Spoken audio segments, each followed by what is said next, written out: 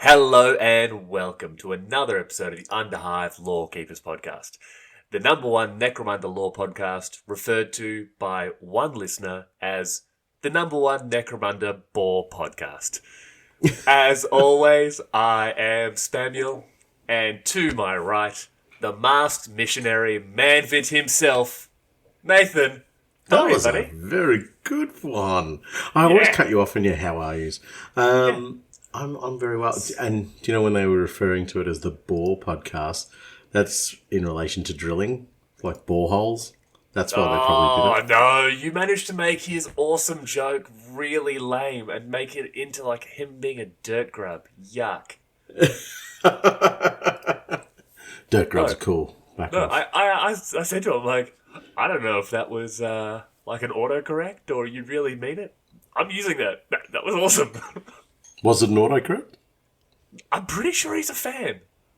Oh.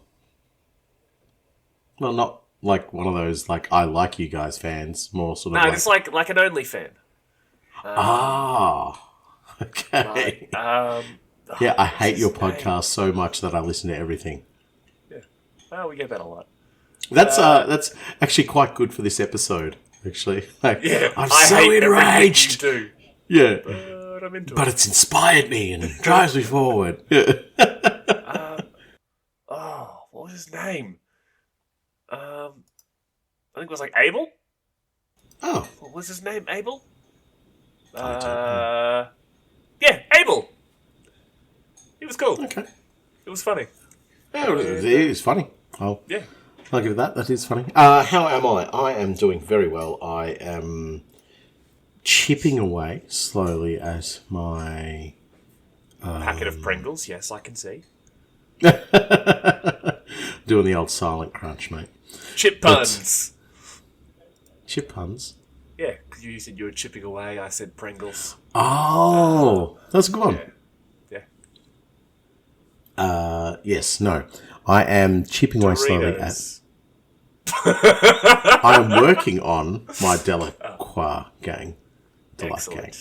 And they are certainly very, very inspiring at the moment.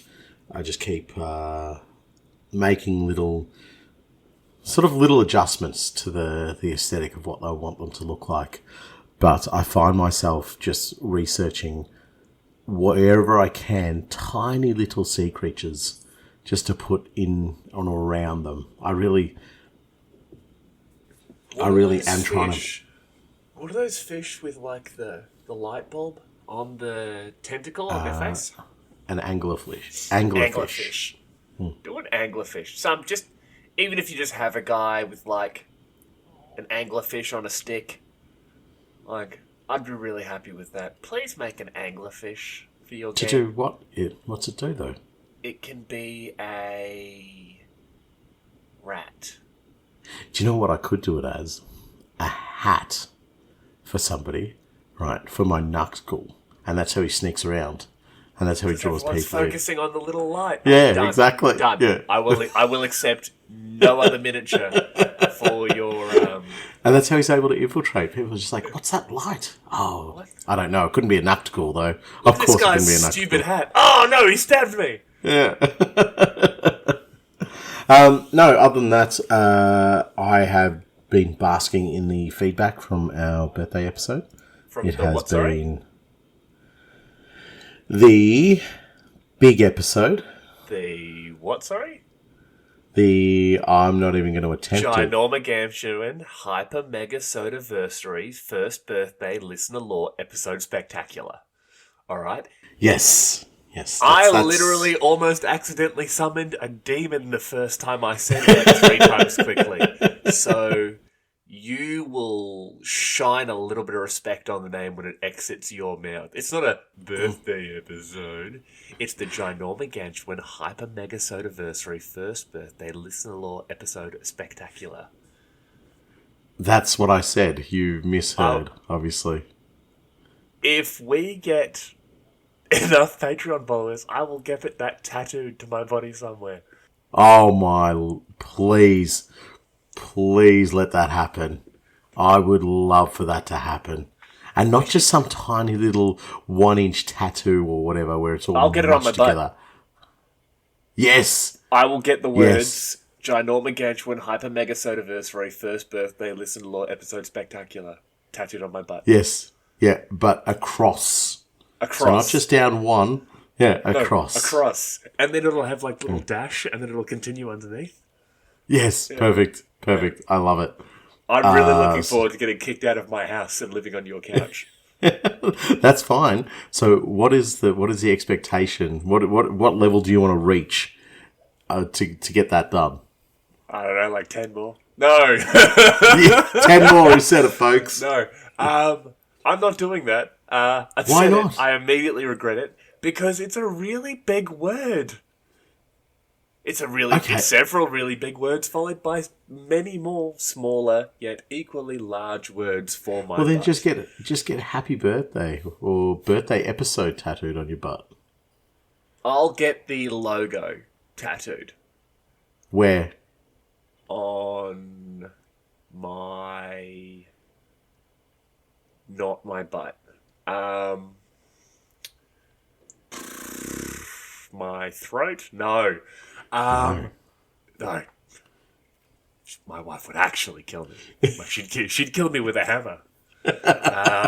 She's shown me the hammer. I don't know. I'll get it tattooed somewhere. So you'd get the... Yeah, go on. Hold on. Let's have a look. Okay. We currently have a Patreon. And we currently have... let's have a look.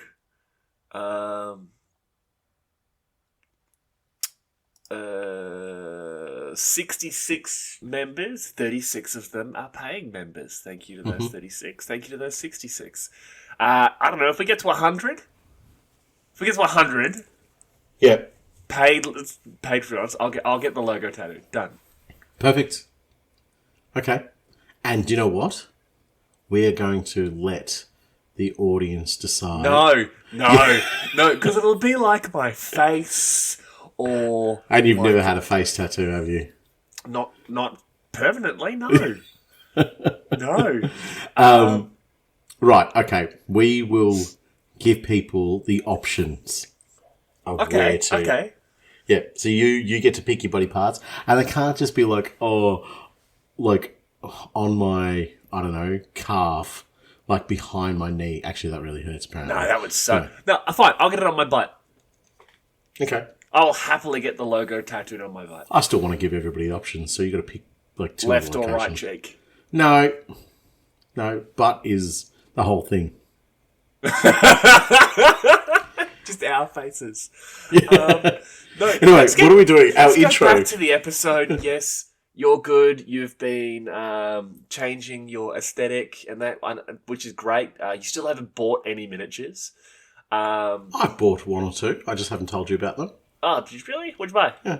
I got I can't think of the name. I just call it the shark. It's like the Hatepletron. Acleodon, something or other, that's getting turned into my Piscean Inspector. Also, just a quick note to the Patreon folks. We do exclusive episodes on that and do offer other bonus content as well. So not only will you get a tattoo of Sam, not only do you get forced to upon vote him. on, let's move away from that. I've just agreed to something that I really shouldn't be like putting out onto the internet. Good. This, by the way, this is completely unscripted. We've just sat down, decided to do this. We scripted this. We scripted this. No, we didn't. So we definitely shouldn't be doing it because it's an Acalian. It's an Acalian Alapex is the name That's of the what shark. I said. Good, Yes. good topic change, by the way, Yes, I thought so. Mr. Lorekeeper Butt. Yes. Oh. Nah, screw it. All right, done. Screw it. Ooh. 100 subscribed Patreons, Yeah. and I'll get the logo tattooed on my butt. Subscribed or subscribed paying patrons? Subscribed paying, yeah. Yeah, okay. Subscribed paying Patreons, and I'll get it on my butt. And we're going to record it. You getting it done. Oh, done. Oh, done. Yeah. Dumb. Okay, cool. Done. Right, Oh, okay. So, that is everything I've been up to. But also... I'm glad my wife doesn't listen to our podcast. Yeah, she stopped after a while, didn't she? So She listened to the first episode. yeah, that's right. Yeah, then she stopped. Yeah, that was well before the first episode. So anyway, what was I trying to say? You completely curtailed me. I accused you of not buying miniatures, and you're like, "Well, I've bought some." And No. The shark. Do you know? Well before that, like an hour ago, I mentioned that I was bathing in all of the positive feedback and lovely commentary that we've had for our Ginorma Ganchuan Hyper Mega Anniversary First Birthday Listen to Lore Episode Spectacular. See how I threw my voice then? That was pretty good. You did really well. Yeah. So just the positive feedback we've been getting, I don't know, I guess the community love we've been getting from people just talking about how happy they are with our podcast and how sort of engaged it's allowed them to be with their hobby, sort of reinvigorated a lot of people, which I really love. That's, you know, if we're doing that alone, just making people go, yeah, do you know what, I'm going to dust off the miniatures or pull out the paint or start working on some terrain, that's enough. That is just a wonderful thing to be doing, because there's obviously a reason why you got involved in the hobby. And sometimes you can get lost from that a little bit. It happens to everybody. It happens with every kind of passion or hobby that you might have.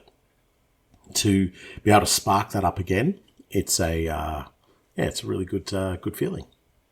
And 100%. I will literally just echo everything you said. And the number of people sort of commenting and reaching out and just sort of saying, oh man, you know, either they weren't on our Instagram or they weren't up to date with the podcast. And they're like, I've just caught up. I'm really annoyed. I've missed it. And it's just, can I still send you something? Yeah. People, keep sending us lore. Because like we said, we had so much fun with it. And even if we hadn't decided before then, we've decided now we're going to make this a regular thing where we had such a great time reading some of these gangs that people were sending in to us. And I'm going to talk about the Thelonious Fraterus. Yes. A few times during this, because I came this close to buying a bunch of Chaos Cultists and just being like, screw it, I'm playing 10th edition 40k. Right. Yes, but send it in. We're gonna do listener lore episodes. Don't get me wrong, they're not all gonna be to the same level as the Ginorma Ganchuan Hyper Mega Anniversary First Birthday Listener Lore episode spectacular, but you know, we wanna keep doing them because we loved it. And some of the messages we're getting where people were just like, oh, you know, it was I actually had someone reach out about the Metro Moles going how much they loved it and how they were looking at doing a Delat gang specifically against the Metro Moles. Sick. Being like, that's really wanted awesome. to do a Delat gang that were trying to infiltrate these tunnels and take them back from House Warlock. And I'm just like, do you know Pip? It's like, nah, man. No. Don't know him. Just his idea was fantastic. And I'm like, yeah. Post that? That's awesome. Yeah, like, exactly. Can I say that on the podcast? He's like, yeah, tell him. I loved his idea. I loved it so much that I'm doing a gang totally different. And yeah, like this dude that messaged me in like America, and I know Pip's in Europe, and I'm just like, that's awesome.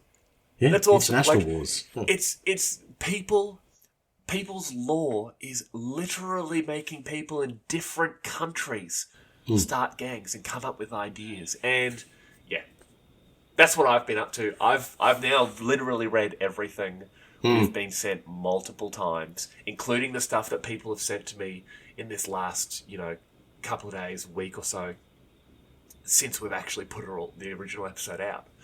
Like, yeah, it's great. No, I will say one extra thing to that is the feedback that we got for the people who we selected, the 7 that we selected, the amount of positive feedback regarding that lore was so cool too. Like, Oh, yeah. people just going, "Oh wow, I love that!" Especially, the creation of the name of the Ashwood Stranger. That Oh my that god. just got so much hype from fans around, just going, "Oh, that is such a cool idea!" Like, the such a number great of way. people, the number of people who just like, did he really? Was that how the Ashwood Stranger came? We're like, no, that's literally just the way he wrote it, and that's why I said that last line. I loved Yeah. the whole thing. Yeah. And that last line, it all just clicked. But Yeah. No, and so just continue pouring your ideas at us. Use this as a sounding board, even if you want to just like, hey, I've got a concept, I've got an idea, I'd like some input onto it, and we can. But just make sure you flag that. Tell us that you do want the input, so that we don't just read it and go, "Oh, cool, save that for an episode." If you want some actual like Underhive Lorekeeper official feedback, please let us know as well. Tell and us. we'll give that. And Yeah. that being said, I just want everyone to take a real quick moment and pour one out for our boy Belzer. Oh, Belzer. Oh, Best boy. Best boy. The Best freest of ogres. Yeah. Yes, exactly. In heart, mind, and soul. And in that free fall at the end there. Oh my god. Oh, mate, that's at horrible. the end of the day, I need a drudge per episode. But we've been all nice and happy. Nathan. Yes. So, Oh dear. Scummers, this one here is actually going to be a little bit of an underwhelming episode of Spamuel Corrections, because if you've all listened to our last episode, which, Nathan, what was it called? Just show me where to go to grow up and episode spectacular. Yeah, I knew you'd get it. We had actually started recording this episode and had gotten through most of the intro and before we got the email from Spotify for podcasters. Now, I'm going to give the Spamuel corrections that we went over last time, and unfortunately, Nathan knows what they're going to be, and had already come up with, let's be honest, pretty crappy excuses as to why they weren't real corrections. But the first one was from our mate Lachlan, a frequent contributor to Spamuel Corrections, usually against me though, that you did make reference to the Mercator Gelt as the Malcador Gelt. As I'm just assuming Malcador the Sigillite is on the money. I think that was the excuse you gave last time. It's... Yeah, the intention was still clear of what I wanted to say. Yes. I think that's where I see it as. Like, I knew it's the Mal... I was about to call it the Malcador Gelt again. That's the Malcador Gelt. I knew it wasn't. Correction! I knew it wasn't the Malcador Gelt, but it's the synapses in the brain firing and going, we have an M word, use it, take it, run with it. And Stuart has gone to town and has scoured episodes. And one of the ones he got, and I did bring this up with you before we recorded, was that you called it the Stranger's Hive in several instances, not the Stranger's Spire. Now, you, during our last recording, from what I remember, basically went, yes, but it's just a single word. It doesn't. Wow, it's a hive, spire, hive. You're given the context, or given the scenario, anybody could mess up that. That's I'm not referring to it as a hive. I'm referring to it as a spire.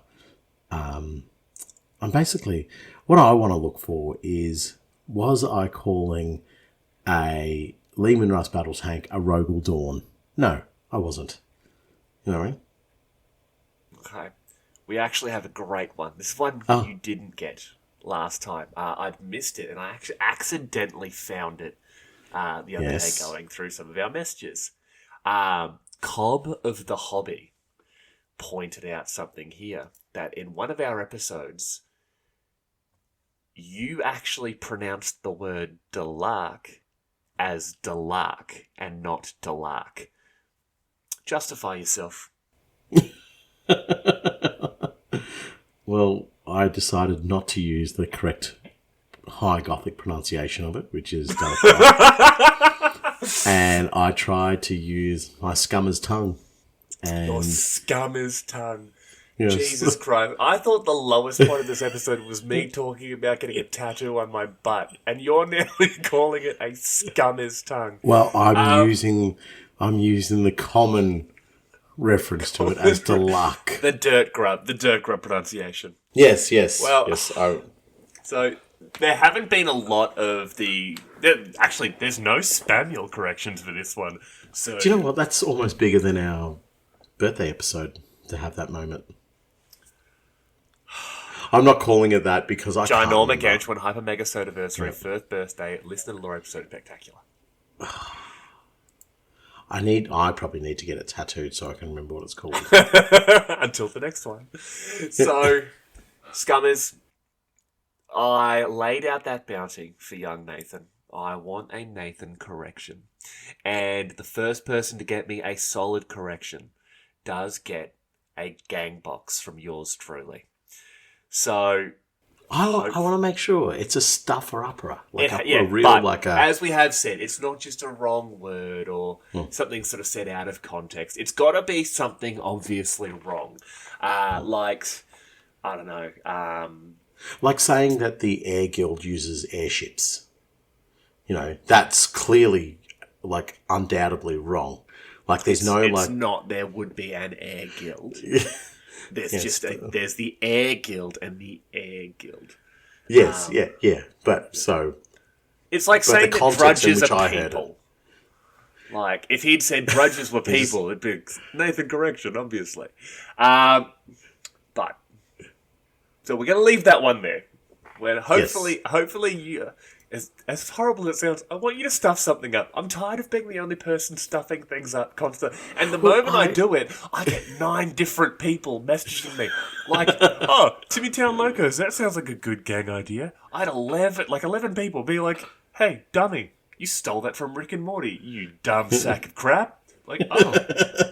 Some of those people are real life friends, people I see in real life. Like, I've been to their weddings. I've met their children, and they're just like, "Yeah, you're a sack of crap, Spamuel."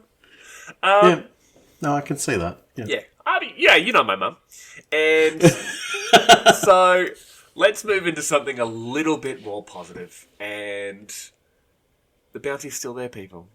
Free game box. Nathan, why don't you Come go at over me. our new Patreons? Oh yes, right. We have at length mentioned our Patreon already in this episode, so let's see who is adding to that number. Not that they're adding to them. These are the existing numbers. These are the existing numbers. It's 100, not 100 new ones, but 100 total. And I'll update 100 total, yeah. 100 total, and I'll get it tattooed on my butt or from a select list of places.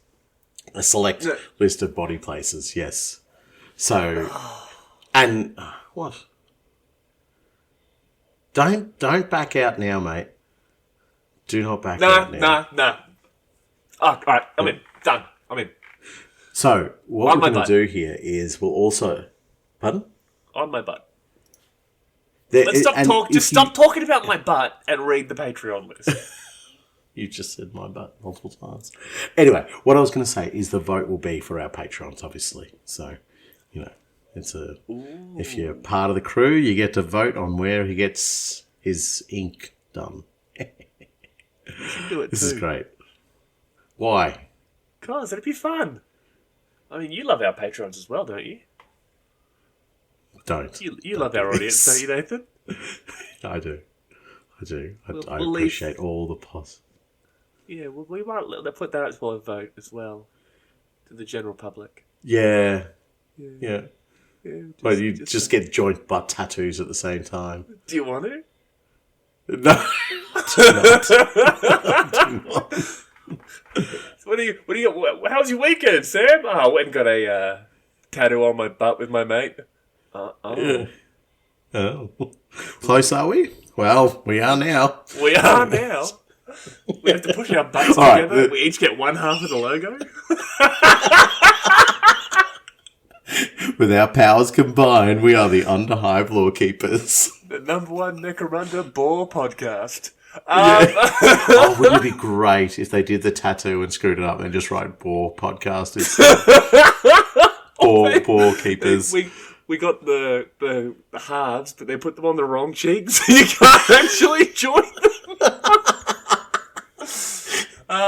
No. Oh, that's great. You just I will definitely get a butt tattoo. Nathan will probably get a butt tattoo if he actually likes our audience. I'll ask my wife if I'm allowed to do that. Yeah. I'll tell her to make you do it. Anyway. Yeah, I know you will. Anyway, we've got a list to read too. Stop derailing us, please. So, our new patrons. We have Michael, Bo, Andrew, Brum, cool name, John, Alex, Christian, Jeff, and drumroll for the name that I think is really cool, the Net Surfer, which I'm assuming is a very difficult way of surfing. So it wouldn't be as tough as the regular surfboard. You'd catch a lot of fish though. Yeah, you catch a lot of fish, maybe you're just a fish surfer. So we also have 2 brand new Character Club members in Matt and Billy. Yeah, so a special thank you Matt from Hive Market Minis and Billy, the Underhive Dad. Oh, awesome. That's cool. A big thank you to all of our patrons, our new patrons, and thank you for signing up and getting on board with this journey. And our Character Club members, a massive thank you for your support, and we will be in contact with you regarding your choice of episode that you'd like to see recorded. And if any of you pick Imperial Fists, boo. Boo. I will not do it. I will do it because I promised that I would do it, but I will not do it happily, and you don't get to vote on butt tattoo. Firstly, you do get to vote on the butt tattoo. And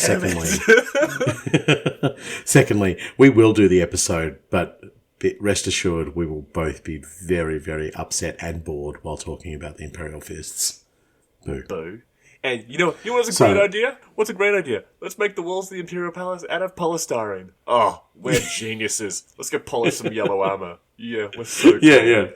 That's awesome. What colour should our veterans be? Oh, black? We are so edgy. We are something else. Oh, does everybody else do white? Yeah, they do. Oh, do you guys want to go marching later on? Yeah, let's go marching. Oh man, I smiled earlier. Better get into a pain glove. Yeah. Why do I do this? I really like the Imperial Fists. I don't mind them either, but they've anchored the Underhive Lorekeepers. You and me individually, Samuel, probably don't mind the Imperial Fists, and probably do like them as a legion, as a chapter, but as a collective, they have established themselves within a place within this podcast, and they are just going to have to maintain that place until something dramatic changes. Fafnir Ran, probably one of the coolest characters of the entire Horus Heresy. The dude ran around. Sorry, did you just hurt your knee? Yes. Oh, I thought you yelled out in pain like Fafnir. But no, he was the founder of the Executioners. Oh, was he really? Yeah. He was an Imperial Fist. Boo. The Executioners weren't... Yeah, man. 3rd founding. From the Imperial Fists? Yeah. I love the Executioners. Boo. Yeah. What? No, don't boo the Executioners. No, I booed the Imperial Fists. Oh, boo the Imperial Fists. Yeah, Fafnir Ran, Imperial Fist, Captain, Horus Heresy. Boo. But, Boo. Yeah, awesome. Love everything about him. Oh my word, my whole perspective has changed. Yeah. Executioners, didn't yes. the Executioners turn against the Imperium? What? They did. They turned against the Imperium and supported Huron Blackheart. No, they didn't turn against the. They didn't turn against the Imperium. They sided with. They sided with.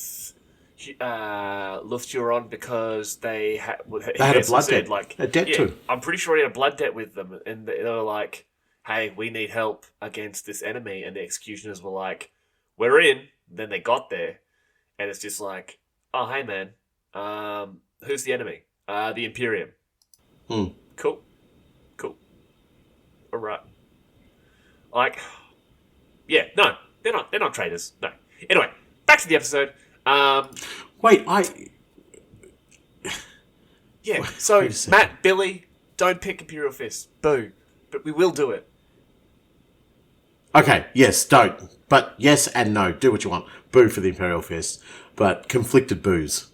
If they are... Boo? Boo? Boo? I love the Executioners, but boo. Like... Okay, this has been the longest opening. You derailed us with your butt. So... If anything, the entire episode should just be my butt. But if you do enjoy the show and you are interested in supporting the podcast, please shoot over to patreon.com/the Underhive Lorekeepers podcast. We are 100% funded by the goodwill of our audience, that we do this for the love of Necromunda and apparently butt tattoos. Each month we have a Patreon exclusive episode, as well as competitions, polls on episodes, and other bonus content. I already mentioned that. Yeah, you did. If you are looking for another way to support us, get onto our social media, Instagram, Facebook, and YouTube. A like and subscribe helps us grow and gets our particular brand of Necromunda lore out into the world. All of our links will be in the show notes, and don't forget to give us a 5-star review on your preferred podcast platform. That reminds me, I'm a terrible person. So, firstly, I actually have a couple of community shout-outs. Oh, do we? Yes, community shout-outs. Yes. Yeah. Sorry, I'm unaware of those. Firstly, this is a shout-out for a listener of ours, Noel, who I was happily informed a couple of days ago that his house recently welcomed a new Juve. Oh, congratulations. Yep. So we're sending you a reclaimed auto pistol. Please ensure that there are... not a lot of customs agents in your country when you receive that, because it's a felony. But congrats, Noel. And shout out to... We're not sending him a gun. I'm just... You give me this look of like... Do you know what? What are you doing? Yeah. I was... I only believed 1% that we could be sending you a gun, but that was enough for me to go... It's enough. This butt tattoo is going to send somebody a gun. Yeah, that's going to wind up on Facebook. I'll end up on the news. And secondly, shout out to our boy Roscoe from Gilders Ford Radio, who this last weekend was finally made an honest man and got himself hitched. Congratulations. So, firstly, mate, terrible error. Yes. Like, run, flee, it's all a lie. It's all... No, baby, I'm doing the podcast. No. Marriage is great. Love you too. Is she still there? Run, flee. Run. But no. Congrats, most Roscoe. importantly, do pack up your miniatures and have no time for them whatsoever. Yes. Yeah, you are going to be surprised just how many events you have to do on the weekends now. Yes. Thick and fast. No, congratulations. It is a life-changing for the better moment for you. So, jump in both feet first. Is the same? Yes, do that. Do that. And then vote for butt tattoo. So, let's actually get into the episode. Yes. Nathan, what are we doing today? Well, if it's not already clear to the faithless and the feckless and those without any desire to follow the guiding light of the Emperor, we are doing a Cawdor episode, the House of Faith. Ooh. Yeah, do you know, actually, I will say we were so close to doing the Van Sar episode, but the general consensus... Don't. Hey, you will get your podium, your lectern, whatever you want to speak from, but right now this is my place. We were very close to doing the Van Sar episode, but in an overwhelming vote, it was voted down, and the Cawdor episode was chosen. So and who voted? The Underhive Lorekeepers team. The Underhive Lorekeepers team voted. Yeah. Yes. So you voted to not put my the episode I wrote back onto the Google Docs spreadsheet. Well, yes, it was. As I said, it was an overwhelming response, and it just shows that maybe leaving the Van Sar to last, or potentially even another year from now, has been the best decision for the podcast as a collective and for the audience as well. So I will say you're welcome, audience. It's fine. But anyway, on to bigger and better gangs. The House of Faith. I'm assuming you've done one of your openings for this episode. I have. Beautiful. Let's hear it. As the cloister bells ring across the hives, a great movement takes place. From the dark corners and piles of waste of forgotten technology of the Underhive, a house emerges. Not a house that prides itself on its martial prowess, its wealth, or even its history, but a house of influence, a house of the masses, a house of faith. The Cawdor have become the bearers of the Emperor's light upon Necromunda, and they execute this responsibility with the utmost devotion and incredible violence.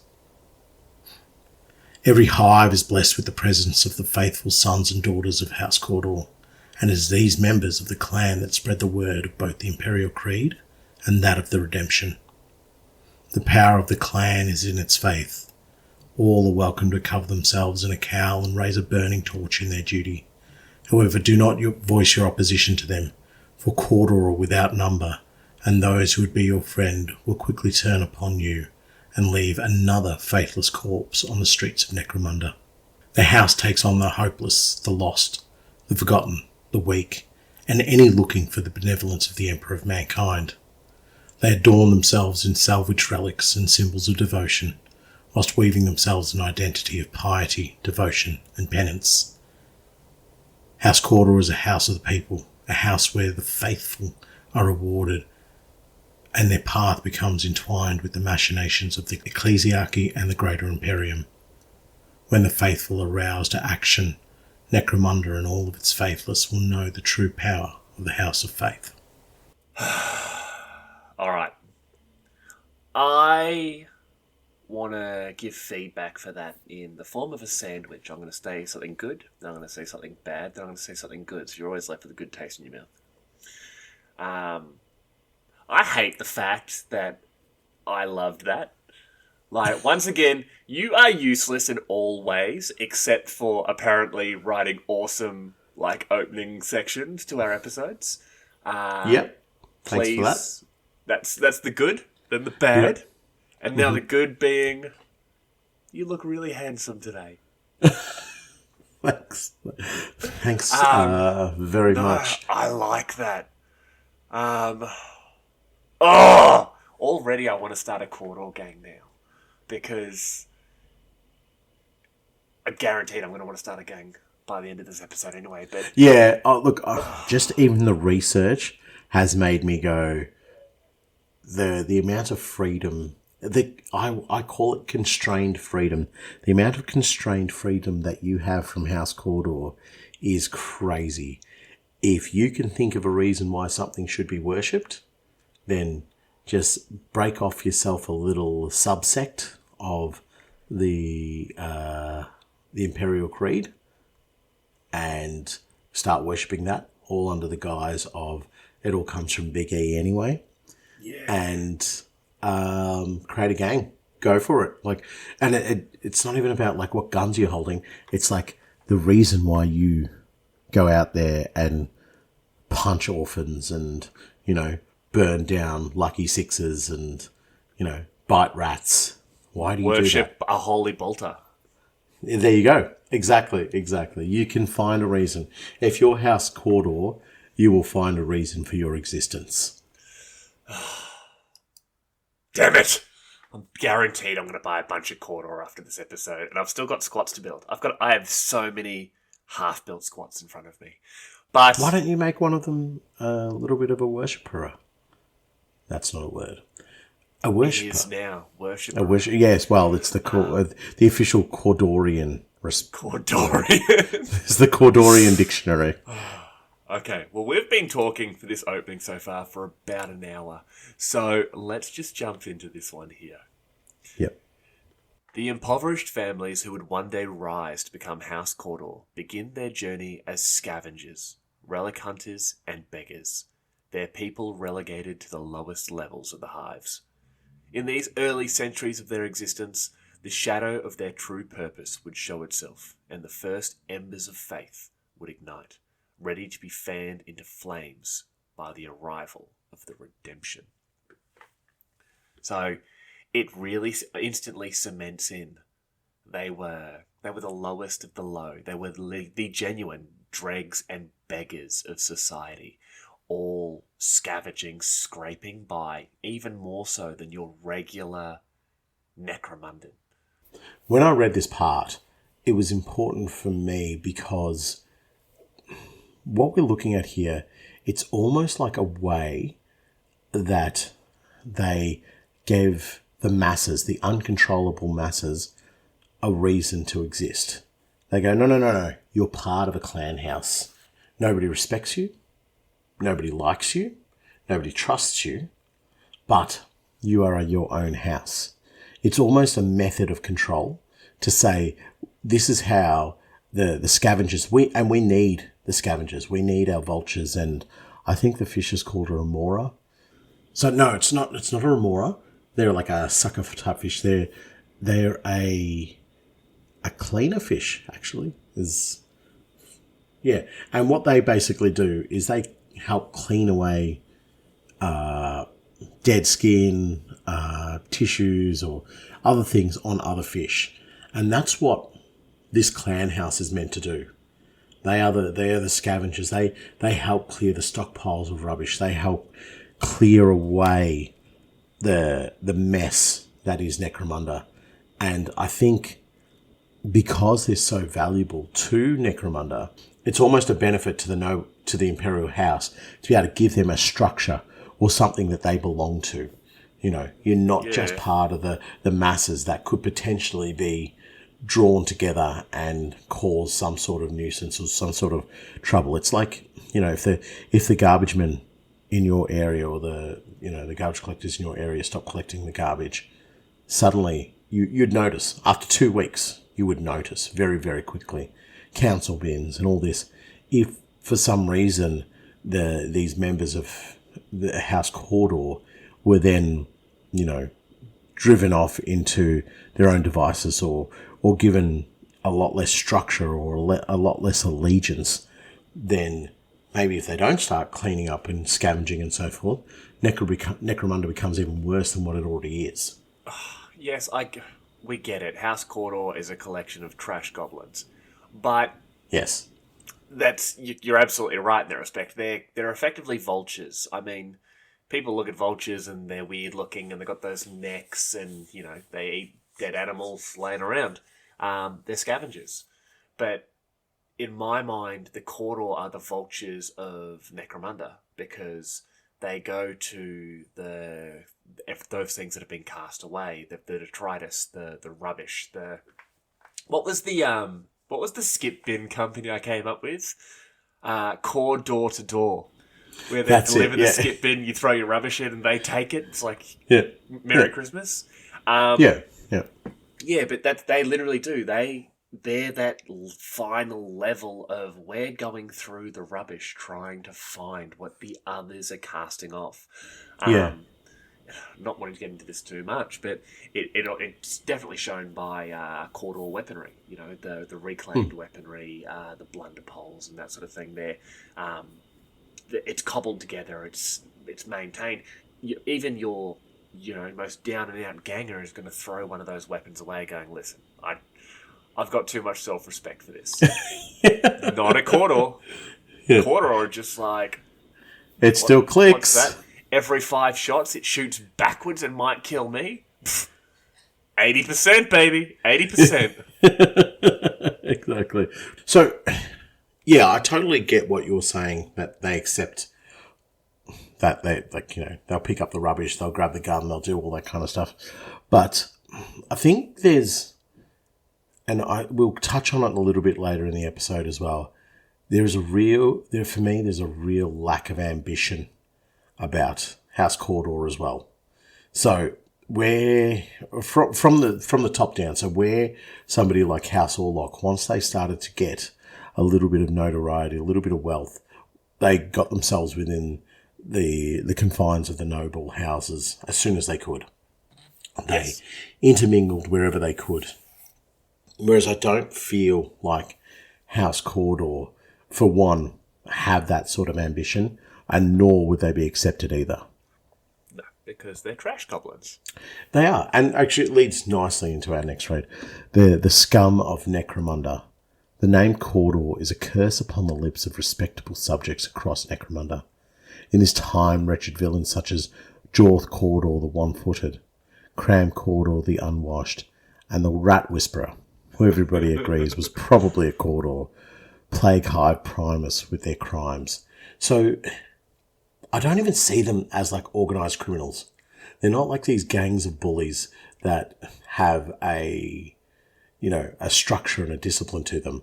It's just like Jorth simply goes out there and says, well, do you know what? My street urchins, my gangs, my scrappers, my scummers, we are just going to cause havoc.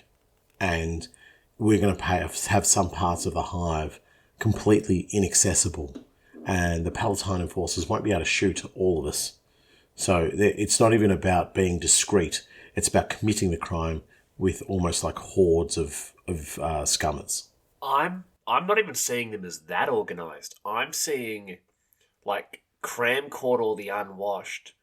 His crime wasn't like having a gang of street urchin pickpockets or anything like that. Yeah. In my mind, he would walk into like cafes and just start like scratching himself openly near people's food. And they're just like, oh god, it's Cram. Or he'd cough on people's food and they're like, yeah, you just have it, mate. Like, it's illegal, but it's not really criminal. But they're plaguing Hive Primus with this nonsense because it's just like, oh, you're so gross. Yeah, go away. Like, we live in Trash City. Yeah, and we live in Trash Society. Gross. Yeah. All right? Dude, what I do love there, though, is that there's cafes in Necromunda. 100%. It might not be as high quality as the Lucky Six or the Luckier Six if you feel an outlaw. Yeah. But there'd be cafes. And also the Rat Whisperer. Yeah. I think he would have a gang of... He's actually the great-great-great-great-grandfather of the Pied Piper of Primus. Oh, yes. Actually, that actually, his mother was the Rat Whisperer. Oh, right. Yeah, he was actually a rat. His great-great-great-great-grandfather was actually a rat, yeah.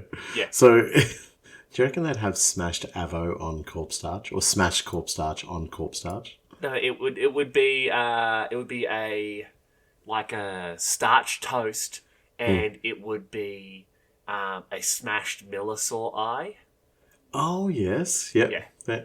That's actually cool. I would have a little dab. I'd eat it once. I'd eat it at least once. Yeah, maybe twice. 3 times per breakfast. It's giving you enough of a taste. No, they definitely have eggs. Well, they do have eggs, don't they? They do have eggs. It'd be Millisor eggs. Millisor egg. But that's okay.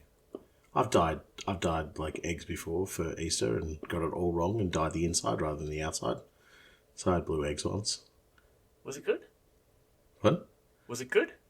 No, I know it was horrible. It made me feel like I was doing something criminal, something unruly, I'd say. And then this bloke in an Easter Bunny costume came up and beat the loon daylights out of me for it. So Yeah, but I didn't know why you were at my house in the first place. True.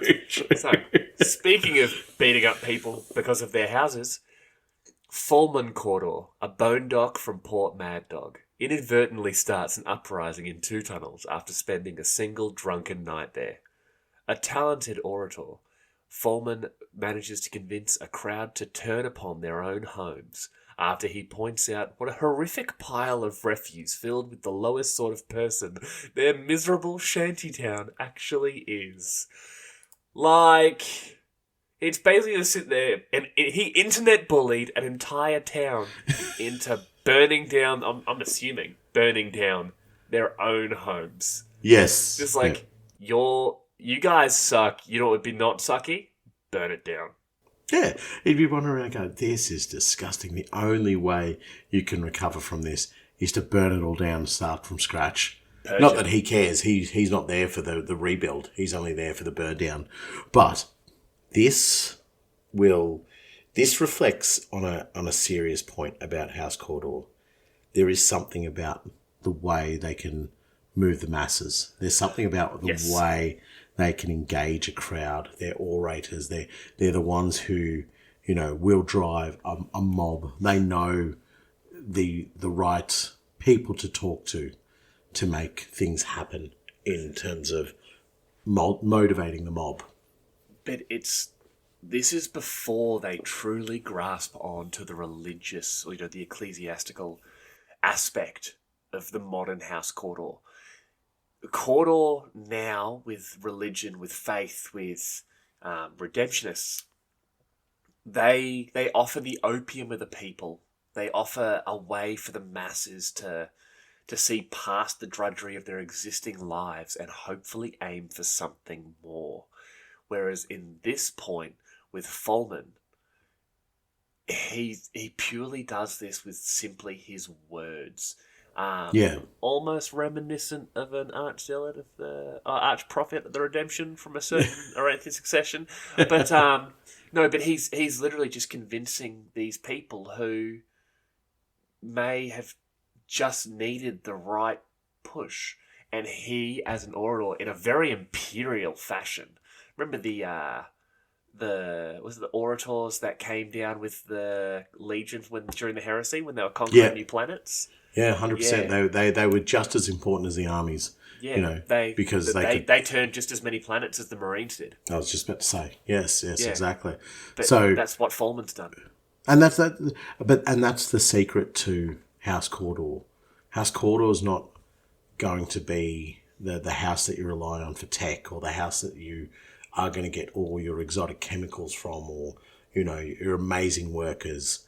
They are going to be the ones that will help you guide this giant throng of people that inhabit Necromunda. They are going to be the ones that will give you the leverage and the control that you need to keep the mob in line. And they do that through one of their greatest skills, which is being fantastic public speakers. Yeah. Yeah. So, but that's only one element, and I guess we'll touch on that a little bit later on as well. We go on to the next one, the Scrap King.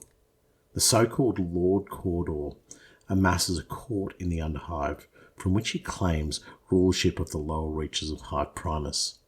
For a dozen cycles, supplicants come to pay their tribute to the king in rags, entrenched by his force of will and divine purpose, until he mysteriously disappears. Some say he was called to the Emperor's side, others that he finally fell, or more likely was pushed down that huge hole in the floor next to his throne. So they sort of sneak up on you with that hole in the floor at his throne, and it's when you read that you go, oh, he's the Scrap King, of course. That's like he's going to have a pretty crappy throne. He's going to have a very crappy throne, yeah. And his throne room is going to be similar to that. But even in these early days, we can start to see where House Cawdor sets their ambition. It's in the Underhive. It's in the drudging classes. It's the people that are more inclined to listen, not those who want to ask, well, why should I follow you? Or what can I get from you? They want the material gains that they want are not important. It is the spiritual gains, or I almost get this sense of like the reason why House Cawdor has such a massive following is because they want to have something to belong to. You know, they don't just want to be necromundan. They want to be attached to something. They want to be given some sort of, community that they can see themselves involved in. And when you have your own king that you can worship, suddenly you become separate. We all follow Lord Helmore. So they're happy to follow the Imperial Creed as everybody else, but they need to see themselves as separate. They need to see themselves as a reason I'm special, as a reason I'm different. And having their scrap king or their king in rags, which I think is a great name, the King in Rags, is a wonderful way of establishing themselves as something different. So in one of our Patreon episodes, we talk about a character called Jorth Slither, who... Tentacle boy, exactly. And he, in my mind, becomes a focal point for the muties.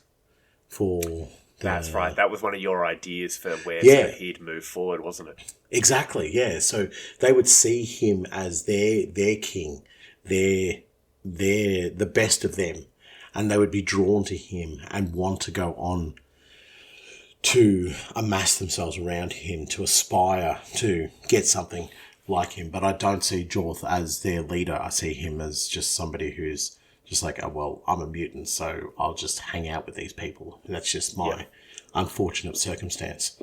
Whereas for House Cawdor, I can see their kings and their version of nobility vaunting themselves higher because they want to be better than where they've come from.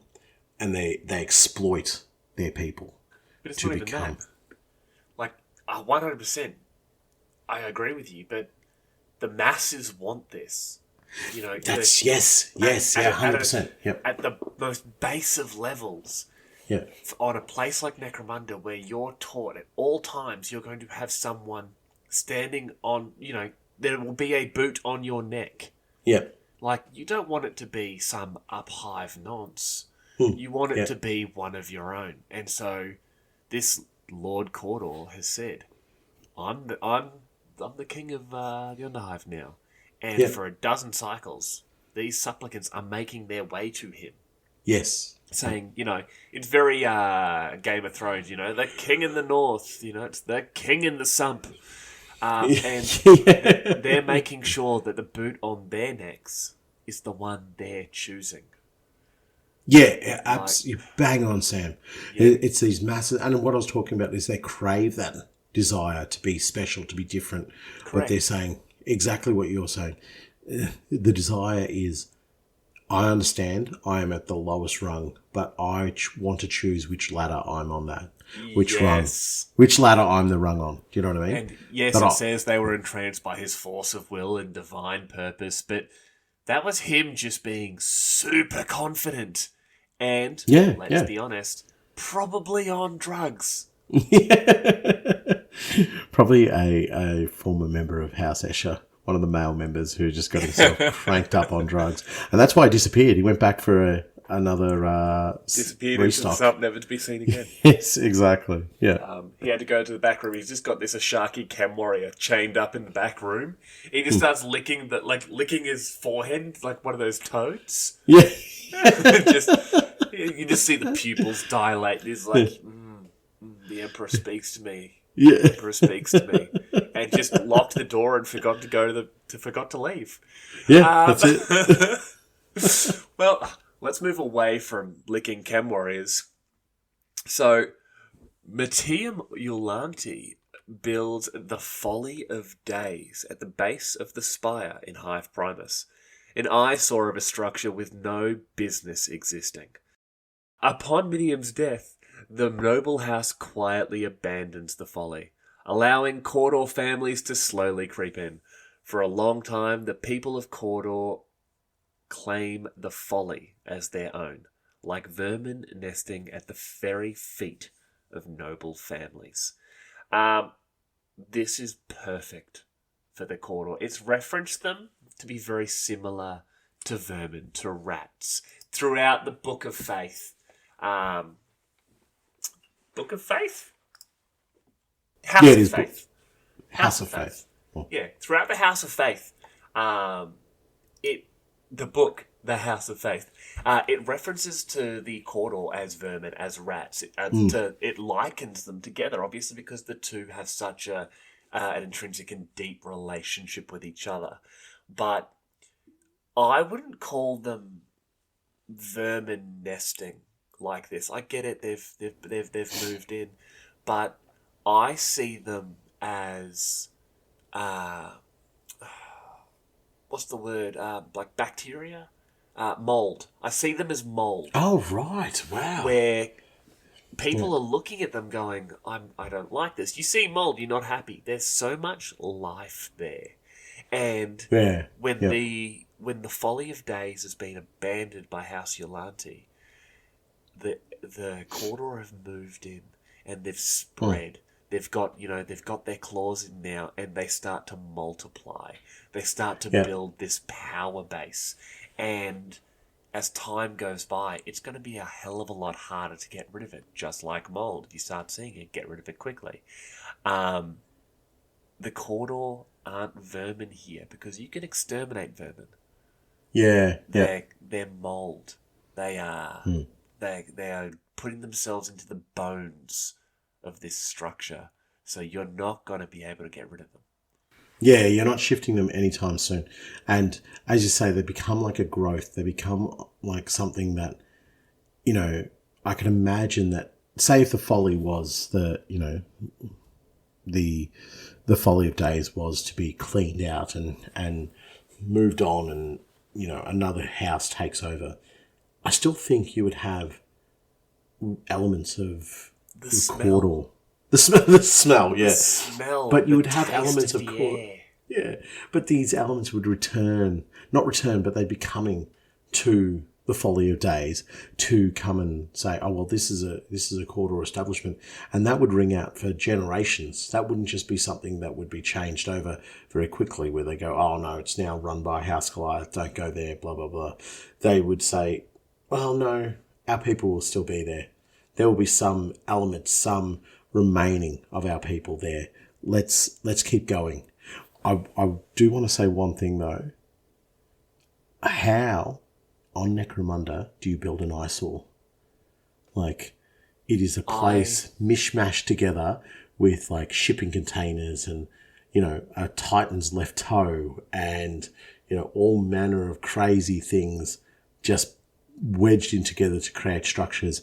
And yet, Meteor Mulati still manages to build an eyesore. Respect. I reckon it's going to be something like, what's the word I'm looking for? Like brutalist architecture. It's all just like boxes.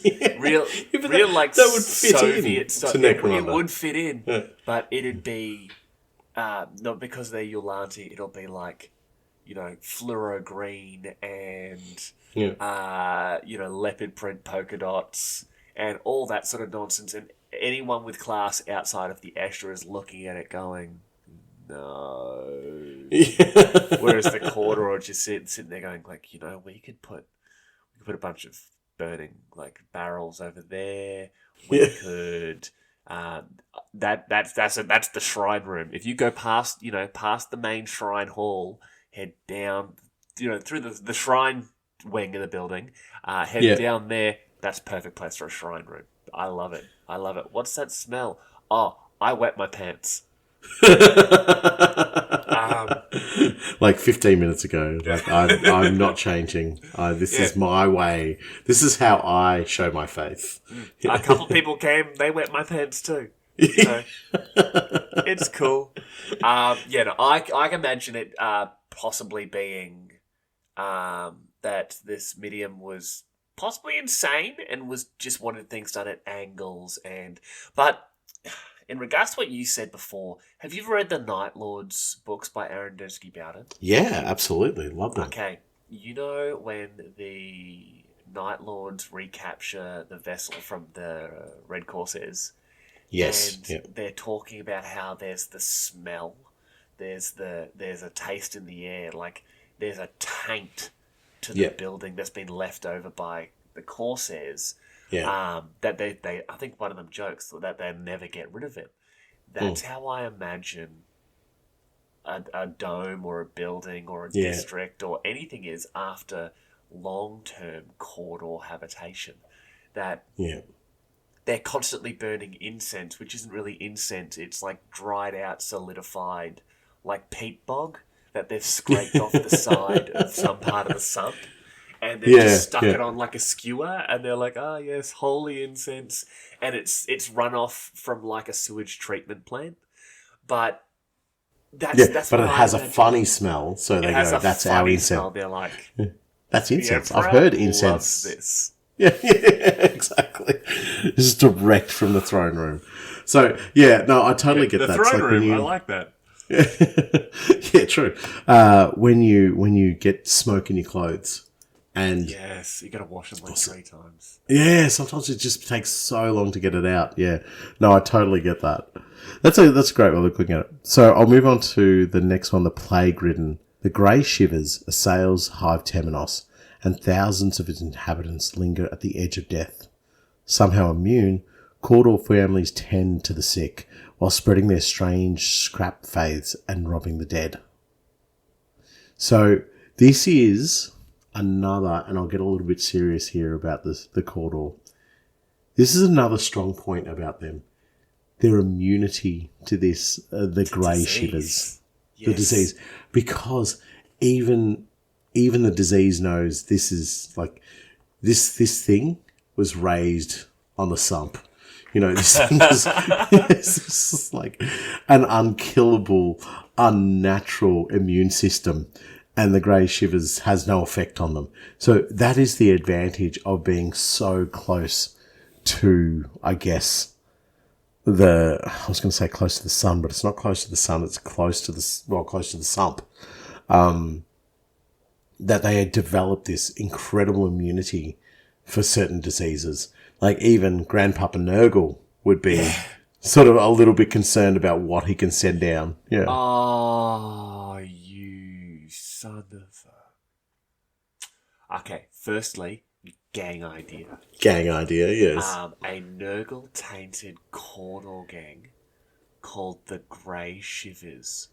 Now, they go like you'd have them that classic Nurgle idea of, you know, the sick, they're in pain, they're dying, they feel themselves going, inflicted by whatever disease Nurgle's put out there. And the moment they pray, you know, Emperor, whoever's out there, help me, you know, I'll do anything to stop this pain. The Grey Shivers, you'll have them all head to toe in robes, and obviously we haven't touched on it yet, all Cawdor wear masks, but the Shivers would have masks where half of the face is healthy and clean, and the other half, I want to say, is like grey and dying. Yeah. That's what their mask shows, and they go in and they tend to the ill, and they say, you know, if you just ask to be cured, if you ask for help, we will help you. But you have to, if we cure you, you have to be willing to serve us. And they say, yes, of course. And they drink the potion, which just happens to be tainted by Nurgle. And it's their recruitment process. And, you know, the ones that die, well, your lunch. They never asked nicely. What did you say? Their lunch? Your lunch. But you'd play them like that. Play them as like super close combat. Lots of blades. Like, you know, you'd try and get toxins and that sort of thing. But you'd play them as a real slow moving, close combat sort of. Yeah. And you'd paint them all that their robes be browns and greens and. I see it, and do you know what I see them as well? Is like they would, envisage themselves as carers, as doctors, as, people of medicine within the hive because of how many they've helped survive and how many they've had to, give mercy to and so forth. So you would almost do them up as like each individual member is some part of an operating team. Oh. So you'd have like the main surgeon, or then I don't know how an operating team works, but then you would have your nurses. Are you not a doctor? No. I watch the doctor. That's all. Excellent. Yeah. So I love that though. I love that. Imagine gloves and masks. Yeah, exactly. Yeah. But they're just off kilter. Like it's kind of like people who have watched 3 episodes of ER and gone, "Oh, I know how to be a doctor." I know how they dress and so forth. So things would be wrong on them as well. Like that's the thing. Nurgle would be tainting their minds. He would be going, you put the mask on, and when you glance through the eye holes of the mask, you're seeing the ones around you. Your new family is healthy. Yes. And on the outside, underneath your robes, you're rotting. You're falling apart. You smell. You're leaking fluids. And people can see that, but because you've got that mask on, you see your fellow shivers as healthy, as healers. You go from settlement to settlement, rescuing people, and the ones who rescue you love what you did so much that they join you. And you're all talking to each other and, yes, and you remember how we saved those children at the settlement of Big Hole, blah, blah, blah, blah. And that's how you're all hearing each other. But anyone hearing you from a distance hears the moans, the grunts, the almost like guttural sounds you're making to each other because your vocal cords have rotted away. Yeah, righto. Okay, I really like that. And they sort of get accepted into these communities because they go, the communities are so beleaguered and so gone with the grey shivers that they just accept anybody in. Okay, come on in and just, you exist here. Crap, I've just turned the Flesh Eater courts into Necromunda. They're all convinced they are knights and kings and stuff. Oh, are they really? Yeah, they're the super like Strigoi style vampires. Oh, right. And Strigoi? Yeah, Strigoi I thought Strigoi are the ghoulish ones. Yeah, they're ghouls. Yeah. They're basically ghouls and stuff. And there's the judge, and he's got the intestines as a wig. Oh, that is a brilliant miniature. Absolutely fantastic miniature. That's how that's the sort of the image I have where in their minds they're looking at each other and going, "You're a healer. You're a noble. Yes, I understand. You were a toilet cleaner in your former job, but now you're a doctor. And you're one of the shivers." That's exactly what I mean. That method of thinking where they just go, "No, we're a doctor. We're doctors. We're healers." But it's like, no. You worked on a scrap heap, or you worked in a corpse starch manufactorum. Like, you're not a doctor. No. Yes. I'm a doctor. Yes. How many I've healed? How many I've saved? But in regards to your original point, the Grey Shiver has nothing against them because can you imagine the super tetanus they must get on a daily basis? Yeah, exactly. It's just they get afflicted and affected by things every day, and they're just, well, we have no way around it, so we just have to exist with it. And those who can't exist with it and die off, mate, you were never meant to be for this world anyway. The Emperor wanted you back. Not our problem, buddy. Yeah, exactly. I do like though that it says in that read that they while they're tending to the sick, so there is this sort of like noble aspect to them. They're helping out where they can, but it's all under the guise of spreading their strange scrap faiths and robbing the dead. Like only the dead. They're not thieves if the person is dead. Yeah, they're just I don't know, what would you call liquidators of the states? Archaeologists, perfect sense. I'm not dead yet. Genuinely, give it a minute. Genuinely, what's the difference between a grave robber and an archaeologist? About 4 years at uni. 200 years underground. Oh, righto. Yep. Okay. Once you're underground 200 years, it's archaeology. Yeah, right. Everything before that is like, you're a silly, silly grave robber. Yep. Right. I like that. Also, doesn't matter how many degrees you have in archaeology, they will not let you take shit from Costco. What? Yeah. Apparently, I still have to pay for anything I want from Costco, even if I say I'm an archaeologist. You can tell by the hat and the whip. Oh, okay. Right. I see what you're trying to say here. You walked into Costco, tried to take some stuff, and they went, no, you're only wearing a hat and have a whip. Please Yes. leave. Yeah. Yes. Okay. Great. Well, just because I want everyone else to feel as let down as I did by the Costco security hag that day, a hive quake causes one of the many sub-spires of Hive City to break away from Hive Primus, to hang out over the wastes like a broken limb. Hundreds of thousands die when the hive shell is broken, and as always, the Cawdor are the first to pick through the ruins. It is during this time that the Cawdor gain house status, their wealth built upon the dead. So obviously taking a page out of the British Natural History Museum's book here, where they've basically just stolen everything possible and said, this is ours now. That's right. We can fight with museums now. And the British. And wait. Yeah. No, just the museum. Oh, okay. Okay. Just the That's museum. fine. I like the British. They're the most of our audience. This is perfect for the Cawdor. Literally, hundreds of thousands have died. You know, this huge section of the spire has snapped off. It's a monumental bad day for so many people, and the Cawdor are the first people there, gathering up everything they can, taking it back to whoever their new, king in rags is, and all of a sudden they've gone from ragtag collection of midden heap scavengers and what was it you said before? Scrap faith peddler and grave robber to they are a house now.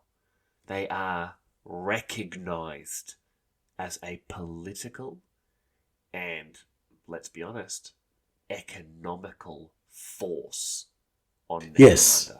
Yeah. They have now become part of the machine. Yes. And this is perfect. You just nailed it with that last bit. They're part of the machine. The Imperial House would see them as a necessity after this. They would go, okay, the sub-spire has collapsed. Yep. Well, many of the sub-spires have collapsed. And there's the Cawdor high-fiving each other going, it's payday, baby. And they're going down there. They're tearing down everything. They're finding every last little bit of tech and scrap and whatever, and they're bringing it back and they're recirculating it back into the economy. Yes. And the Imperial House would just simply go, perfect. This is exactly the way Necromunda should be. Just constant recirculation, constantly getting more and more added to our processes. So we don't have to go mine more stuff because we've got something like House Cawdor. And that is why they would get that house status. Because there would be such a large and vast amount of people that now have the backing of wealth. Like significant, proper wealth behind them. Not just, I made a few credits off this and I made a few credits off this. You're talking about resources and material that could easily be sold on or moved on, whatever the case might be. That is incredibly valuable to not only the Imperial House, but the noble houses as well. Dumb question. You've seen The Mummy with Brendan Fraser? Yes, I have. Yeah, obviously they're getting into the pyramid, into the tombs and that, and there's the hired workers. You have the higher ups, the ones behind the whole thing, watching what these hired workers are doing. That's how I'm picturing the Cawdor in this situation. The higher ups, I use that term very loosely. Yeah. The true Cawdor, the ruling family within what's about to be House Cawdor, are watching these helpless peasants who are willing to do their work because they've been converted or conned or however into becoming part of this house structure. They're doing it, and who knows how many of these Cawdor died scavenging this sub-spire that snapped off. But, you see the guy in front of you die, well, all of a sudden everything in his sack goes into your sack. Yeah. And, oh, hey, this guy's dead. Grab those Corpse Guild guys. They'll take him, Yeah, remember, old Ricky Scabnose found him. All of a sudden Ricky Scabnose has 2 bags worth of loot that he's taken in. So when he goes to hand that in and he gets his payoff, it's a meat grinder. It's a meat grinder, but these people are doing it willingly. They're going into the wastes to scavenge a section, like a suburb that has just snapped off your house. And they're digging through the dead. That you can imagine they're cutting up sections of the hive and peeling away the structure.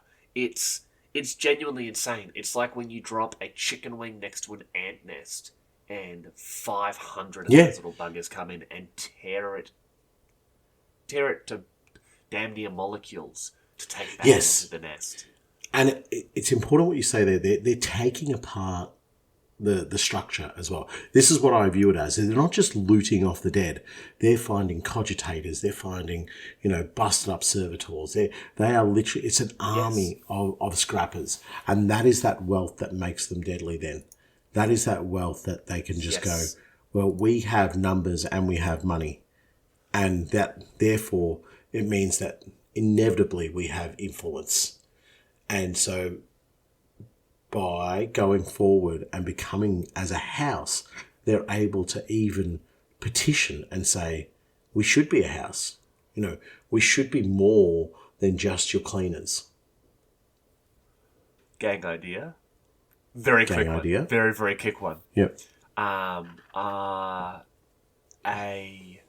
group of Cawdor who specialise into going into broken down manufactoriums and places with a lot of servitors, and what they'd be doing is almost mimicking the Adeptus Mechanicus, where they go in and someone has a limp, they find a servitor leg, and they're effectively replacing their own body parts with the scavenged remains of these servitors, because they've witnessed the servitors as a bounty the Emperor has provided.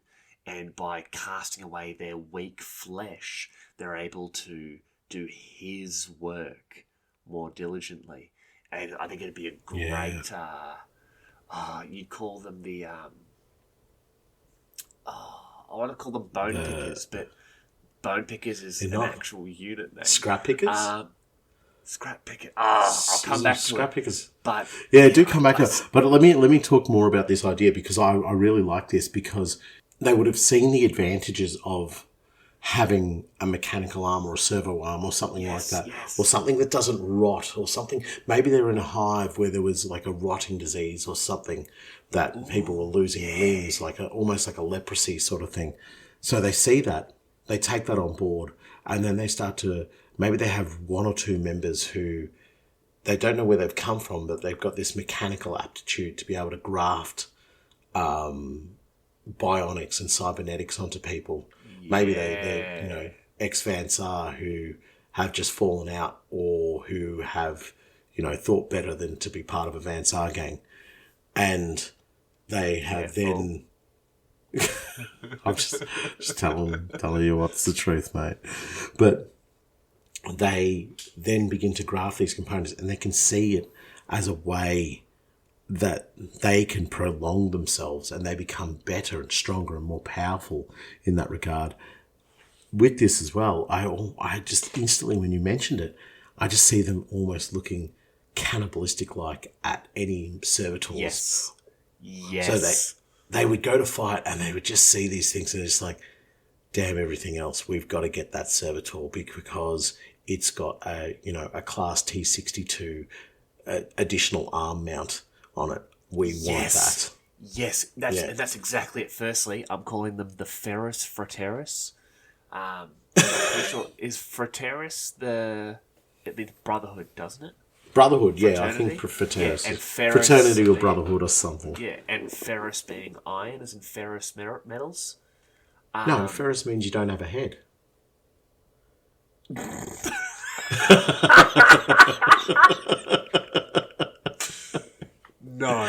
No, I will make fun of the Welsh, the Scottish for some reason. No, I won't really make fun of the Scottish. I did that once. I felt bad immediately. Yeah. I picked on museums earlier. Yeah. We are not picking on any of those three Iron Hands fans, all right? They've got it bad enough. Honestly, they will blow their tops. Yeah. Whenever I talk to an Iron Hands fan, it's like, I want 3 colours, silver, black and white. Oh, cool. Okay. Cool. Yeah. Are you going for the monochrome look? Right? No, I'm painting Iron Hands. Oh. It's like, wonderful. Yes. Yeah, that's great. Yeah, well, how's that Primark? I really like this. Yeah, dead. I really like this because their knowledge wouldn't just be about worshipping the Emperor. They would, whether they realised or not, be learning so much about mechanical appendages and upgrades. And, they'd be able to identify servitors by the make, and they don't know why they know it. They just know it. They're, like you said, it was like the T1-62 combat servitor. No. We can get that one really quickly. You guys distract it there.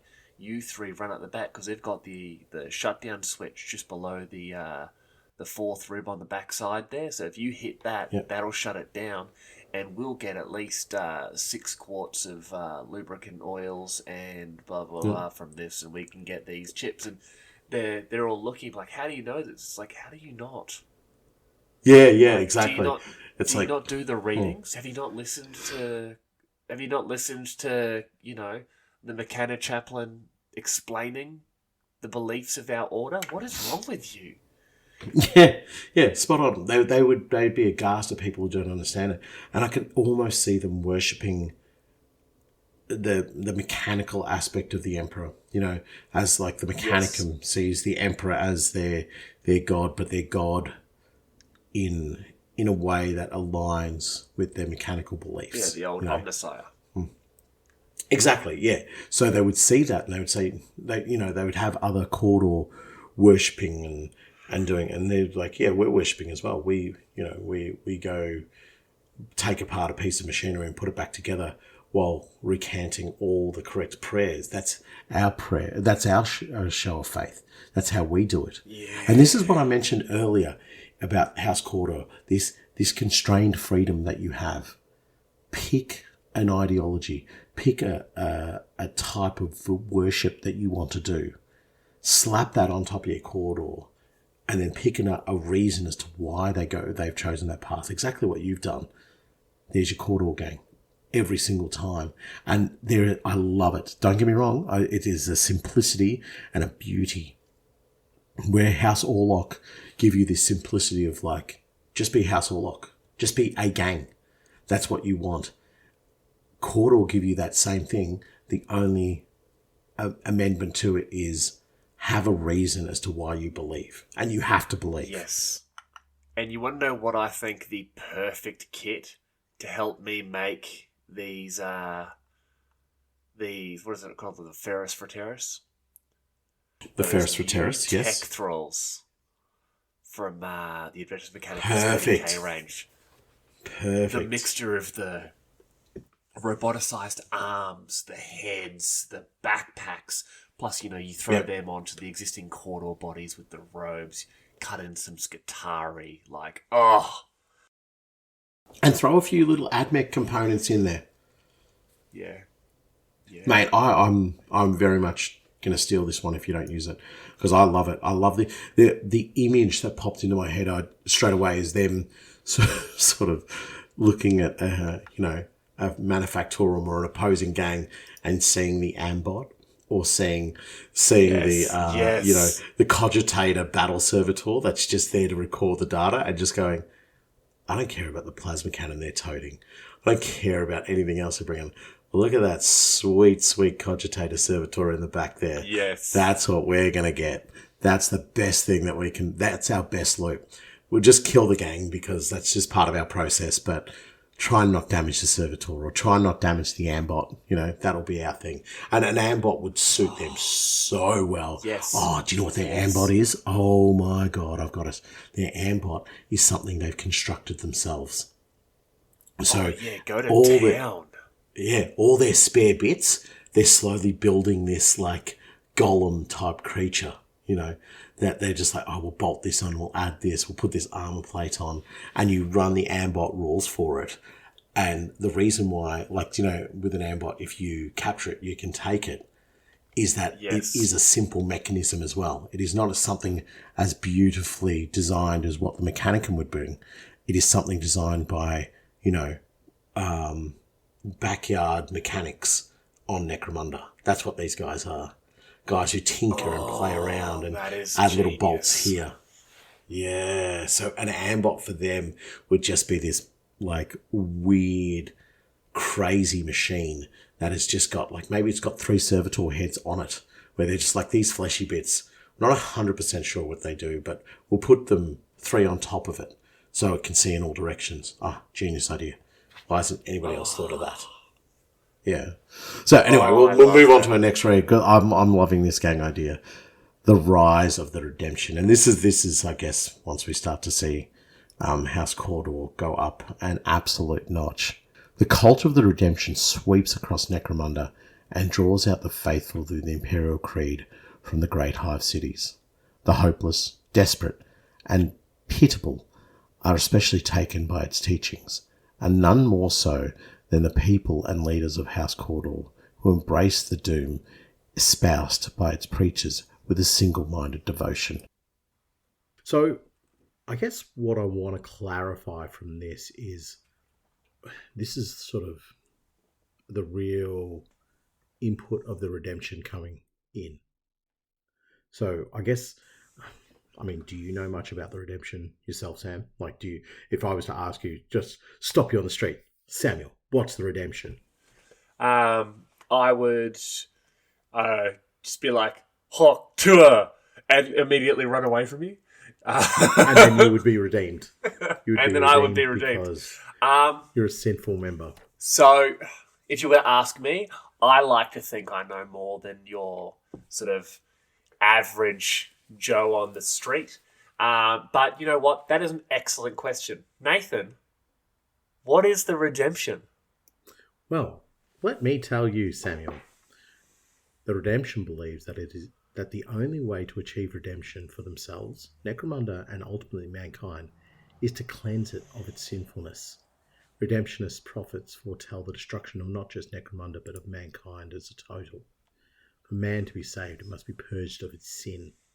So, the sinfulness and the sin is quite broad-ranging. Would you say there would be specific sins? Or is it just a general, like, hey, I don't like the cut of your jib, sin, get redeemed? Yeah, you're wearing too much yellow. Sin. Yeah. So, no, there is 3. Being a psyker, which is not considered hunky-dory within the Imperium. Any form of mutation. So, and this is where it gets a bit cloudy. I'll go into the third one in a second. But, you know, navigators are technically mutants. But, and finally, heresy, which is, mate, for them as well, it says the definition of which includes denying the truth of the redemption or working against redemptionists. So that one there is where I was trying to mention earlier.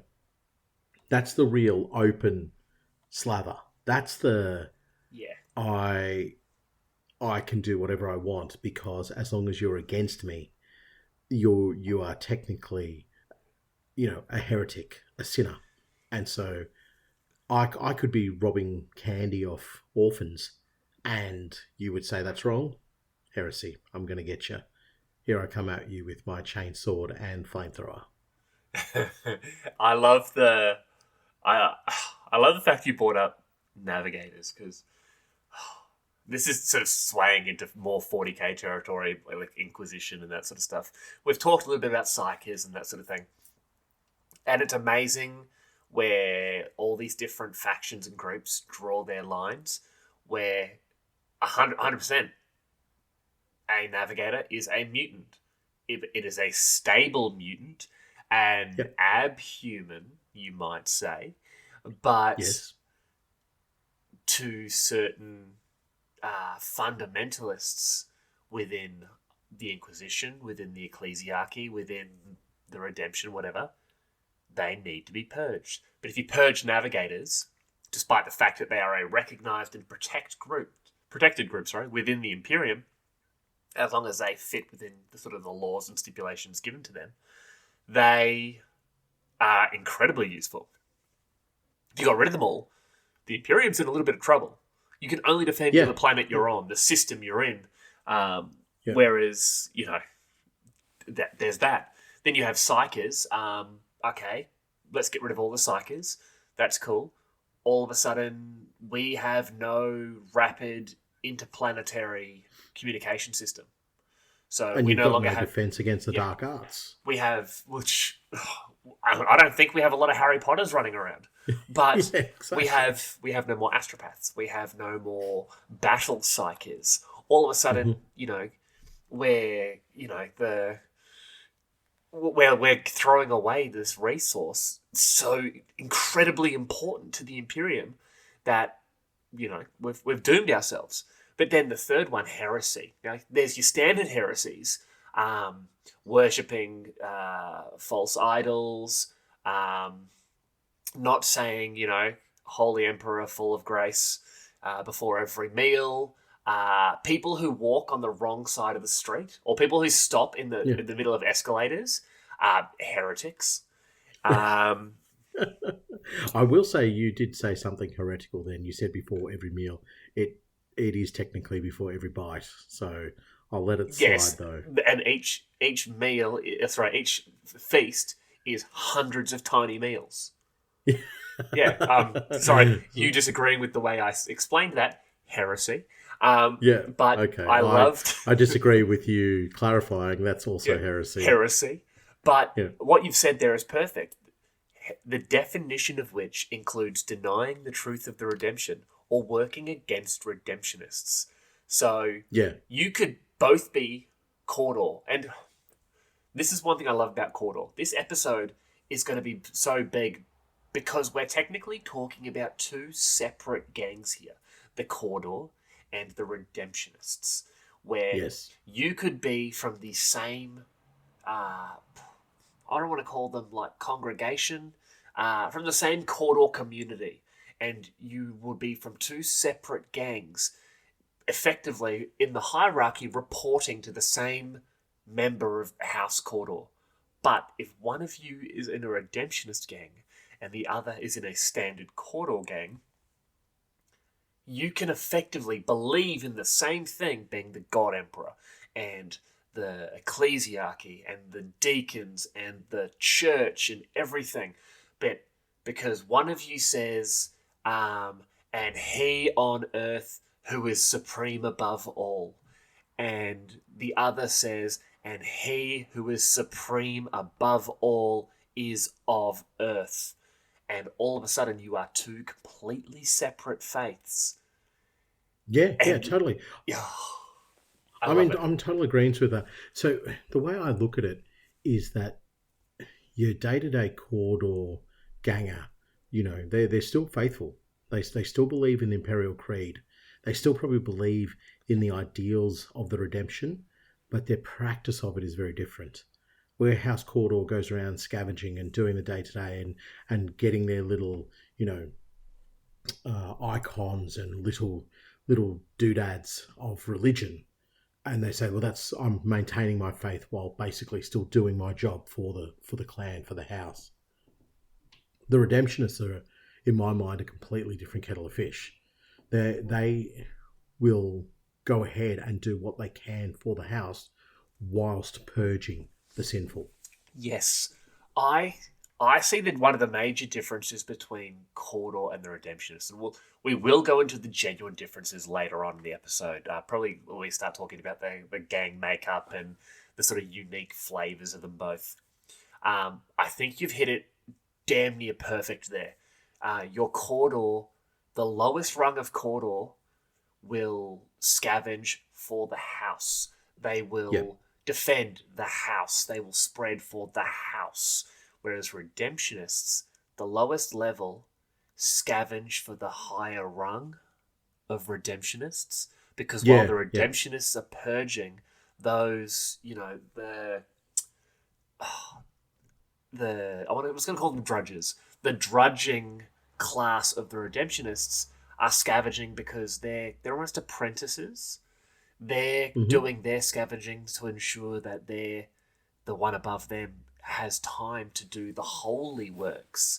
The purging the unclean, the stealing of candy from orphans. Because if we take the candy from the orphans now, they won't be raised on gluttony and excess.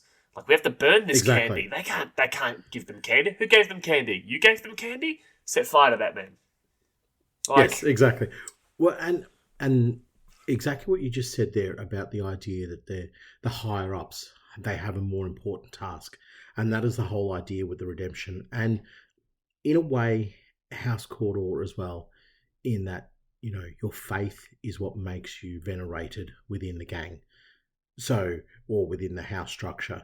So when you have this apprentice, for use of a better term, they are seen as less faithful, and their time, their devotion, and their capacity over that time will show what their faith looks like.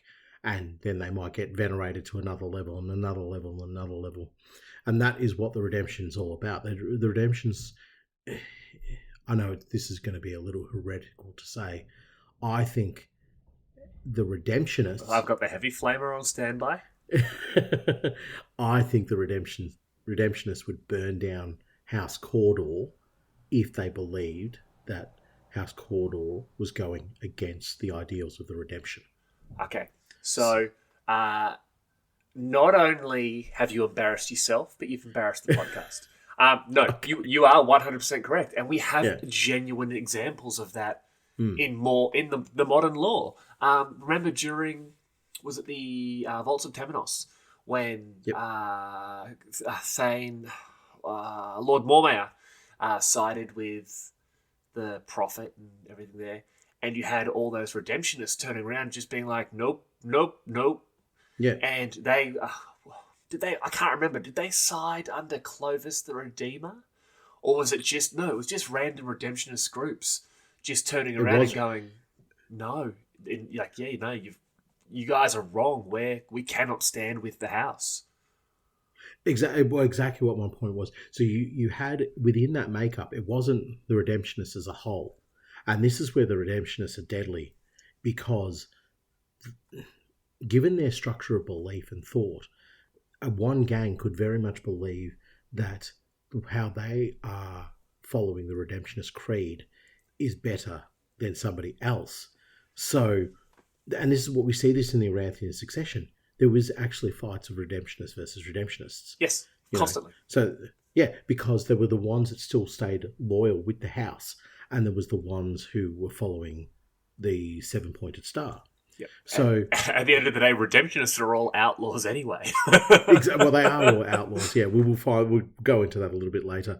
But their persecution of their belief is so intense that once they're set on a certain mindset or a certain idea of how they want to take their faith, it's almost like putting them on train tracks. You're not going to deviate them very much. You might turn them down a certain pathway, but you're not going to be able to turn them around. You're not going to be able to cut them off without completely destroying what they are. So for me, the redemptionists, and we were saying in that little read, understanding what the redemptionist creed is about, or the cult is about. The redemptionist cult is about something that can go across the entire Imperium. And again, I will say something that I think is a truth, and I mean, this is a perfect episode for it. What you believe, and whether or not belief is more important than truth, which is a big argument I have all the time with my brother. But the two tenets that the redemptionists go by, and this harking back to what I just said about having it embedded within the Imperium, so not just on Necromunda, the two tenets of eliminating the psychers and eliminating mutation are probably truest to the ideals of the Emperor than pretty much anything else, in the sense that during the Great Crusade, it was get out there, wipe out anything that's not human, and also we don't use psychers. We don't dabble in that. Sorry, no. I'm not going to sit here and listen to this. Okay, No. Disagree entirely. Go on. It was so the Emperor, his goal for we're talking about the Great Crusade, yes? Great Crusade. The Great Crusade was to reunite humanity that had spread so far and to bring it together under the control of a single individual, being the Emperor. Now, psychers were essential throughout this entire process. I am of the school of thought that the Emperor himself has engineered the navigators. I believe that he's most likely sort of nudged human evolution in a way that it has been able to create navigators. I believe the Emperor's aim was only achievable with guided mutation and guided, almost forced evolution within the human species. And okay. No, I listen to your heresy. You will listen to my truth. And the idea that he wanted to stop all psychers, I think, is I don't want to say feeble-minded, but I want to say it's doo-doo brained. So I want to. Okay. I want to stay adult. Taking the high road. Yeah. I would say that having a control over the number of psychers is definitely important. But I think to say that the Emperor, who, let's be honest, is the single greatest psyker of all history, especially now in the quote-unquote modern 41st millennium, I think that's foolish. I think that he would know that he would need a certain number of psychers, because going into a lot of Horus Heresy stuff here, we know that Magnus the Red was inevitably going to be on the Golden Throne, opening and closing the human portion of the webway.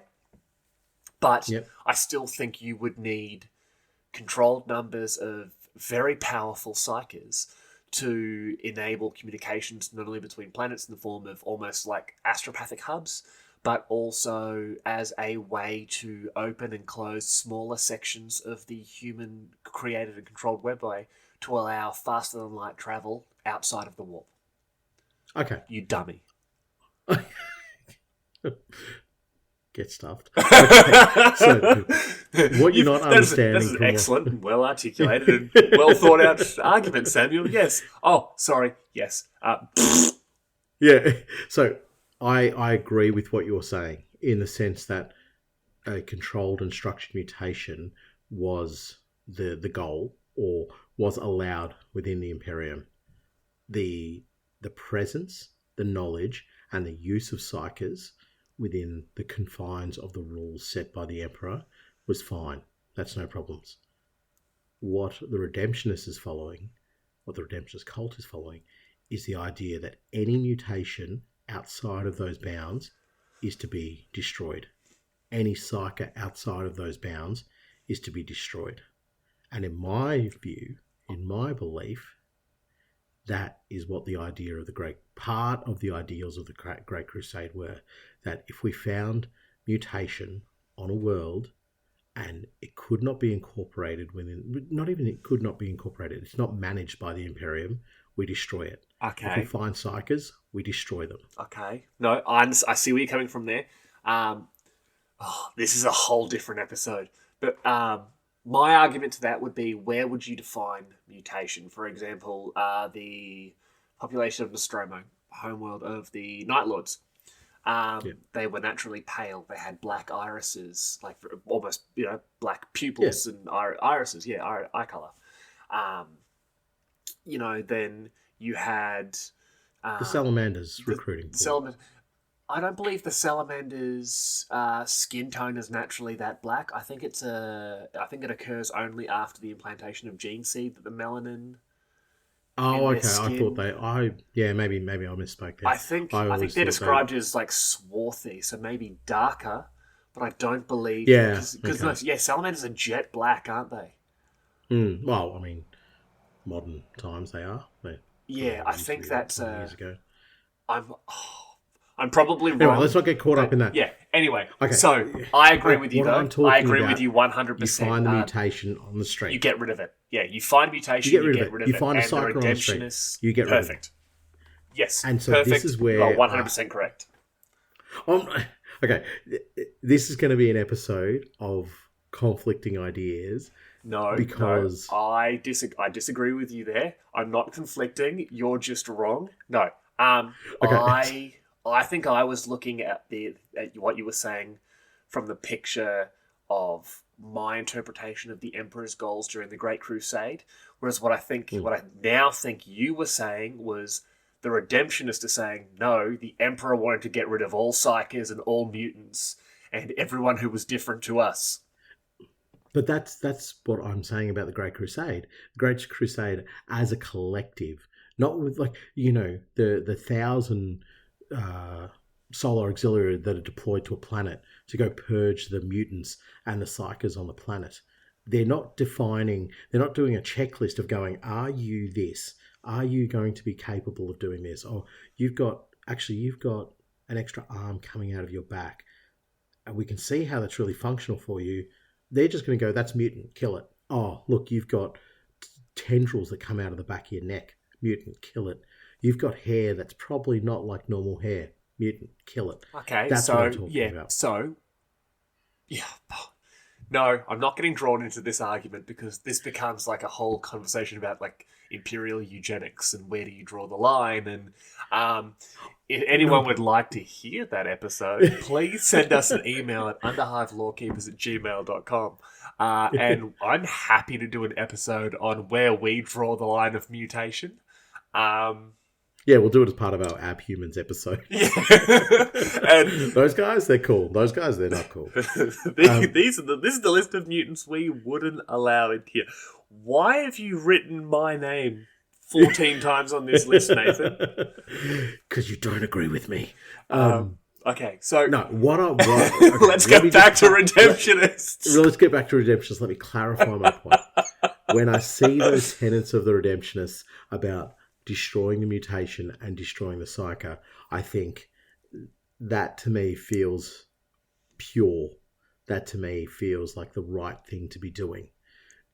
The final sin of heresy, that is a bolt-on that the Redemptionist cult has added for themselves so that they can go, we don't like what you're doing, or, we need your territory for something. We're going to define you as a heretic because the Redemptionist cult needs your territory. So by you defending your territory against us, you're working against the Redemptionist cult. So therefore, you're a heretic.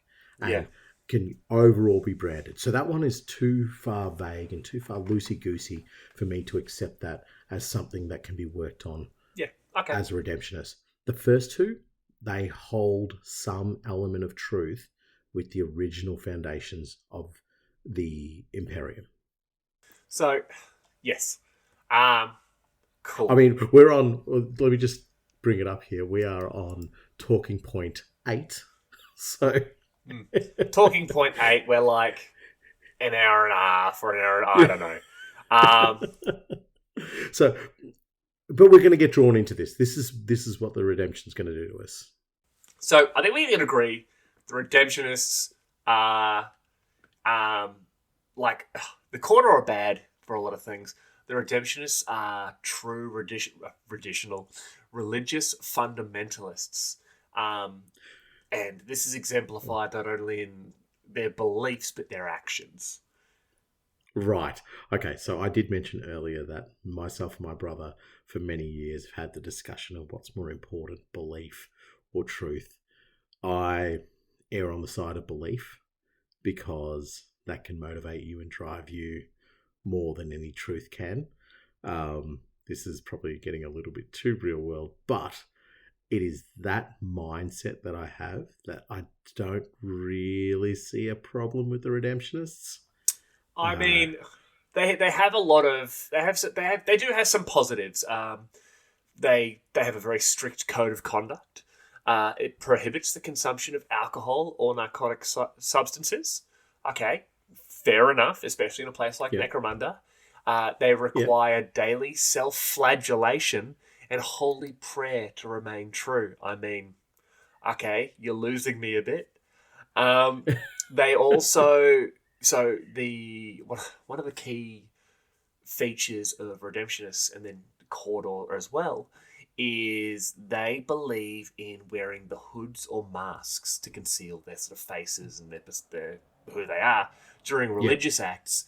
But that has changed in sort of a lot of the more modern interpretation of Cawdor and Necromunda, in the fact that the gangers and that have always had the masks, even in N95 and that sort of thing, because that hides who they are from non-believers of the faith.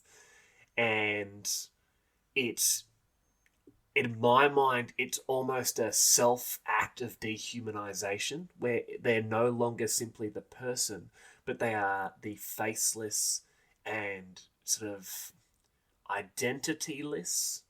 Anonymous is the word I'm looking for, and they're an anonymous, hip hop anonymous, sort of function of faith altogether. But I was just about to say they become a tool of the faith. Yes. So their identity of who and what and where they've come from, all of their understanding of where they belong within the matrix of the hive is forgotten about, because in that moment in time, they are entities, they are mechanisms of the faith that prosecute that version of their faith to the utmost of their capacity. And this is where I'm saying their belief, whether or not there's a truth attached to their belief, is not important. Their belief is what drives them forward. Their belief is what will allow them to do such heinous acts, to use such brutal weaponry, because they believe that they're doing the Emperor's work. We need to get back into this episode, because we're going to get into some very strange conversation, and possibly start a cult. So I do want to say one last thing about that reading point. Just bear with me here. It's just beyond the idea of the cultural redemption. We talk in this reading point about the hopeless, the desperate, and the pitiable, especially taken by the teachings. And so now we can see that, where House Cawdor had really allowed the door to be open to say, you can become part of the greater thing by being part of House Cawdor, be part of the clan. The Redemptionists double down on that, and they really take on everybody. And they say, not only are you part of a clan, but you're part of a wider, broad network of the ecclesiarchy, and you are doing the work that the others are too afraid to do. And so the courage and the soul within you that the Emperor knows is there, we're going to bring to the surface, and you are going to become one of our mechanisms. Did you say that they opened the door to this? Would you say that they maybe opened the Cawdor? The Cawdor. Oh, my apologies. That was a Nathan correction. You can have that one said. Okay. Title for the episode. When he closes a Cawdor, he opens a Caw-Window. With like 200 redemptionists. With 200 redemptionists outside. Yeah, okay. I like that. I like that title as well. When he closes the Cawdor, he opens the Caw-Window. Let's jump into Brain's cult. Now, in an unstoppable tide, the redemption boils up from the depths of Hive Primus and spreads out across Necromunda. Some of the original followers of Encadarius Brain are among those who make the march to Temenos Hive, though they speak nothing of the true origins of the cult. Now, that's a name that no one is really going to know if unless they've read the House of Faith. And Encadarius Brain is actually the founding father of the Redemption. Now, in the House of Faith here, it tells us that Encadarius, which just quickly, Cawdor have some of the coolest names, like those. They have proper imperial names. Proper imperial sort of feudal gothic names. Encadarius. Oh. Yeah. Encadarius Brain was, according to official accounts, he was a factorum worker, a simple member of the drudging classes working in the depths of Hive City. Now, it's often said Brain would gather with his fellow drudges in the dark of the last night cycle and tell them how he believed it was not only the nobles of the Hive who had lost their way, but the workers themselves, in their ignorance and complacency, had wandered far from the light of the Emperor.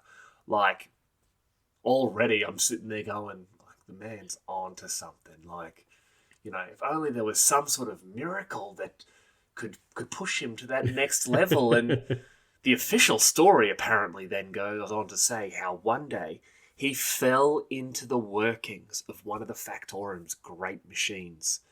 Brain was saved from death by a blinding light, and how on that day he knew the Emperor had personally chosen him to lead the people of Necromunda to salvation. In reality, it was a light bulb that blew up, and he literally he fell down a chute and didn't realize there was a chute there. He's just like, what's happened? And people, this is what happens, you know. Next thing you know, he has this cult and he's spreading out, and it's immediately you can imagine you start hearing these stories of Encadarius Brain. People are going to think he's a fraud, he's a charlatan. You know, all these. Of course, but that would be spread by all the people who he is turning against. So the nobles, even the foremen, anybody who's basically persecuting the souls of the good workers, those who are doing their utmost to ensure the safety of the Imperium from whatever capacity they can do. Anybody who is against that in their mind would be speaking out against them. Exactly. They don't see what we see. They don't understand the importance of, you know, having a 16-hour shift at that manufactorum. Whereas the workers on the ground are saying, well, they don't understand that I'm probably going to be dead within 2 cycles, or whatever the case might be. I'm going to fall into a machine that's going to chew me out. I'm going to fall into a machine. Yeah. So it's this, I guess, different forms of belief about how they should be going forward. But anyway, getting back to Encadarius. I love him. Already I love him. He's great. He's great because he's bringing this different element that I think... We talk about the redemption starting on Necromunda. It could have started anywhere because of the nature of the Imperium. That desire, that need for more and more resources, which, don't get me wrong, is a required need. But when you have noble families that don't lift a finger and thousands upon thousands of, you know, these drudges, these hopeless masses getting churned up in these machines, of course they're going to try and look for an outlet. Well, it's... faith is one of those weird things within the Imperium that... Organised religion... We're going to try and get into this without pulling a Nathan and getting all super serious. Organised religion seems to be one of the few things in 40k that is both incredibly restrictive but at the same time offers ridiculous amounts of freedom. So and I would love to do an episode purely on the ecclesiarchy. I think we've talked about that before. Yeah, we have. But I would love to do that too. Oh, it'd be so much fun. But as long as you as long as you fit within certain tenets, you can get away with basically anything. And something like the redemption, I think you're 100% right. I believe the redemption by innumerable different names and innumerable different planets, it would have happened. It would have happened before, and it just didn't get the right start. Maybe there was no House Cawdor there. Yes. And what the redemption needed to become this incredible force was to have House Cawdor there with a vast, already established number of people who would define themselves as faithful, and all you're doing is sparking it. Perfect. I was going to say, on another planet without a House Cawdor, the redemptionists would rise up, but then once they've done their purging, would probably dissipate. Yes. Because they didn't have that constant pool of people to draw from. It's like almost like Cawdor are the recruiting agency for the redemption. Yeah, I in my mind, I still see them as two separate elements. So yes. I don't think I will change that mindset in the fact that you'd say the majority of the Cawdor would abide or at least be aware of the teachings of the redemptionist cult, but it's not something that they're completely committed to. Do you know what I mean?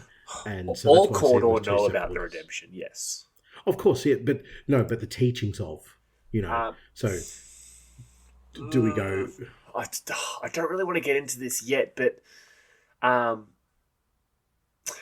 okay, it's illegal to be a redemptionist.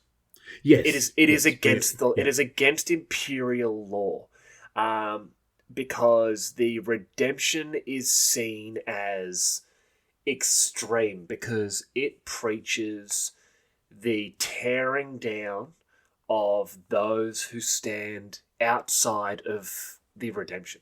If you are not completely subservient to the ecclesiarchy, and not just directly to the ecclesiarchy, if you are not subservient to the redemption and its leader, however unofficially or officially it may be, being at this current time Lord Mormaer of Lord Mormaer Cawdor, you are a heretic, and by that logic, Gerontius Helmore or Lady Credo or whoever's in charge at the time right now is a heretic because they do not stand below Lord Mormaer Cawdor.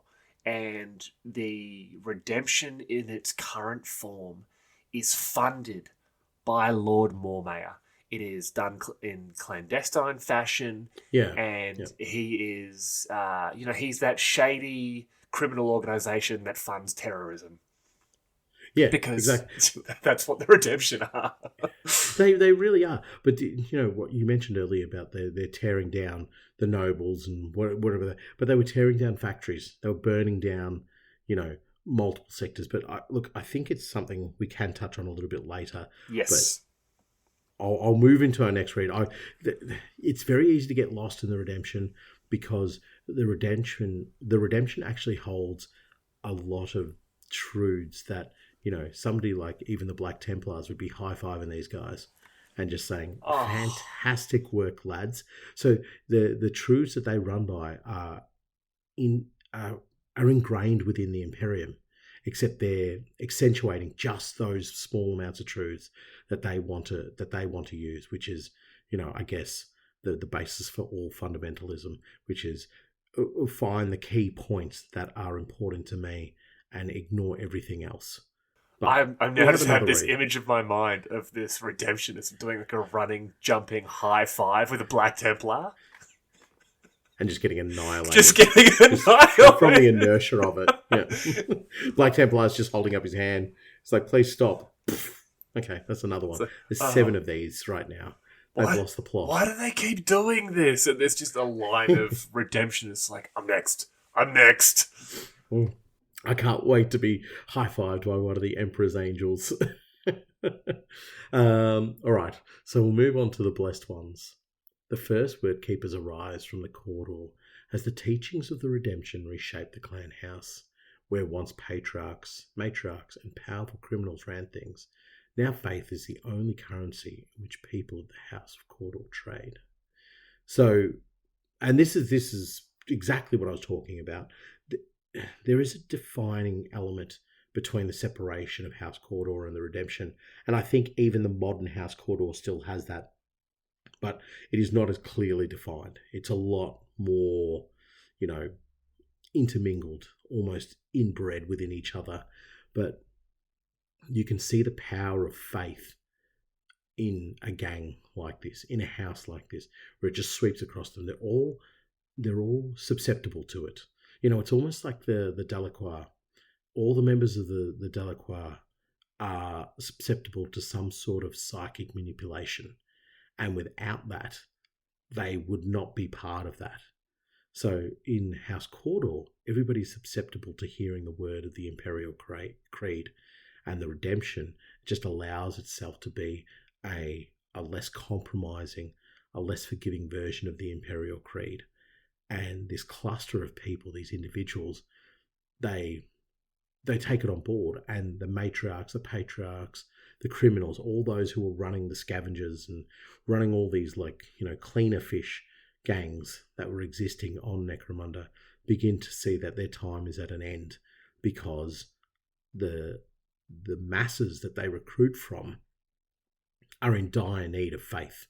And the faith that the redemption preach is a faith that says you can go do pretty much whatever you want because the Emperor wills it. And that is the most dangerous weapon that House Cawdor have at their disposal, is the capacity to get large masses and volumes of people going forward with the idea of belief or just an ideology that they're implanting within their head. And you see that in the Aranthian succession. The incredible amount of pilgrims that march across Necromunda, all under the guise of following a new version of the Emperor, a new version of the Creed, we'll call it. Again, you don't want to say it's different because that would be heretical, but it was definitely a newer version that made, and all these people were susceptible. I guess the only thing different with the Aranthian succession is it was impacting and afflicting those outside of House Cawdor as well. It had a very much unifying effect across a broader spectrum of people.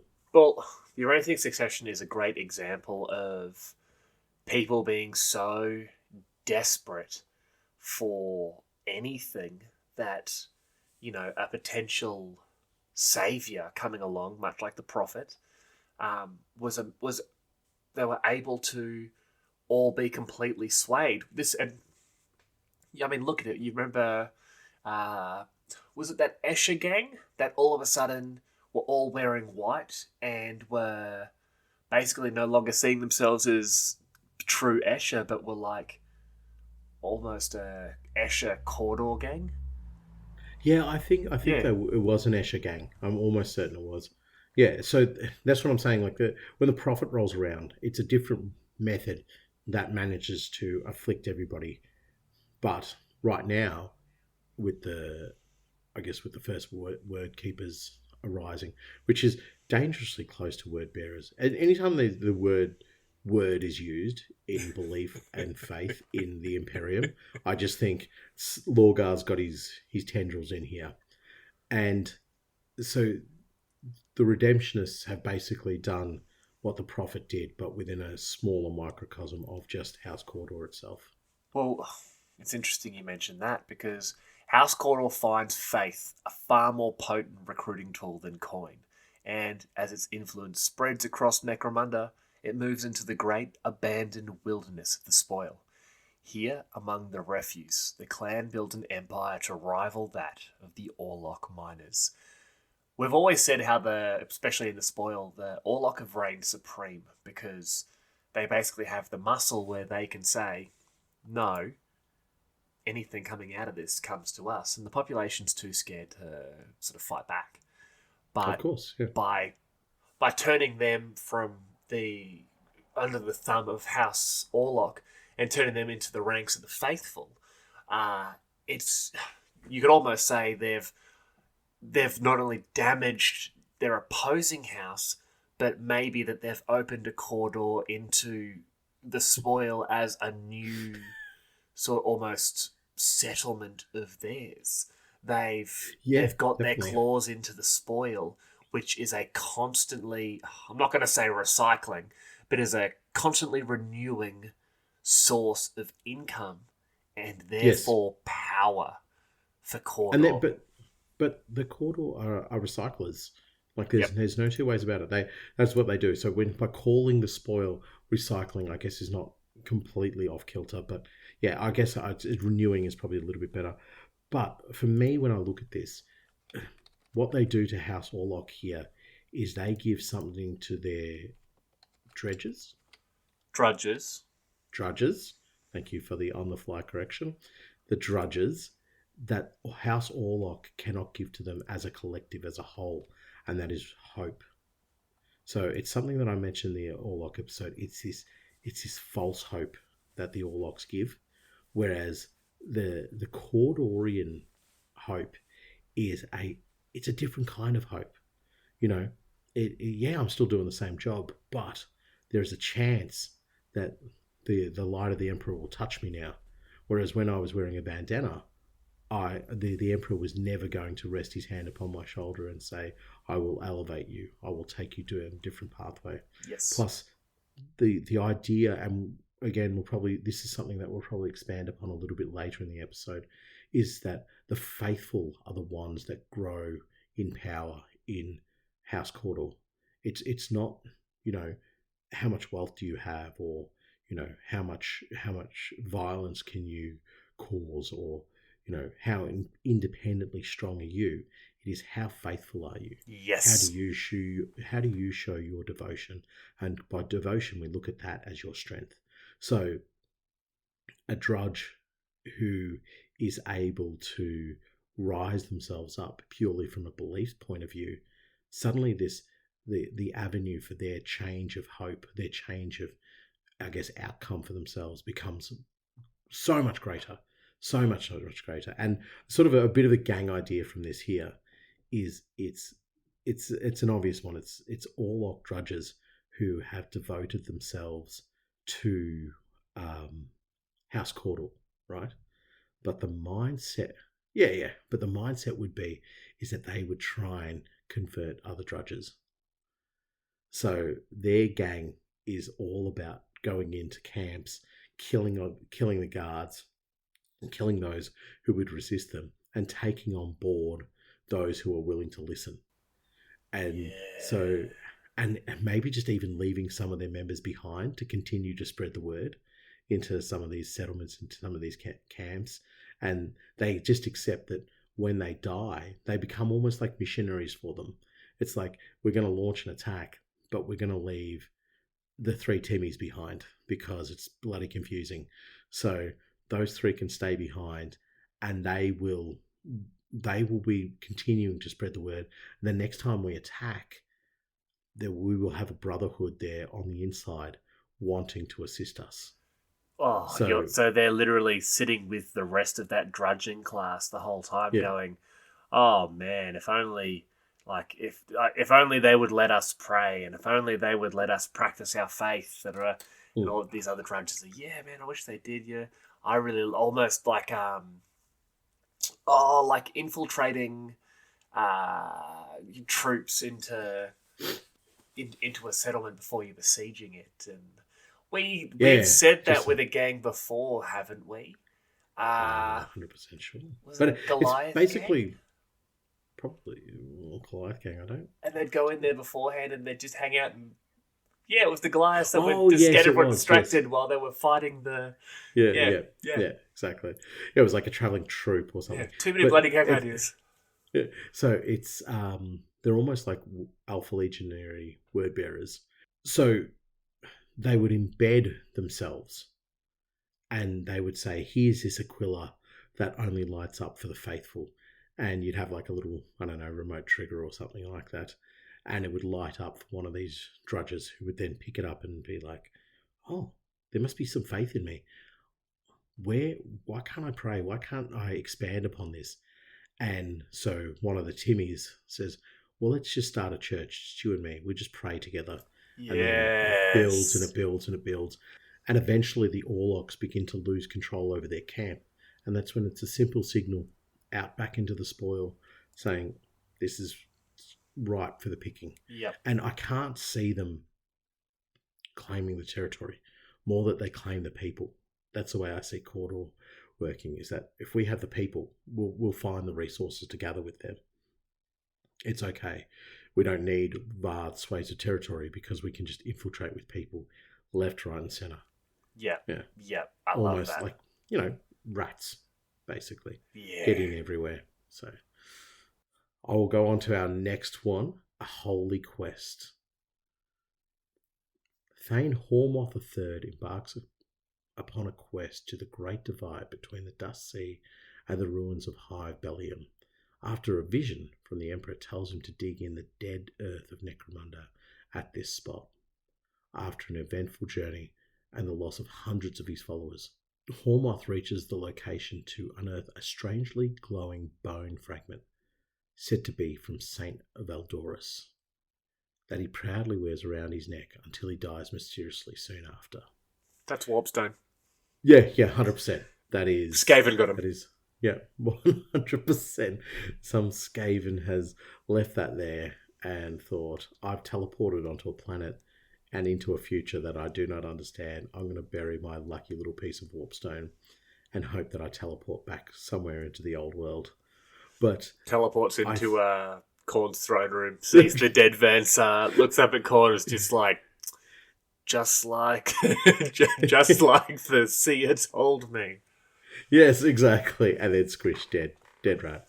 I see that Skaven as the little creature from Ice Age. I can't. Yes. And he's got the acorn. He's got the acorn. Yeah. Just digging away, bury his Warpstone. So that little, yes, Saint Valdorus. Yes. Where is my house of? Here's my house of blades.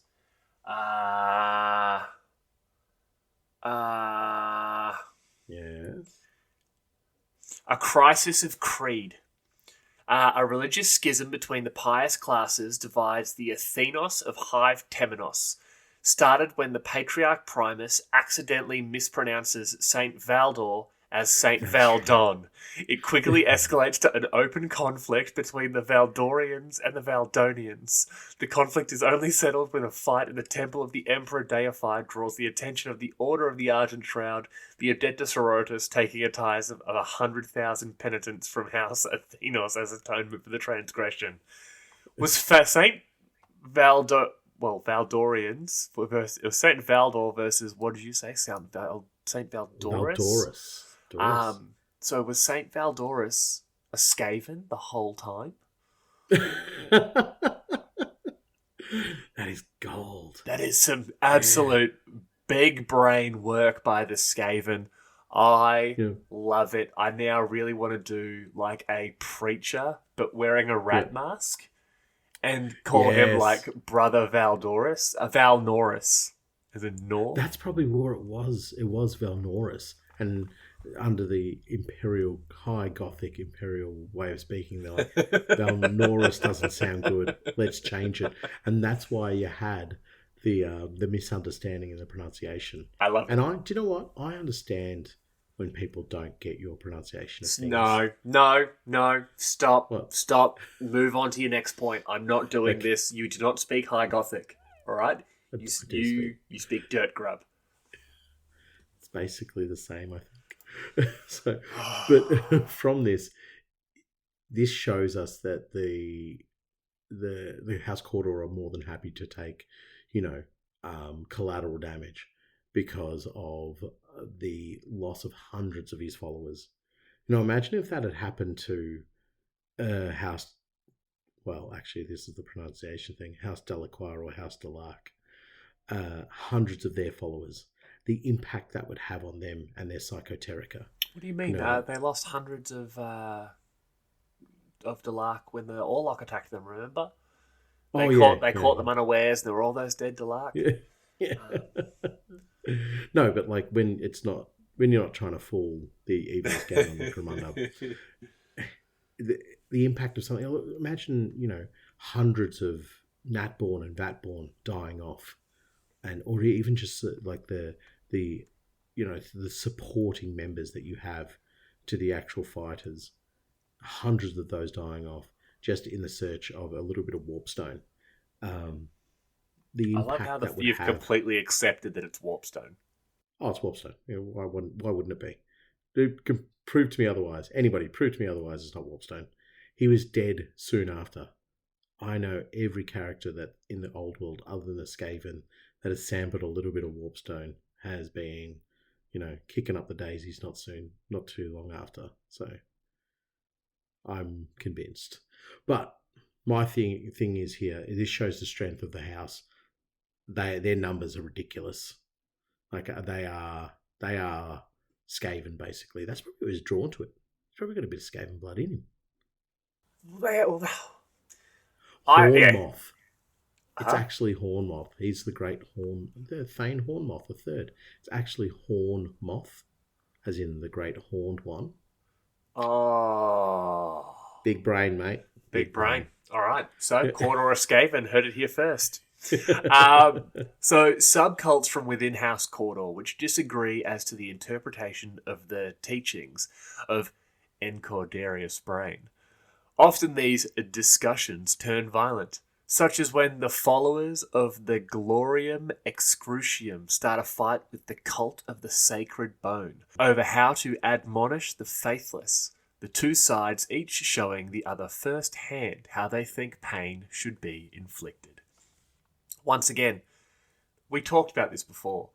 Slight interpretation differences between factions of the same faith, the same religion. Can you imagine if this insanity happened in real life? This sort of nonsense leads to violence and aggression and, them killing each other most likely. Imagine if we killed each other because of just slight differences in faith. It's crazy. I can't imagine what it would be like there. So do you like Nesquik, yeah? No. No, you do. Well, see, now you're definitely on the outer.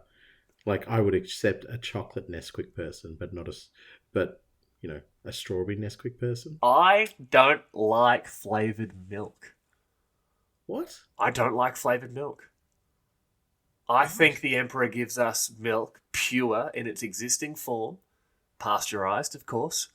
Once you drink it, it goes straight past your eyes. Straight past your eyes and down the throat. I believe adding anything to milk is abhorrent. Do you drink coffee? Yes, but I add milk to coffee. I don't add coffee to milk. Oh, you do it the reverse way. You're a weirdo. Heretic.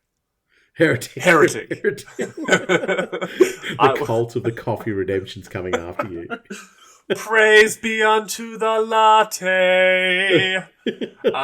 Just shaking a can of pennies. Right, so again, I mentioned this earlier as well in the episode. If you want to build a Cawdor gang, find something to believe in, no matter how small. Find something dumb to believe in and just be like, yep, we're dying on this hill. And you're dying on this hill. Yeah, exactly. There's going to be a lot of death, but that's okay because we've got a lot of numbers to manage it. Yep. All right. Back to our favourite talking point. A splinter faith of the redemption known as the Red Redemption returns to Necromunda after gaining popularity off-world.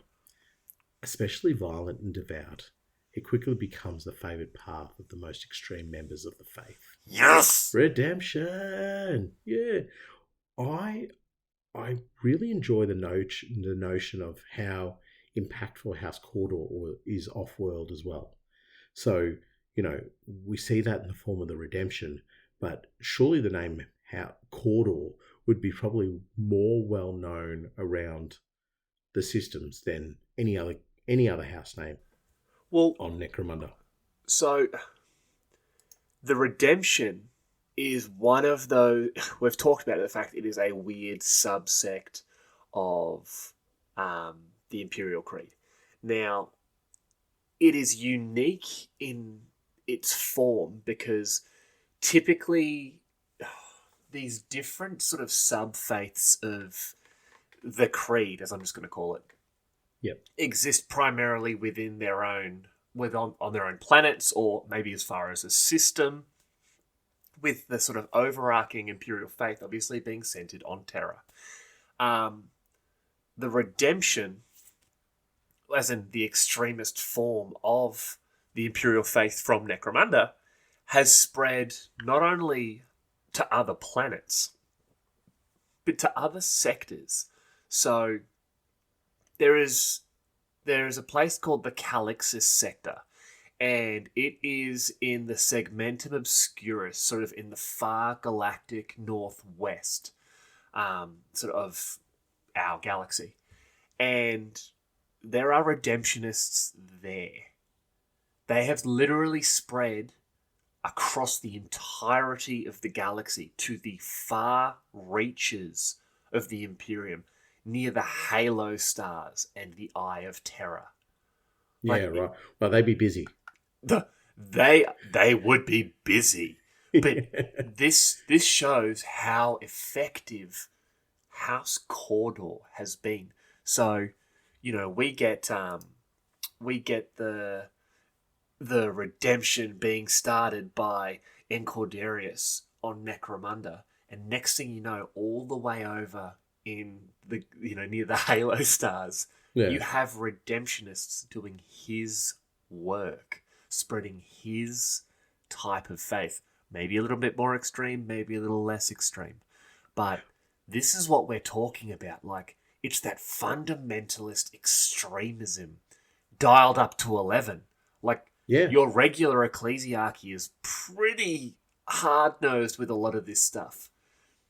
Redemptionists look at them, say, parry this, you filthy casual, and then cut the guy in half with, an eviscerator, and then laugh, and then, do it again. And then flagellate. Time to have some fun. Flagellate. I deserve a reward for what I just did. Yeah. This shows that the Imperium is begging out for the redemption as well. There's enough souls out there that want something akin to the redemption. They want something that says our faith is uncompromising and the practice and method of our faith is uncompromising. We've said this so many times. We said it this episode. The Dirt Grub class, I'm just going to go ahead and really degrade them. The Dirt Grub class of the Imperium, they want a boot on their necks. And for so many of them, it's been beaten into them for generation upon generation upon generation that they need this boot on their necks. And at the same time, they must be faithful. So when someone of the faith says, I can give you the faith you want and the boot you need, the redemption is right there for them.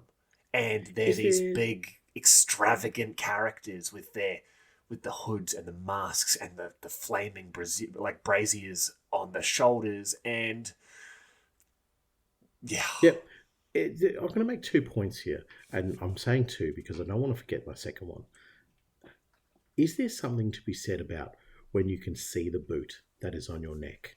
When you know that the next rung above you is where the power of life and death exists above you. On you, sorry. So when there's a noble way up in some spire that you understand the name of, noble, Nathorius. Yep. So that is the power and the control that comes down the line and snuffs me out if I don't maintain my tithes on my section of the line in the Manufactorum.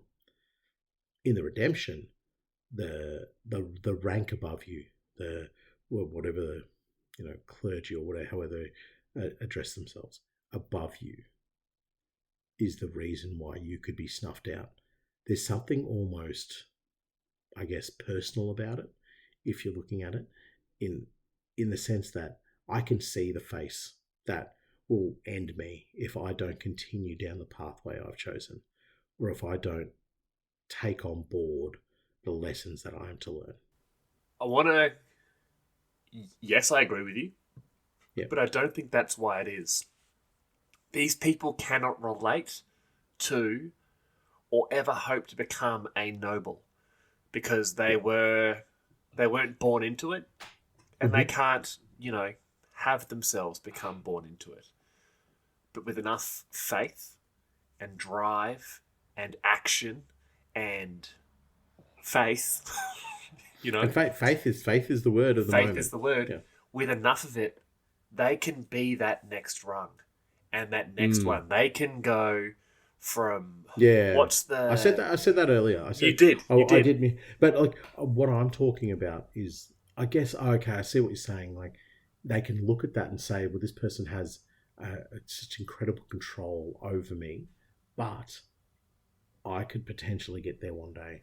So that control and that power that they have over me is an acceptable thing. Whereas the nobleman Notorious up in his spire, I will never reach there. So the power, control, and dominance over my life becomes this unacceptable, unfathomable thing for me that when I have the opportunity to break away from it, I will take that opportunity. Correct. This is how chaos cults start. Once again, it's faith-driven, religious fundamentalists.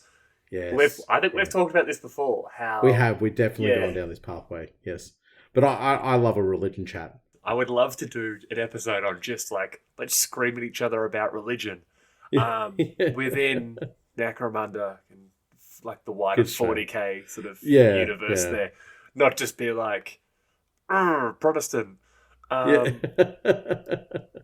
So, my second point before I forget. Yes, I love that the redemption went out into the Imperium as a whole, as a large mass, and came back more violent. Yeah, came back more nuts. The Imperium gave to the redemption. The redemption didn't necessarily give to the Imperium, and you get the red redemption from that. Imagine going to the Imperium and them looking at you and be like, we can make this worse. Yeah. And you return, it's like, the worst person on Necromunda who is a redemptionist, and it's just like, oh my god, Netherios the Red, he's a badass. And then it's, who are you? Oh no, I'm literally you, but much, much worse. Yeah. Oh, why are you much, much worse? Well, we're going to skin your eyeballs now. My eyeballs don't have skin. Sounds like someone who's about to get their eyeballs skinned. Yeah, it sounds like somebody who needs to be educated. Yeah, they actually steal the orphans from the lollies. Yeah, so they burn the orphans and leave the lollies to tempt other orphans. Yes, exactly. That's the level that the Red Redemption's at. Anyway, moving on to our next point. Faith has taken root deep within House Cawdor, and its people now exist for a single purpose: service to the God Emperor through the cult of the Redemption. In this capacity, they are the blade of belief and the fire of the faith on Necromunda, more violent and active than even the Ministorum itself in their efforts to uncover and destroy the witch, the mutant, and the heretic. We've talked this. They are dialing up what the ecclesiarchy, what the Ministorum, what even some, little bit more militant members of maybe even the Inquisition would be like, guys, relax. It's okay. And that's something we actually haven't mentioned. Cawdor, and I find this great because I think it allows you so many modelling opportunities without even realising. Cawdor gangs are always single sex.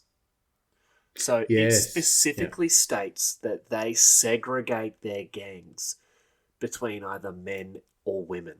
And it's, that being said, like, that, like, neither sex is held above either. And I love this, both being equally wretched in the eyes of the Emperor. Although the majority of House Cawdor gangers and crusading redemptionists tend to be male. So what this has actually caused to happen is the women of House Cawdor have gotten so pissed off that they go out and form their own gangs. And it says here, natural talent, exposure to the way of the other clan houses treat their women, or even a small degree of independence, can make a member of the House of Faith question her lot in life. This is especially true if the woman in question has homicidal tendencies and considers it unfair that only the men are afforded the chance to burn heretics. So these women will either defect to another clan, conceal their gender, and join a Cawdor gang, or forming a gang of like-minded female and sometimes male redemptionists, and they style themselves after the all-female Sisters of Silence. And when they go out and do this, they are automatically branded as outlaws. So, Cawdor, you're cool. They don't like their women going out and doing gang fights, but they'll allow it every now and then, right? But if you go out as a all-female gang, you are branded as outlaws, which basically then makes you redemptionists, which then lets you go even worse. And it says here, they are both equally dangerous and likely to immolate any they deem to be a heretic. So I love how they're like, nah, we're going to let the men go out, and these women crack it, go absolutely insane, and just be like, nope, we're just going to be outlaw and do crimes now, and end up being worse than the men. Yeah, but when you say crimes, they're not actually doing crimes, they're doing crimes for survival, but these would be the ones that the ecclesiarchy would be like, get them. Get me 100 of these, and I will take any Tau world.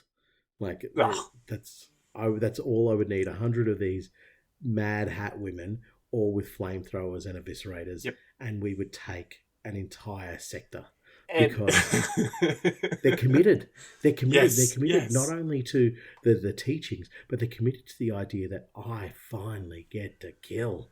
But I would imagine that the priory of the Adeptus Sororitas are watching these women and just being like, yes, do it, sister. Do it. Yeah.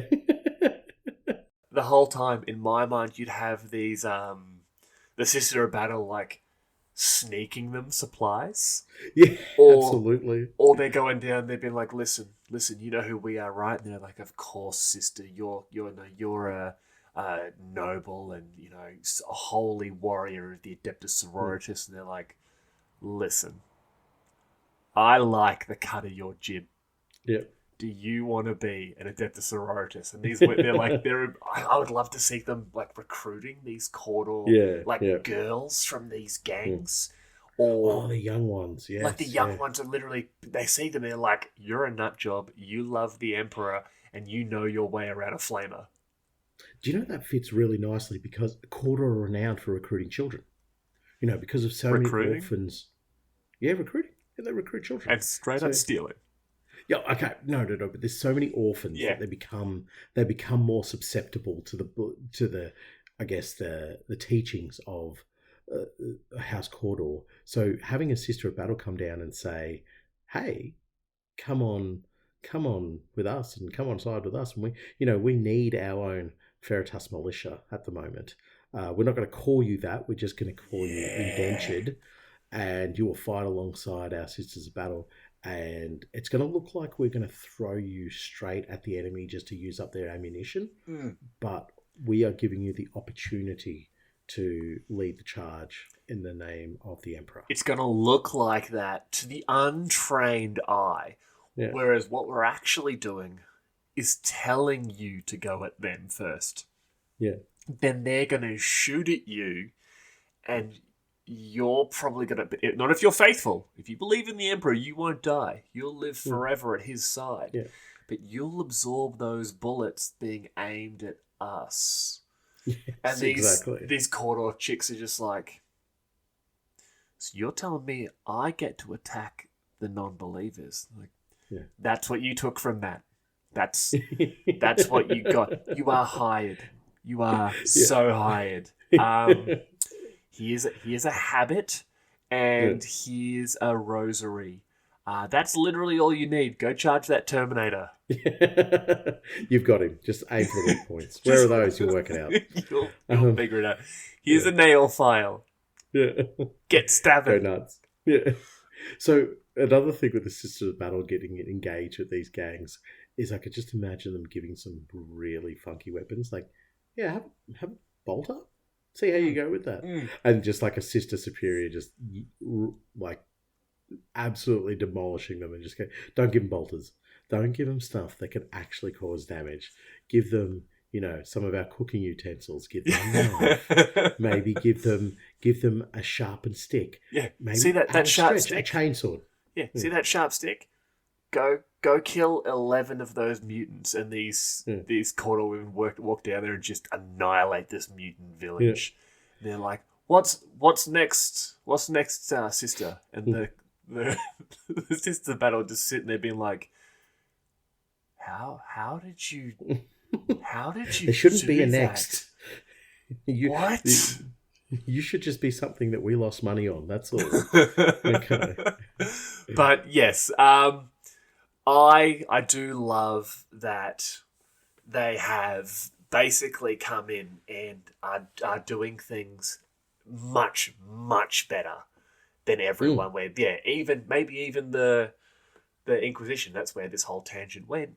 Where the Inquisition is sort of saying, like, you guys need to chill out a little bit. Like, we love what you're doing, but like, can you imagine the collateral damage they must be doing ridiculous. to just their own people? And the Cawdor would be so enraptured with faith and with the belief in what the Redemption are doing that they're just like, this is fine. This is absolutely fine. Yeah, just kick on. Like, you know what you're doing. We've got the numbers to keep up the supply. Hell, we'll throw some numbers to fight against you if you ever like wipe out a whole town. Yeah. Just so that we can, keep that fire burning inside of you. I'll move on to our next point because I kind of want to say one last thing about it though. The idea that the Minotaurum would come down and say like, cool your jets. I also have the idea that the Minotaurum would come down and go, okay, there's like 200 redemptionists here. Let's Ministorum, not Minotaurum. Ministorum, yeah, absolutely. The Minotaurum would ship them off. The Ministorum. Yeah. Yes, sorry. Ministorum. Oh, God forbid I mess up my High Gothic again. Oh, correction! Thank you. On the fly. You get another box set. So I love the idea that they could find, like, say, 200 to 300 redemptionists over a sector or a region and just put them into a shuttle and ship them off to the closest guard regiment and say, these are going to be fighting alongside of you. Avoid them because they will kill your kind, but let them loose. If you're inside a city, just let them loose. Let them go wild against that population. And whatever survives, great. If none of them survive, even better, because they were such a nuisance on Necromunda. If you kill them all, you all get a bonus. Yes, exactly. Like, if you wipe them out, we don't mind either. But I will go on to the fires of Rothgall. In a frenzy of faith, Cawdor gangs light massive fires throughout the Hive Rothgall after discovering House Escher to be using mutant labourers. In the ensuing chaos, the other clan houses side with Cawdor, using the faithful to attack Escher holdings. When the fires are finally brought under control, thousands of Cawdor have been killed, and the influence of Escher is greatly diminished within the Hive. Just unnecessary from House Cawdor there. But Completely unnecessary. in their mind, what they're doing is right. They were attempting to purge the mutant. And the other clan houses are basically just fanning the fires of House Cawdor. So Cawdor send more and more and more bodies.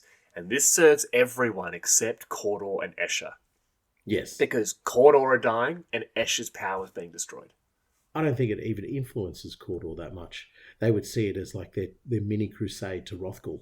Absolutely. So, no, absolutely yeah. they would. Yeah. But it's just them doing the classic Cawdor and throwing away lights. Yeah, because they have millions of them. Yep. They have so many, it doesn't matter. They, suddenly you get several hundred clanners and you're saying, we're going to promote you all to gangers now. Here's some reclaimed weaponry. Here's, each one of you gets a sacred icon. Each one of you gets some sort of, pointy stick. Little pointy stick or some little protective curio that you can carry with you, and it'll be fine. Go fight. Stick on a string. Richard on a rope. What? No. Right. Anyway, so obviously you touched on it just then as well, is that the other houses will take advantage of it. And I can see this happening multiple times on Necromunda. Cawdor go off and create some sort of crusade, and the other houses go, well, where do we play it here? Mate, don't get too close because their attention might flick to us. Yep. And then we have to fight, we have to fight the rats, basically. So support them in a way that they don't look at us, but helps also us diminish whoever they're fighting against. But going after mutant labourers, this is what I was talking about earlier. House Cawdor themselves, probably back in the day, mutant labourers, it's important that they're dead, but we're not going to push too much to get rid of them. House Cawdor, with the touch and taint of the redemption, go drop whatever we're doing, and we're going to go kill them and whoever's running with them. Cawdor are almost willing to...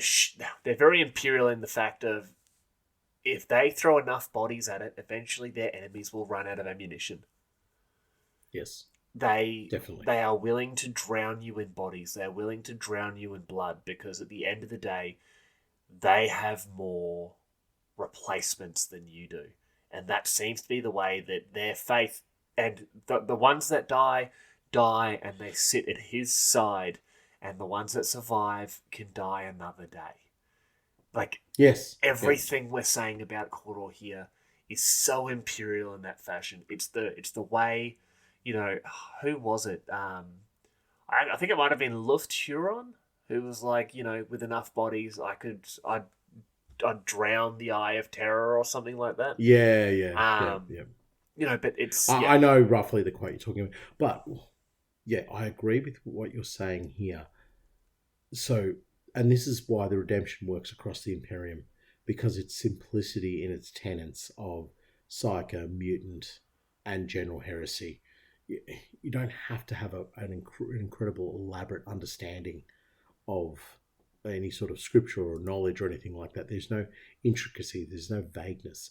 It's just, if it is a mutant, go destroy it. And that's what happens with House Cawdor in this scenario. Escher using mutant labourers. Right. That's it.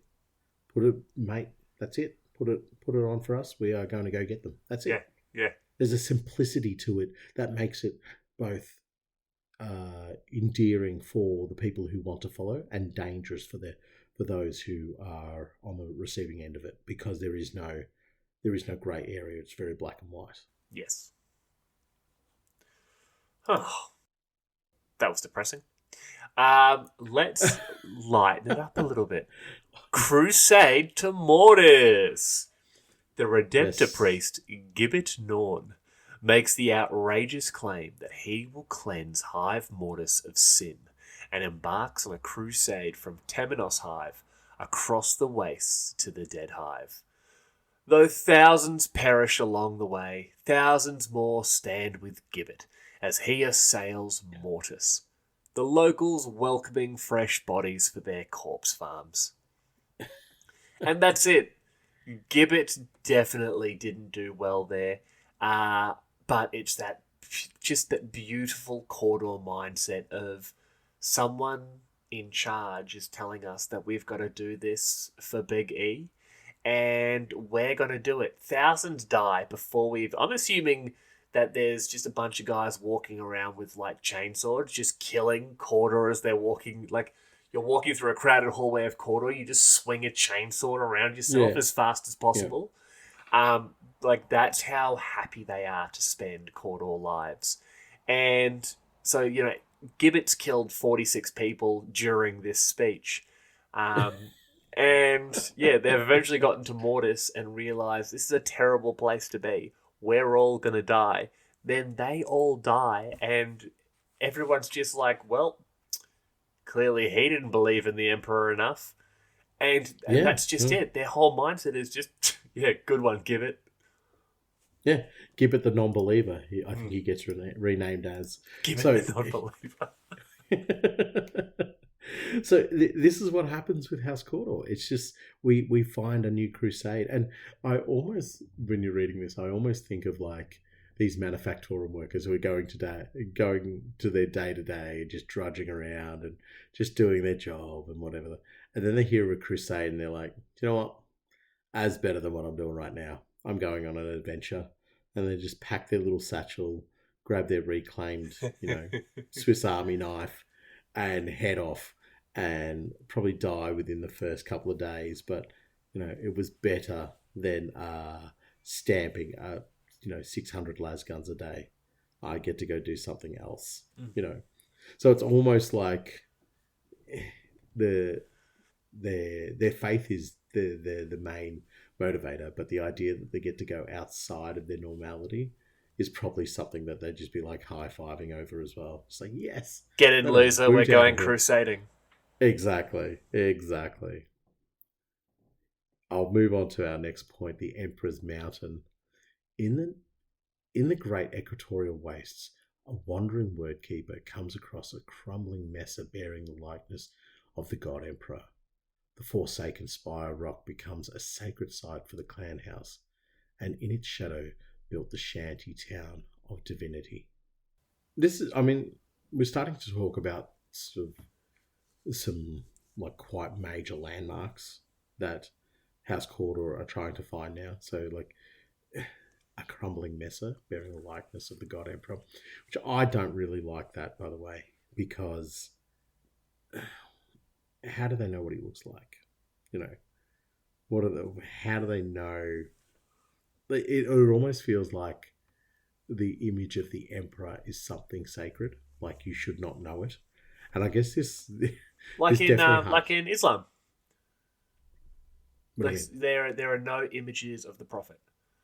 Oh, okay. Yeah. In fact, the Talon Desert Raiders, in their faith, they hold a lot of beliefs very similar to Islam, where they have prophets and that sort of thing, but they also, I believe, they have the idea that there should never be images of the Emperor. And right. Funnily enough, ever read the Caiaphas Cain series?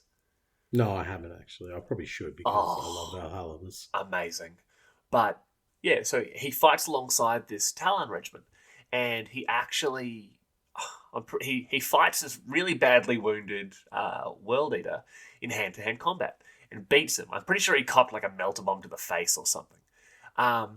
And these Talon watch it and just like, and they attribute these really like inspirational, like religious sort of sayings to him. And this little obscure sect of the Talon become convinced that he's a prophet of the Emperor. Like, I reckon you might have told me this one before. And you know what? Occasionally, very rarely, I will actually repeat myself. For example, I would do a subsect of Cawdor, and I'd call them the Timmytown Locos. Yeah. I just think I agree with you. I believe, especially to the Cawdor, especially when they're covering their faces to non-believers and that sort of stuff, I think to them, like, yeah, much like that I believe it's a tenet of Islam, or it's just a posh portion of their faith, Yeah, that yeah, there should be no images yeah. of the emperor. Um, So I Maybe tell a you where light. You could have them a represented by light is light. fine. Yeah, I'm Yeah. talking about like and the reason I say it, when I first started playing Warhammer 40,000, there was a single image of the Emperor, and it's him standing on a rock holding a bolt gun. I was going to say the And one of him standing above Sanguinius about to fight Horus. yeah, but it's sort of that came, I think, even a little bit after my time. Like when I Oh. first started. So I think so. Me personally, I hadn't seen that image until later on. And it was only then that I was like, oh, I don't really feel like you should have images of the Emperor because they're all just like facsimiles of what he should actually be like. Yeah. Do you know what I mean? And so when you have somebody finding a likeness to the God Emperor, it just feels a little offensive. It feels a little like that's too much for me. Do you know what I mean? It does actually cheapen it a little bit, doesn't it? It does. You should not be able to see the face of your God, but maybe that's just from my upbringing, who knows. But So weirdly enough, I think we might be part of the same Cawdor cult. probably. So when I look at this, I think, oh yeah, that's cool. But they get to build the shanty town of divinity, which unfortunately I do not know a great deal about, and I'm assuming you know everything about, Sam. Absolutely. It's a from my brief knowledge on it, it's a shanty town built in the shadow of this forsaken spire of rock. It's like a crumbling mess bearing the likeness of the God Emperor. You know what? Yeah. I deserve that. Yeah, I really you did. do. You really did. I left that as some very low hanging fruit. Yeah. So I'm going to give you the option. It reminds me of a story. Have you read the Guy of Cane books? Okay, I'm going to give you the opportunity to move on to the next point. So these are two great names, both the individual and the gang here. Cassic Brick, leader of the Scriveners Brotherhood, is sent on a sacred mission by the Thane of Cawdor to destroy the muty settlement of Carrion Town, after the Thane sees it marked on an ancient map. So for years, Cassic and his gang scour the wastes, looking for the settlement, raising countless possible Carrion Towns before finally returning to Hive Primus. So the Thane of Cawdor has seen Carrion Town on some map, has no idea where it is, sends my boy Cassic and his Scrivener's Brotherhood out. They have no idea where they're going. So they just burn down a bunch of settlements. Spend a couple of years doing that, come back. Oh, where have you guys been? Carrion Towns? Carrion Sorry. Towns. Did you say Carrion Towns? Yes, sir. And what did you do to them? Burned it down. Yeah. Which one? As per All instruction. Yeah. Yeah, it's like, excellent work, Cassic. Excellent work. Like, you've really committed to burning down Carrion Towns. Like, I like that. But that's that single-minded, like, faithful mindset. It is uncompromising. My faith is determined by my ability to do the will of my Thane. And my Thane has told me, burn down Carrion Town. All I know is Carrion Town, it's in the wastes, and it's got muties. And this goes back to what you said before. What do I define as a mutie? Yeah. So, yeah, exactly. If they find something that is a mutie, or even if you misread a sign which says carry on luggage only, and they've just read that says carry on. And next thing you know, they've burned down a bunch of Zeppelins, and the Air Guild is pissed. Exactly. So, this uncompromising nature that is sort of like the running theme throughout a lot of this episode is what drives these people onwards. But you got to think the size of the Scriveners Brotherhood. It's not a gang. It's not 10 to 15 people going around doing stuff. This is a collective. I'm potentially talking 100 plus who go out. It wouldn't even need to be. It might only be 20. But as they're coming across pilgrims and maybe other Cawdor gangs or maybe even regular folk, and it's, hey dummy, you need a little bit of direction in life. You need some friends. You need some family. Do you need the Emperor? It's Tuesday, I think. Well, you should come with us. Okay. Or the other option is, come with us. We're going to go burn down Carrion Town. Oh, well, I'm actually quite busy. No. We need more people. Yeah. We lost about 30 back there, so come with us. We're going to go burn down Carrion Town. You misinterpret my smile. Yeah. Because working against us makes you a heretic and is only going to justify more so what we're about to do to you. So I'm coming with you. Yes. Yeah, 100%. Let's go get the carry of town. Yeah, let's go get it. Sure. Caryatid Town. Caryatid Town. That's probably what happened. It was Caryatid Town because of Caryatid left the Thane.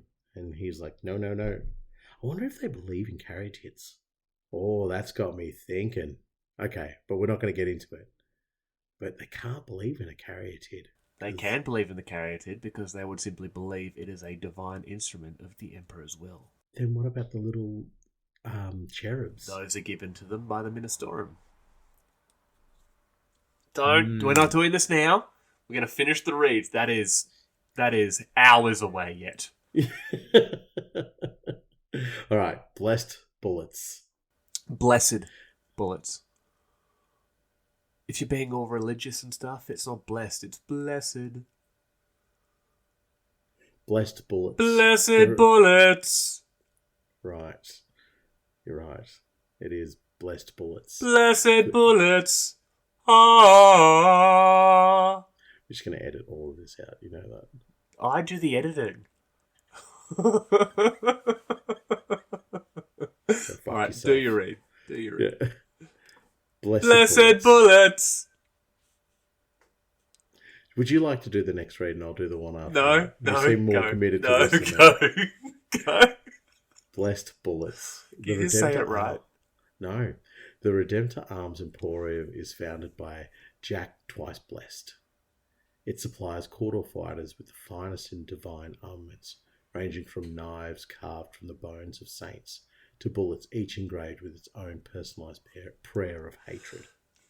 This is, I think we talk about it in the Vaults of Temenos, and you have the trinket sellers. Yes! On the streets, and then the House Escher, like one of their sisters or one of their matriarchs gets killed whilst holding onto these trinkets, and they just go down and stomp them out. Yep. This is exactly what Jack Twice Blessed is doing. He's going, hang on, there's money to be made off here because I don't need to sell anything too extravagant or anything at a massive cost. All I got to do is sell trinkets and curios and bullets and knives and all the rest of it and sell them fairly cheaply because there are literally hundreds or potentially thousands of Cawdor who are going to come and buy these things off me. So I just need to farm them. Really. And that's all he's doing. Just farming these tiny little things and farming to an audience who's not going to come back to you and say, this didn't work. Because if it didn't work, that is the Emperor's doing. If it did work, it's the Emperor's doing. Perfect business model. It does not say that Jack Twice Blessed is a Cawdor. Yeah, I know. It's found, the Redemptor Arms Emporium is founded by Jack Twice Blessed. So far, it's just a name, and he's twice blessed. Yeah, he's twice blessed because he's smarter than you, and you're dumber than him. Twice blessed. Yeah. And it supplies Cawdor fighters. Yeah. I don't believe he's Cawdor because his name's just a little bit too simple. Yeah. And he's smart. Jack. Yeah, and he's smart. What are you suggesting that Cawdor are taking steps to rival House Goliath, are you? There's rock cunning, and then there's Rat cunning. rat cunning. Yeah, actually, rats are pretty cunning. Yeah, that is pretty cunning. Maybe dirt cunning. Dirt cunning. Yeah. Yeah. Mold cunning. Yes, We called perfect. them mold before. Yes, mold cunning. I Right, like that. I love it. The Bones of Saints. He literally just has a guy who goes down to like the local delicatessen and grabs all the bones. Yeah, And yeah. the personalized prayers of hatreds are like lol and little like smiley and like X's and stuff. Like, what's this? It's like, oh, it's the holy X of the Emperor. Do I really have to explain this to Are you a little bit heretical? Are you lacking in your Even readings, my brother? Oh no, give me three. Give me 3 boxes. Yeah, I love that. Old Jackie boy, well done, mate. Well done, Jackie boy. And he won't listen to this episode for quite a while, but shout out to my boy Jack, who recently started listening to our podcast. Oh, good on you, Jack. Yeah, Welcome to the fold. he's like 9 months behind. He's going to take a long time. Actually, I think he just started the Aranthian Succession. So what's that? December. It's like 8 months behind. Yeah, right. Okay. So House Cawdor establishes a temple to the redemption in the upper reaches of Gothrel's Needle. It is dubbed the Temple of Dusk by the Thane, a mirror to the Temple of Dawn that stands high up in Hive Primus. The 2 sacred sites symbolizing the redemption's dominion over all Necromunda. Imagine setting up a temple in a place polluted by filthy, disgusting democracy. Oh, if anything tells me that they are secretly chaos worshippers, it's that. What did you just say? You heard me. Secretly chaos worshippers? Secretly Tau worshippers. Are you talking about Gothrel? No. Anyone dumb enough to set up a temple in Gothrel's Needle. Democracy. It's beautiful. It's a beautiful place to exist. Has the Titan Forge? I'm just going to make... It does have the Titan Forge. And because why did we say it was... that's right, because they give people basic medical care. Like super basic medical care, and the Goliath are all of a sudden perfect humans. Like Fabius Biles throwing his hands, just being like, oh, god damn. But they get to vote as well. That's right, the spider servitors. Screaming spiders. Violation! Do you reckon the voting works with the religious stuff as well? They're just the redemption, yes. like, we are not taking votes. Like, we are uncompromising, and then suddenly just part of the requirement to have set up in Gothrel's Needle is that no, you're even part of your religion. You need to have voting systems for, who's going to be voted in as deacon. We need to vote on what colour red we're going to be wearing this season. What colour flames we want burning with, green, blue or red flames. That all has to be voted on. By the time the votes finish, because there's so many faithful, they're already up to the next season. It's absolutely fine, because what they'd do is they would say all the votes for the members of the church have to go to one central location. So there's literally one Cawdor just voting on everything. And his vote is somehow worth like millions of votes. But because they get so tired from constantly voting, they die, and then the next one just sits in the chair. Yeah. They basically become like actual servitors without being a servitor. Oh my, that's it. They've got a servitor there, but it's covered in incense and candles. And it's just It's just like one of those. It's one of those birds that's just constantly drinking the water. Like yes. Yes. And people can't see because I keep saying this, but podcasts are an audio medium. I'm just moving my arm like one of those birds. And genuinely, I've done so many votes right now, and I already want to die. I would love to see that miniature, one of those like drinking water birds from the 80s or whatever it was, as a servitor, and its whole function. But instead of looking like a bird, it's a human head with a spike coming out of the nose or the eye. Yes. It's a skull, It's a skull with like an anti-grav thing attached to it, and it's just a spike that's being nailed in from the back. Yeah. And it's connected to, like, it's a piece of metal, and but it's not actually voting, it's smashing its own face against the ground, and it's somehow voting because it wants to die, because they've given a servitor the ability to feel pain. Man, I feel really sorry for that guy. So do I. This episode's going to some dark places. Well, that's what the House of Faith will do to you. Do you want to talk about putting a tattoo on my butt again? To sort of lighten the mood? No? No, I more... want to talk about your butt to lighten more the mood, religious please. zealotry? Let's do it. Yeah. Yeah, I guess we'll go into the next read, won't we? And not talk about your butt for much longer. No butt-based humour from you? There we go. Fire and Faith. As the last century of the millennium draws towards its inevitable close, House Cawdor's long-awaited vision of doom seems to be taking shape. Thanes rule over zealous followers from their throne within the Palace of Bones, each more driven, more devoted, and more furious in their faith than their predecessors. So I guess this is...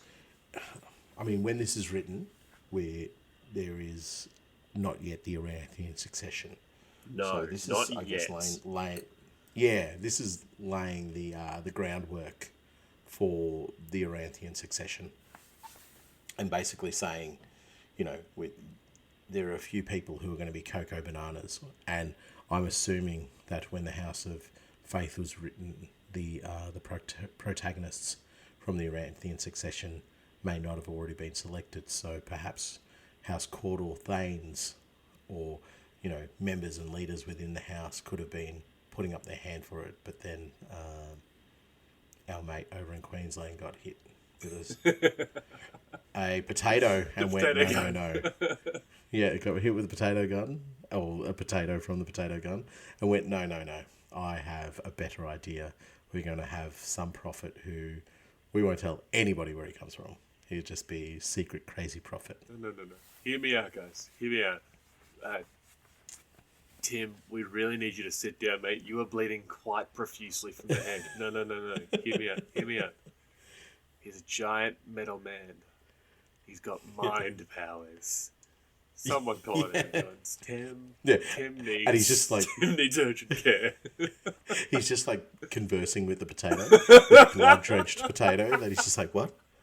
Metal, man. Aranthi. You are a dead-set genius. Like, I will never, ever turn you into a potato chip. You are friend for life. You are best potato. You're my best friend, potato. No. Your family. This is Tim. All right. Focus on me now, buddy. You're not taking it. You're not taking Tater Tom away from me.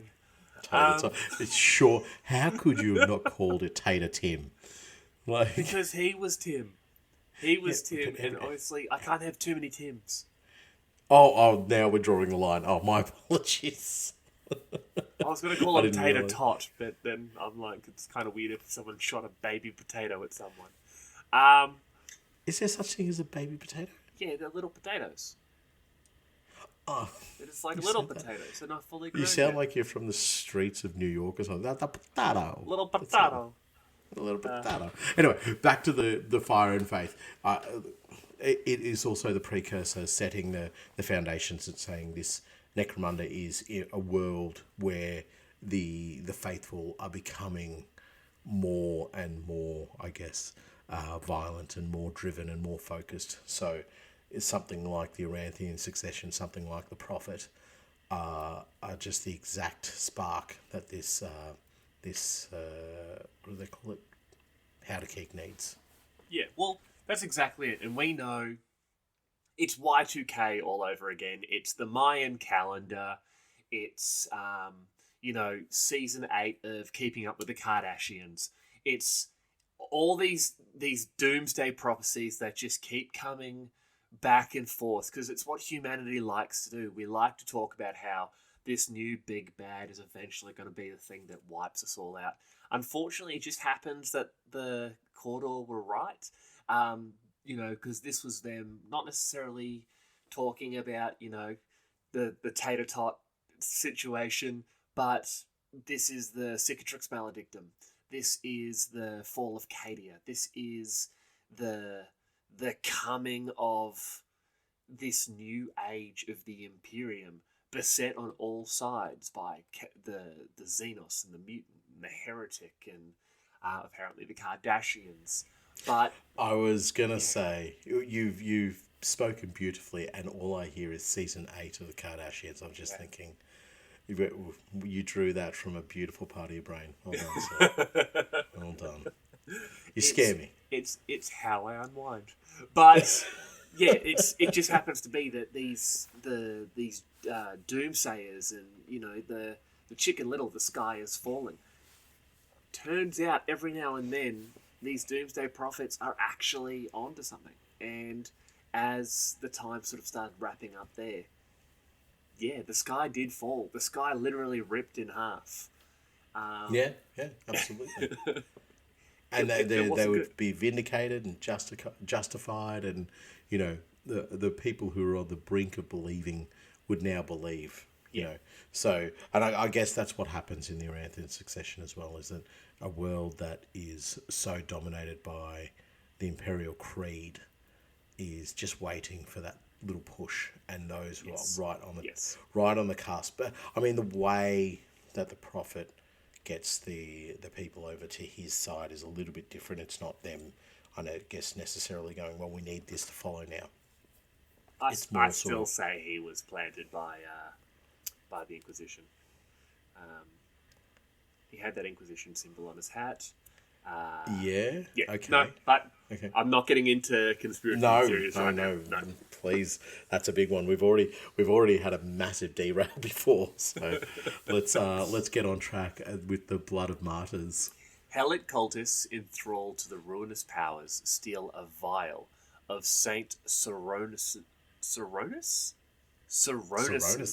Coronis' blood from the Cathedral of the Emperor Deified, sparking a massive war within the Underhive as the entirety of the Hive's Cawdor mobilise for its recovery.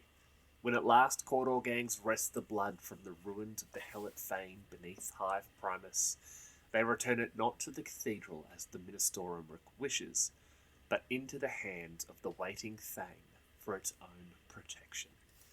I love these thieving little buggers because we know for fact that they have all sorts of really fancy artifacts that they actually keep for themselves.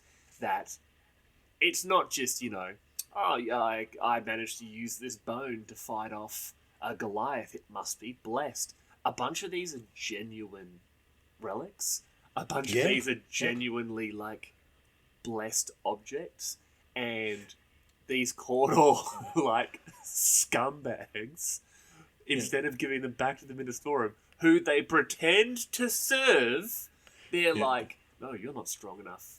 You're not strong enough to protect these artifacts. I'm gonna take them back to the Thane, and the Thane will put them in his own little, his artifact cupboard. And his little display box. Yeah. Everybody's got a display cabinet for your miniatures. He's got a display cabinet for his little artifacts. And he actually says Thane Mormaya actually enjoys bringing out certain artifacts when the Ministorum come visit. And it's just like, well, look what I have on display. Just to irk them, just to really grind their gears and just be like, well, there's no way you're getting this back because we're a sanctified clan house.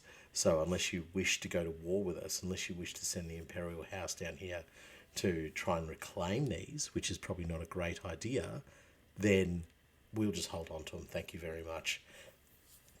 There's a great little write-up there, which is where I think you've gotten it from, in the House of Faith.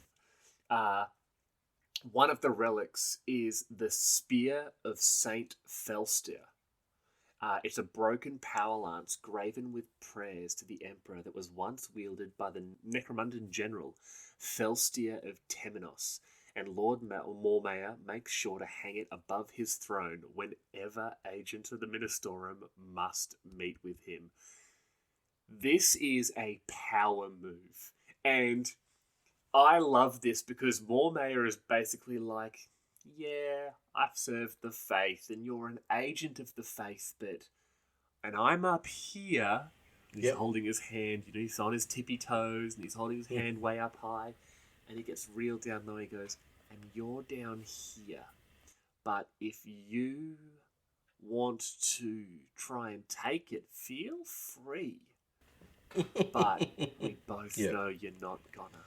And you can just imagine he's got the bee's knees of Cawdor in his audience chamber in there with him in the Palace of Bones, and these are heavily armored. These are proper Fraterus militia crusader types in my mind.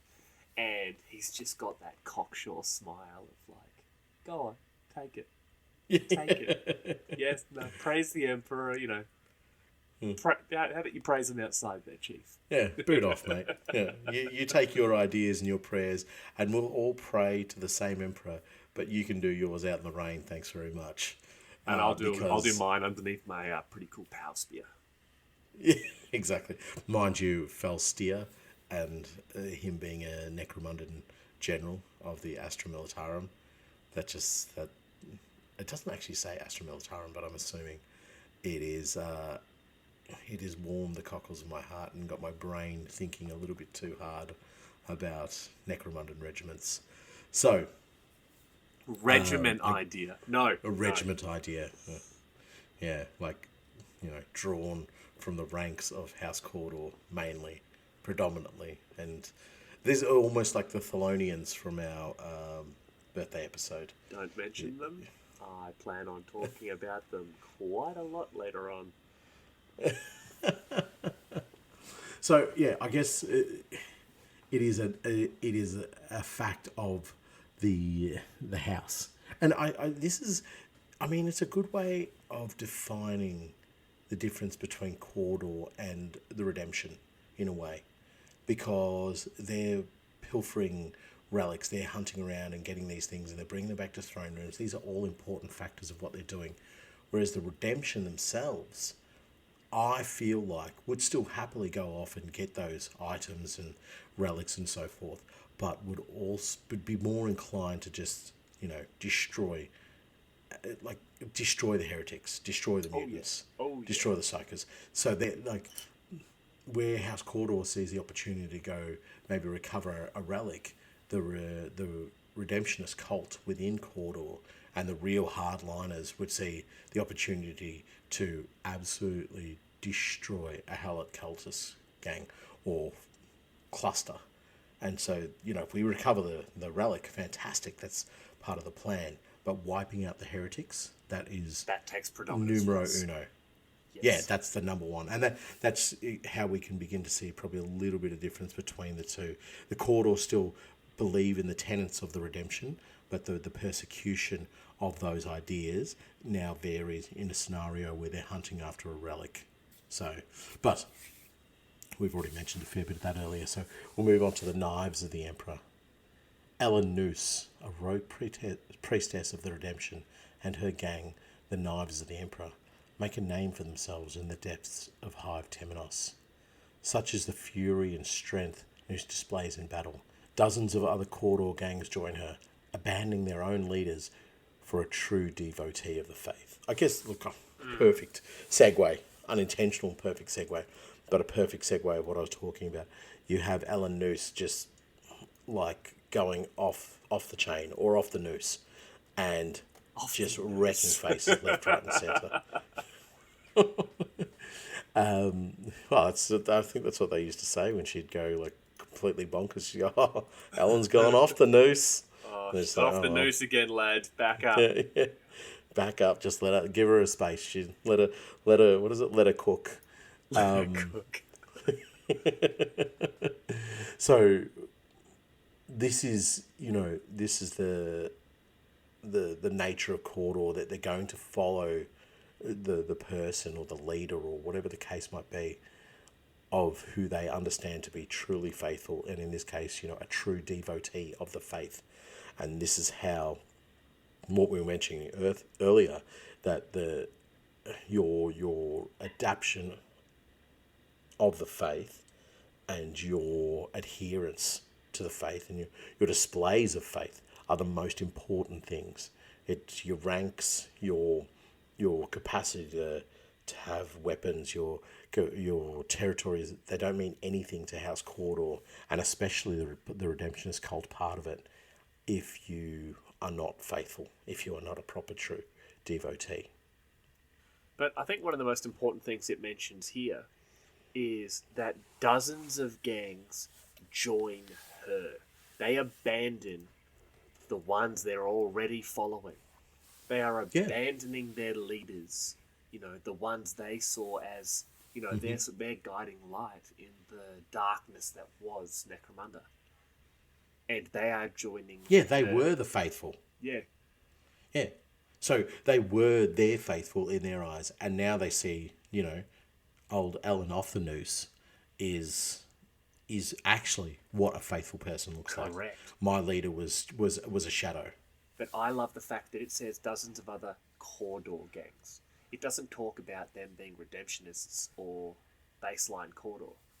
It just simply says that the dozens of these gangs join Ellen Noose and become new members of the Knives of the Emperor.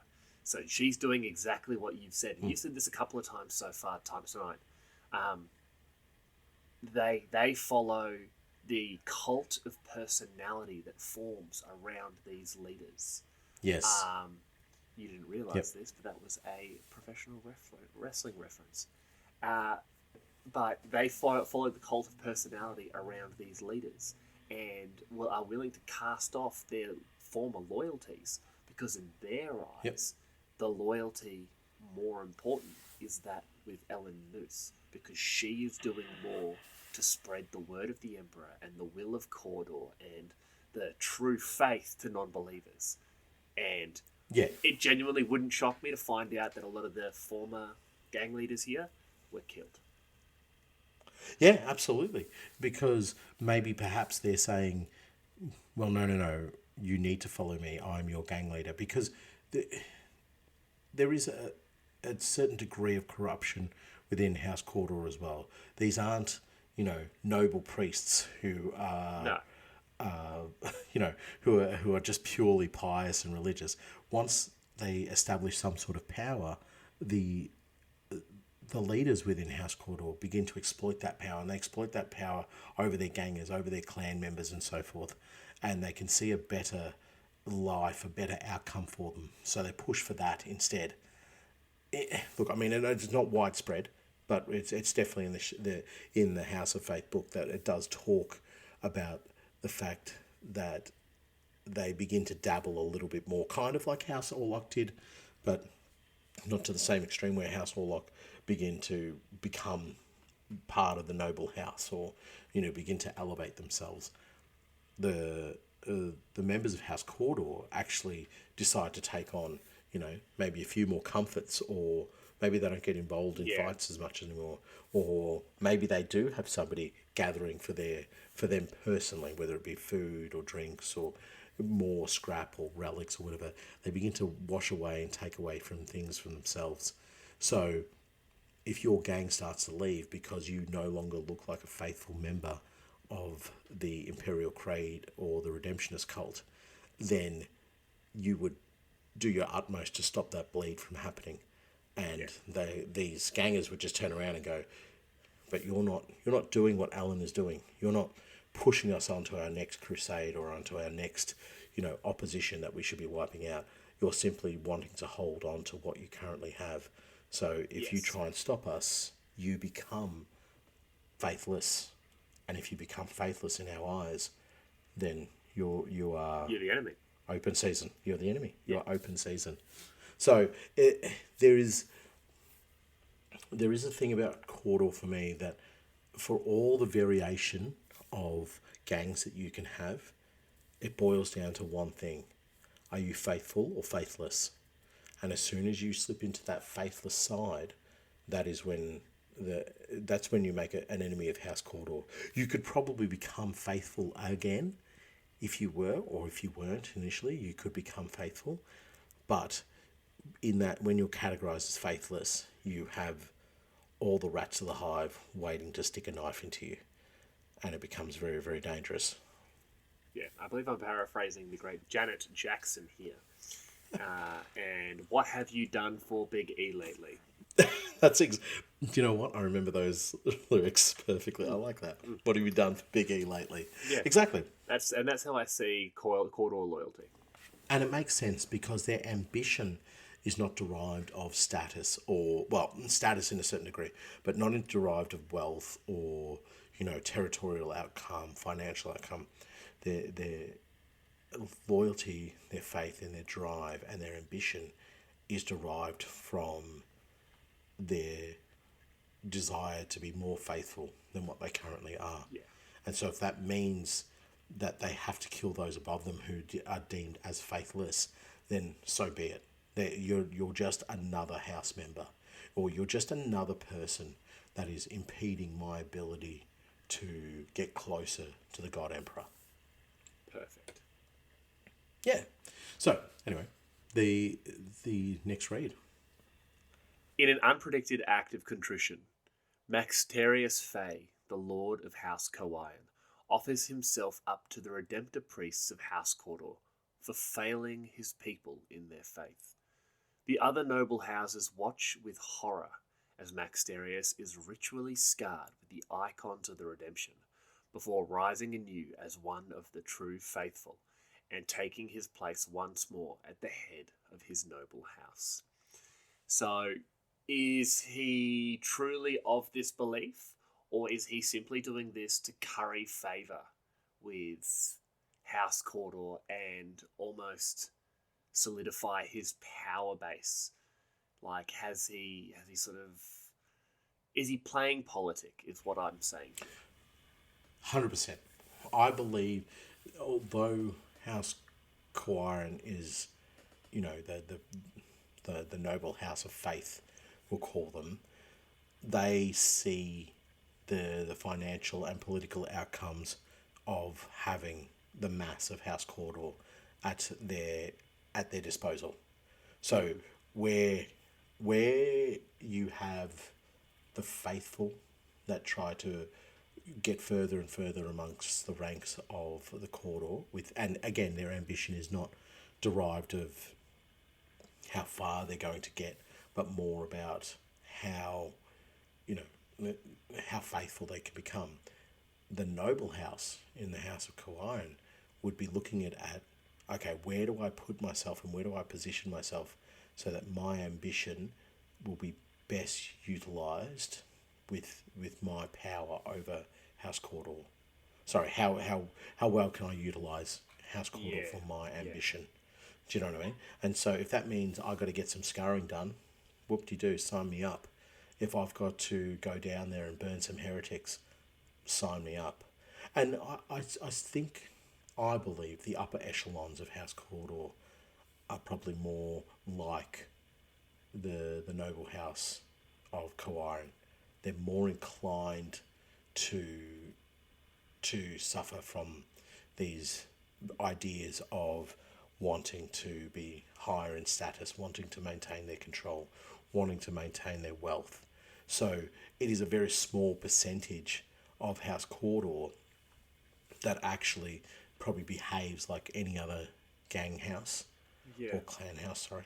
And I think House Cawdor would be seeing that as well, and they would say, if we can manipulate and integrate ourselves with this, the top elements of House Cawdor, then we can then wield this giant unwieldy mass that is the faithful.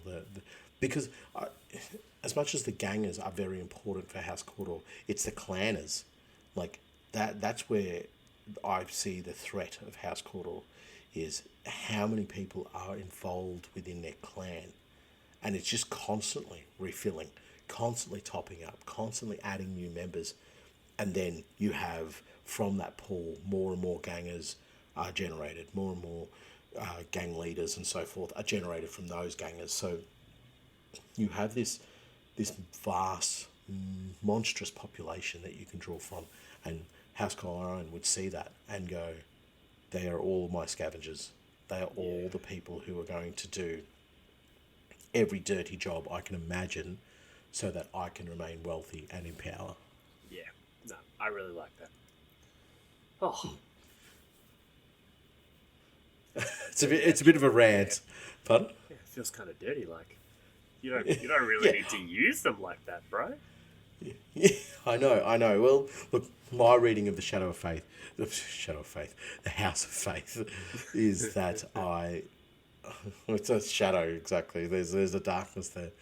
Is that there is a fallibility amongst the leadership, and that I guess in the Aranthian succession, if you haven't listened to it, basically, the Thanes are booted, or the Thane is booted, and the upper echelons of House Cawdor are turned on because they are seen as no longer the true faithful, and that's where the prophet comes in and takes advantage of that. Well, and speaking of the Thane, the true Lord Mormaya becomes the Thane of Cawdor. His origins remain a mystery, however, as he never removes his gilded mask or is seen outside the Palace of Bones. A popular rumour has it that Mormaya was a follower of the Ashen Flame cult, who once led a redemptionist gang out of 2 tunnels, though all members of the cult have since been burned to death, apparently by their own hand. Ooh. Spooky, Okay. man. I recommend maybe taking up sewing, or I like to collect plastic models. You don't need to get your closest friends, your nearest and dearest, and then set yourselves on fire for a little bit of fun. You know what I mean? Get a different hobby, guys. You don't understand. No, you just don't understand what real fun is. Okay. You would never be accepted amongst the faithful. So, from my reading, I don't see Lord Mormaya as this mysterious, shrouded in, like, shadow, don't know where he's come from character. I just don't see faith. It's not that I like faith. No, I just don't see the way they write him, the way the interactions are with him. He seems just like a bit of a small character, a bit of a person who has slipped their way into becoming the Thane of Cawdor. Okay. Yep. I was wondering where you're going with that. I'm like, okay, I'm not sure what you mean. Like, I think he's very militant in his leanings in the Sindrak burning Vaults of Temenos. Like the way when he leads his Vaults of Temenos, when he leads his Cawdor army against the army of the Prophet. I thought he was a bit of a badass. No. I totally agree. Very militant, but he doesn't seem he doesn't seem truly faithful to me. He doesn't seem like a crazed zealot. Yes, that's it. He feels like he's one of the, what I was mentioning earlier about one of the noble houses. He feels like one of them. But it does show you that he's come from a redemptionist gang who got out of 2 tunnels and is now the ruler of House Cawdor. So you don't have to be the strongest, say, like in House Goliath. You don't have to have some sort of lineage, as in the House of Blades. You just have to have faith. And you have to display that faith to the point that it gets you into the right position. And then you're like, cool, put a pin in that. I am now king of the heap. And this is what I was saying earlier about the gang leaders. The gang leaders would get to a certain point of where their faith takes them in terms of their ambition of being faithful. They get a bit comfortable and they go, well, that's enough for me. I'm very happy where I'm at. So I see what you mean now. I sort of like, I'm a little bit unsure as to where you're going with this, but no, it now makes a lot more sense. Yeah, so I see Mormaya as that. It's just, I don't know. Maybe if I had maybe a little bit political. Maybe, yeah, I think so, because there's even the concept that the the Thane of Cawdor, it does not see themselves as a lower level than Lord Helmore. Yeah. And so the idea is that I think it even states that Mormea even addresses Lord Helmore by his first name, Yeah. as Gerontius and so forth. So there's this arrogance and this Hello, political. brother Ronti. Yeah, absolutely. There's this arrogance and this political drive I think they have that comes on board as they. It's almost like the horizons open up as you become more and more faithful. You can see the world for what it is, and you can see the place of House Cawdor for what it is, and where its religion sits. And yet you can see it makes total sense as to why something like a redemptionist cult would be able to spark up, because it would see its leaders getting further and further up the food chain, and those leaders becoming less and less driven, less and less focused upon the faith, and then going forward and saying, okay, well, we need to do this because we need to tie in an alliance with House Escher for the next however many cycles, or within this hive, we need an important alliance with House Escher. And well, we know that House Escher have been using alien beasts in one of their fighting arenas, or just in one of their halls. We shouldn't be allying with them because they've got Xenos vermin that they tend to. So the on the lower level, the faithful would be saying, no, are completely unacceptable. But the power of the house says, no, we are forming an alliance here, until they decide that, and they would do it in some manner, some political manner, that they would say, actually, we've reassessed House Escher and we can see them as the enemy of this particular hive or this particular spire, and now we're on a crusade against them in this particular region.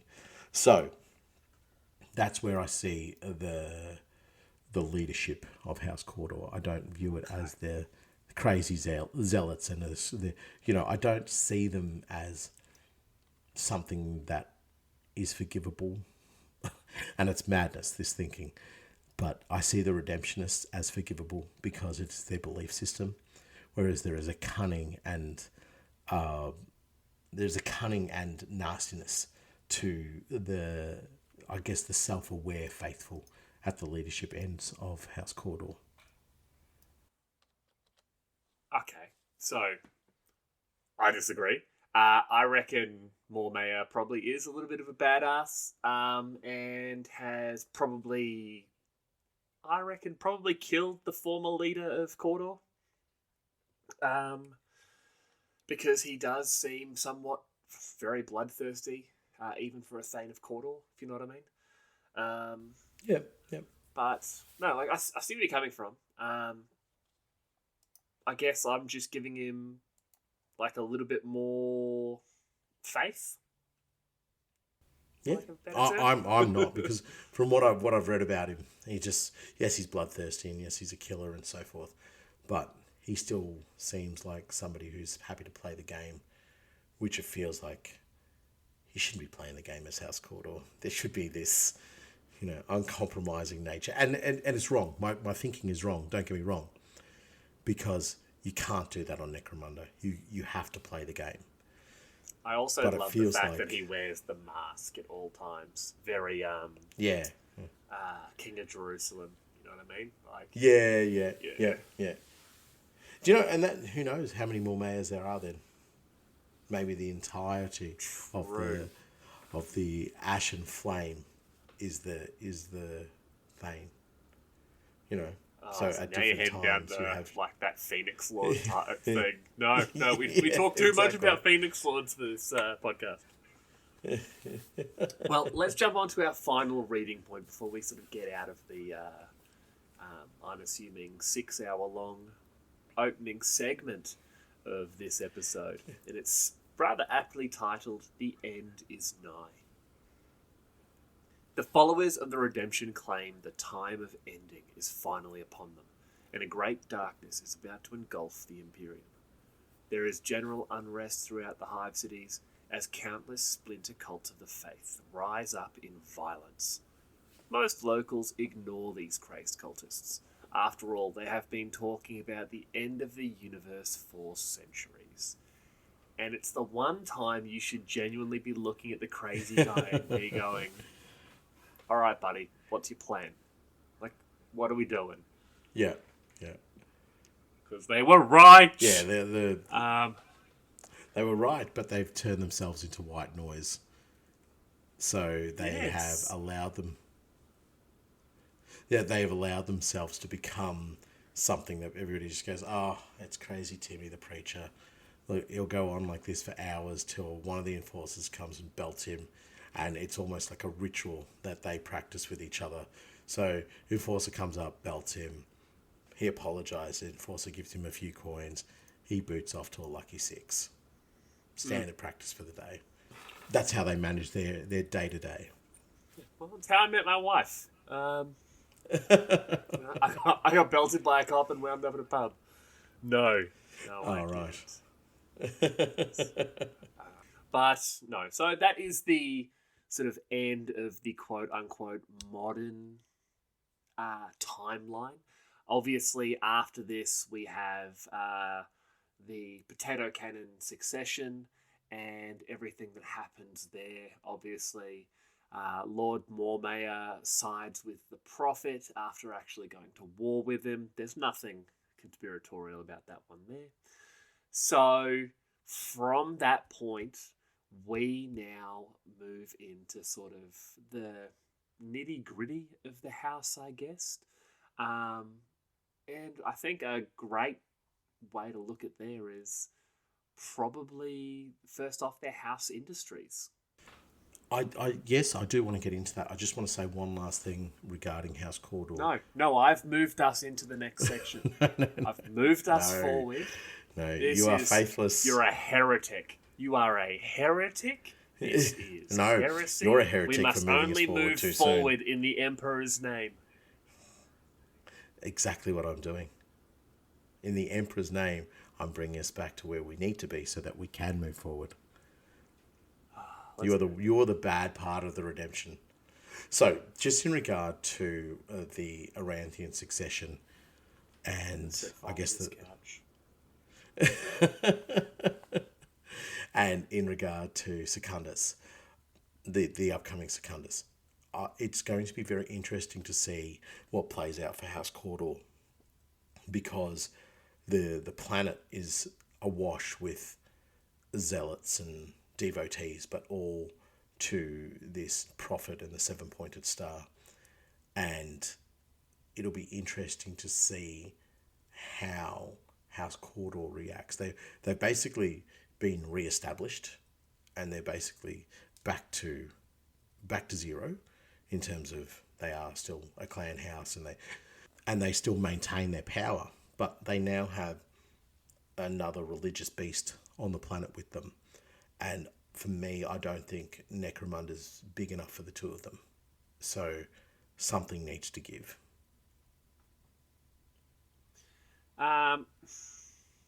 Yes, I agree with you wholeheartedly. I simply fear that with the schism that's occurred within House Cawdor, with the majority of the house and the faithful siding with Mormayer, and by his de facto choice siding with the Prophet and House Aranthus, that it is going to only be the small but powerful redemptionist factions that will be siding with the Imperial faith. Yep. That being said, I am my heart, mind, and soul is ready to see what redemptionists do in Hive Secundus.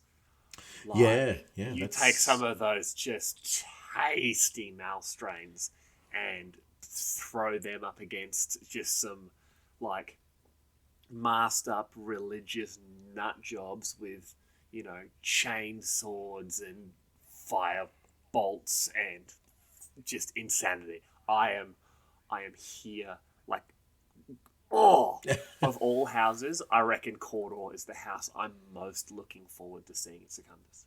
Yeah, I'm with you, and this is exactly what my point is, and I'm happy that you got onto my side of faith.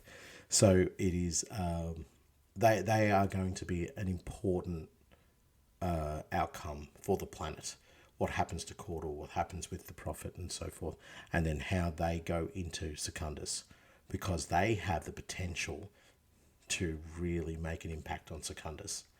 You imagine tens of thousands of House Cawdor on a pilgrimage to just reclaim a small section of Secundus. And we mentioned it earlier that they go into Hive Mortis in an attempt, but I guess crusade after crusade, and I call them crusades for the use of a better term, but crusade after crusade going into Secundus would definitely have a notable impact upon the Melstrains there. I also think it'd be cool to see some of the Gene Stealer tainted Cawdor gangs or Malstrain tainted Cawdor gangs we are inevitably going to see. Because, we know Gene Stealers love a good cult. And you've said it a couple of times so far tonight where it's, hey, if you want to start a Cawdor gang, find something to be faithful about, dial it up to 11, and then go dumb with it. Yeah. That's how you make a Cawdor gang. And how are you going to be able to do anything dumber than... so by the Emperor's guiding and kite in his hand, he brings us forward into the galaxy to spread his word. Praise be unto the four-armed Emperor. And they're like, 4 arms? They're like, yes, his peaceful arms and his warring arms. And it's like, I guess that kind of makes sense. Yeah. No. I'm listening to what you're saying. Yeah, you should come to a meeting. Hey, yeah, why don't you come into this room here with me? Grab. Kiss. Yeah. Brainwash. Yeah. Plus then, we've talked about the Thelonian for a terrorist a little bit so far. But, yeah, then going the opposite fact of making them so faithful to the Emperor that they actually end up being faithful to, the Emperor's biggest fan, Lorgar. And, maybe accidentally summoning a demon. Yeah. Maybe on purpose summoning a demon. I don't know. I'm not your mum. Yeah. But that's exactly what you're saying, that faith can blind them. Their belief can set them on a path that they cannot shake because their pathway is defined, their characteristics, their personality is defined by their faith and their belief. And it becomes this dangerous weapon in their hands if it is practiced in the wrong way, as you say, by reading the books of Lorgar or by getting heavily influenced by the Gene Stealer cult or something along those lines. Yes. All you've got to do is just change the direction of the ship by a couple of degrees and you're sending it into an iceberg. So, precisely what you're saying. It's going to be very interesting what happens with House Cawdor and I guess the outcomes from the Aranthian succession as well. So, but anyway, as I said earlier, I would like to go into the industries. Stop curtailing this episode. Stop winding us back. Sorry, bud. Sorry. Yeah, no, your apologies not accepted. Yeah. I expect you to flagellate yourself after this recording. Happily. Right. So we do have multiple industries that House Cawdor go into, and they are one of the houses that definitely practice some industries that are a little bit more off kilter. So things that you just go, it makes sense to who and what they are, but they're not the same things that House Goliath or House Escher are doing, or what House Van Saar are doing. These people are not dabbling in the same industries as House Cawdor. And I guess, in a way, not that you'd want this, but they have a monopoly over these. I don't know if it's a great monopoly to have, but we'll get into their first one with the Great Waste. Waste is a constant on Necromunda, whether it is toxic chemicals pumped out of Factoria, scrap gathered up from broken machines, or bodies too contaminated for the corpse starch factories. Added to this are the rubbish heaps that have been millennia in the making, and entire levels of Hive City often filled from floor to ceiling with the detritus of its inhabitants. It is in these rubbish heaps that the Cawdor often make their home. Collectively known as the Great Waste by the clanners, entire communities exist to sift through them. Their task is not to sort or order the rubbish, more often merely moved from one place to another over the course of decades, centuries, or even longer. Rather, they seek to find valuable resources or relics from among the waste. Recycling is far from unique to the Cawdor. Much of Necromunda's industry is built upon the endless reusing of resources, but the House of Faith differs from its rivals in several important ways. Unlike the mining operations of House Warlock or the salvaging families of the Duster clans, House Cawdor does not compete for the richest veins of scrap or chemicals. Those places where heavy machinery and toil will yield large sums of wealth for the clan. Instead, the clan sent its people to those regions considered beneath the notice of the Guild of Coin, the Imperial House, or any other such mighty institutions. Places where the effort of finding anything worthwhile is considered greater than the expense involved. The other major difference between the recycling efforts of House Cawdor and that of other Necromundans is the way in which they conduct them. Orlok mining rigs stamped with icons of the Mekate or Gelt can dominate the horizon over one of the world's deep core mining sites, while the ash crawlers used by the Duster clans are easily as large as any wasteland settlement. By contrast, House Cawdor relies on a lifetime of manual labour from its people, each clanner sifting through the piles of refuse with their bare hands in the hope of finding something of worth to their betters. So they are the hands-on recycling crew of Necromunda, and again reiterates my point that the monopoly they have in this method of wealth gathering is not something that any other clan house is going to attempt to strip away from them. This is something that everybody's like, House Cawdor want that? Go for it. Knock yourselves out. If they find a tasty trinket or a piece of archaeotech, by all means, have it, because the time, the effort, the resource, the insanity of the task is far beyond anything we wish to engage with. So, yep, let the rats have their rat holes. Exactly. Like, they are looking at these places that Cawdor are claiming as so far below them being worth noticing. They don't care. Yeah. What's that? Cawdor are going there. Like, we sifted through that hundreds of years ago. Yeah, they're going to find nothing. Yeah. But I have an interesting point to raise here.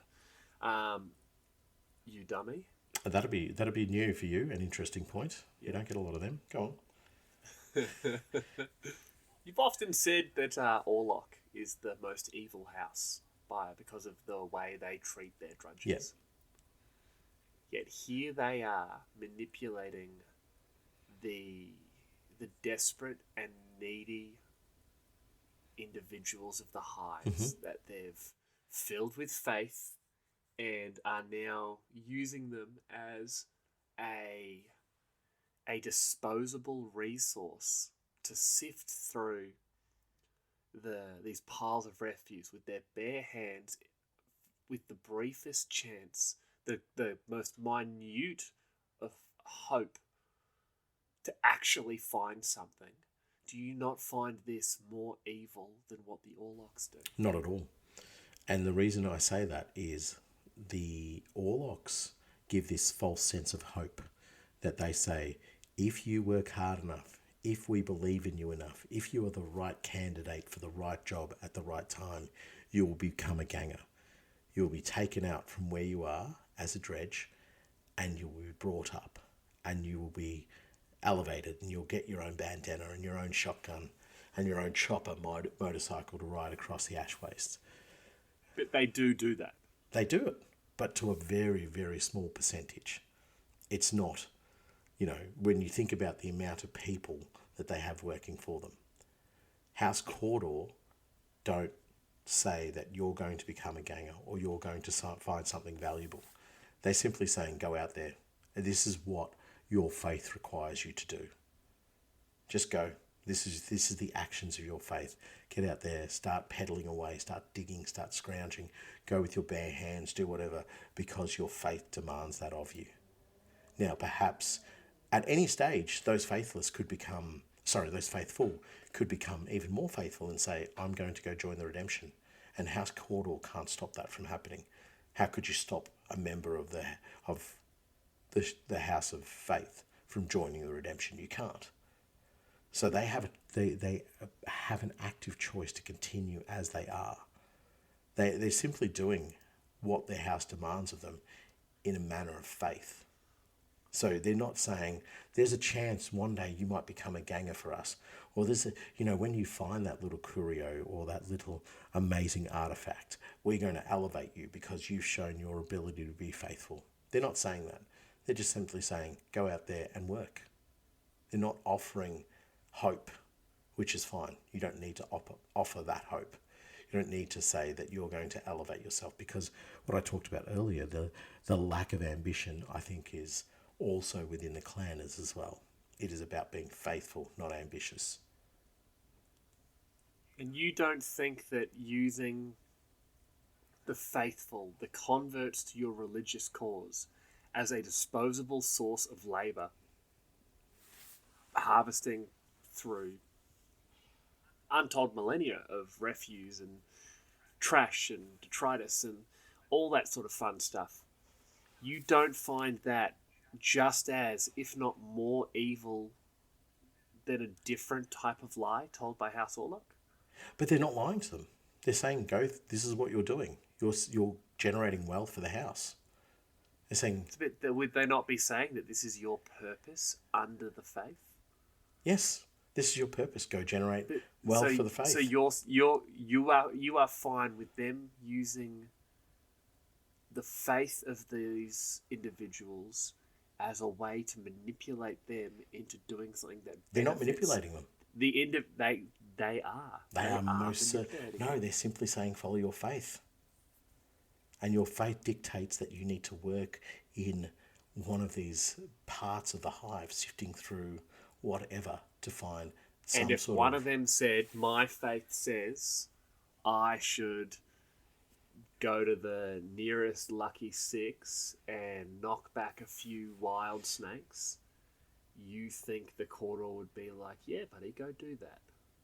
But if one of them said, I think I should go to the nearest lucky six and attempt to kill multiple Orlok gangers in there to make our life easier to get to wherever part we're... No, that's not what I'm saying.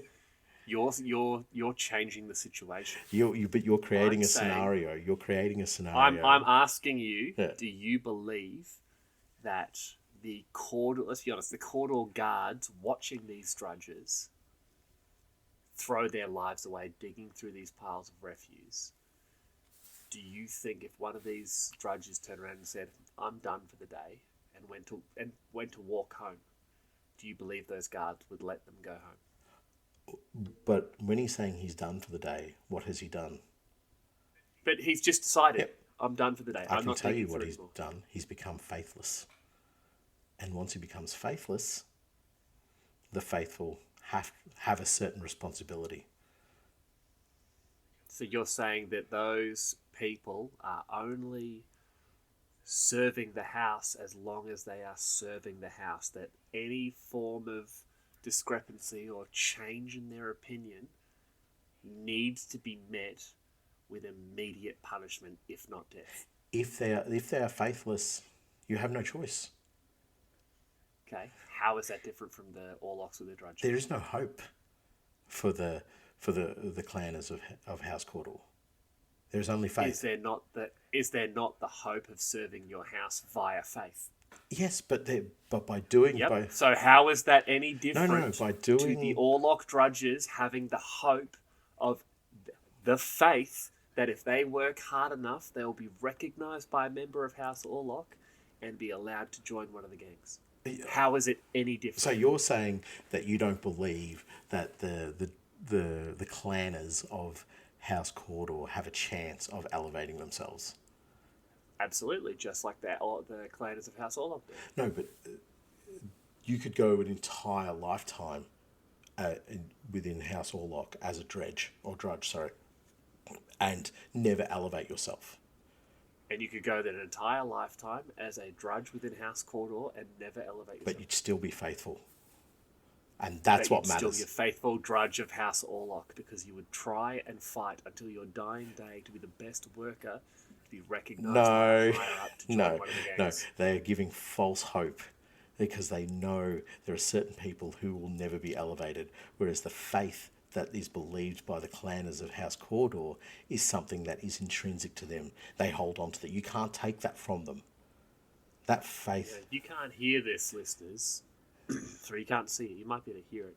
He's wagging his finger at me like I'm a disobedient puppy because I dare to question his interpretation of the faith. Because you are being faithless. And if you came at me with this kind of rhetoric and argument whilst I was getting you to sift through a certain decrepit section of the Underhive, you would most certainly have to go into some self-flagellation. And if that didn't work on you, then a combi flamer shot straight to the eyeball would be the next option. So yeah, I genuinely believe that in this respect, Cawdor and Orlok are damn near identical in their treatment of the lower classes. I think the belief, the inner belief of your faith is what is different. I can see what you're saying about the Orlok saying, well, one day, Pa, I'm going to make it. I'll be the next big star for House Orlok. But House Orlok know that there's certain parts of their population that will never, ever get a chance. Whereas with House Cawdor, they are all faithful. When you stop being faithful, you become faithless. When you become faithless, you are treated like the faithless. Well... Anyway, talking about industries... Speaking of prayers, and helping the faithful, nothing helps the faithful like a good old prayer. And the extreme poverty endemic to House Cawdor precludes its people from buying goods from other clan houses. Not that a member of the faithful would put much stock in Escher vitality elixirs or Delark curios. In fact, what meagre wealth the clanners have is invested back into the clan itself as they spend their earnings on holy relics, scrawled prayers, and religious blessings.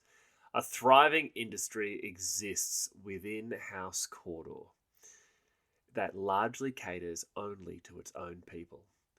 Outsiders are often perplexed by the clan's love of strange bits of rubbish or shiny but useless trinkets.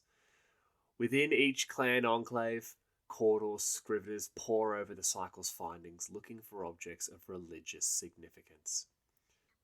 A burnt-out power cell that still holds some divine heat of the Emperor, a shattered piece of armor glass with the image of an Aquila in its broken shards, but only if you hold it up to the light just so, or a battered shell casing fired by one of the Emperor's godlike Adeptus Astartes. No matter that it has a manufacturing stamp on it that identifies it as a product of Hive Primus.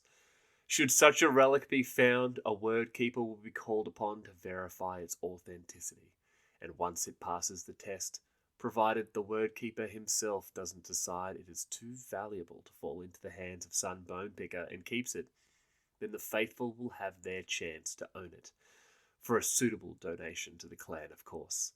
To date, millions of these holy objects exist within House Cawdor, and almost every clanner, and certainly most gangers, will have one or more in their possession, often spending their hard-earned creds on acquiring more or better ones. And should a member of House Cawdor die clutching their relics, they are thrown into the midden heap, where the whole process can begin again, and the relics can be discovered once more. I'm not going to go on about this too much, But this goes back to what you reminded us of earlier during the whole Vault of Temenos, where they basically just came together and were like, we can make so much money. Let's make some fake religious crap. This, once again, shows that, in my opinion, House Cawdor are quite possibly the most evil house on Necromunda, where they are using... I agree with you here. They are abusing and abusing the faith of the desperate, needy, and possibly less cunning members of the house, and have created almost a secular economy. Secular? Yeah. I see. Where you're basically, they find something, you take it from them and say, this is what valuable, but not valuable enough for me to take. But for you to be able to use this, you need to donate money to the house. And so they donate, and then eventually that relic or that icon goes back into circulation and go through the process again. This is not about faith for me. This is about exploiting the hopeless, where the hopeless have an opportunity to get something that gives them hope, and then House Cawdor exploit that hope and go, actually, this is a nice boulder. I'm going to take this, and I'm going to have this one. So what you found was so valuable, so important, that I'm going to take it. I'm not going to put the financial pressure on you to pay for this relic or this icon. I will take it into the inner sanctum.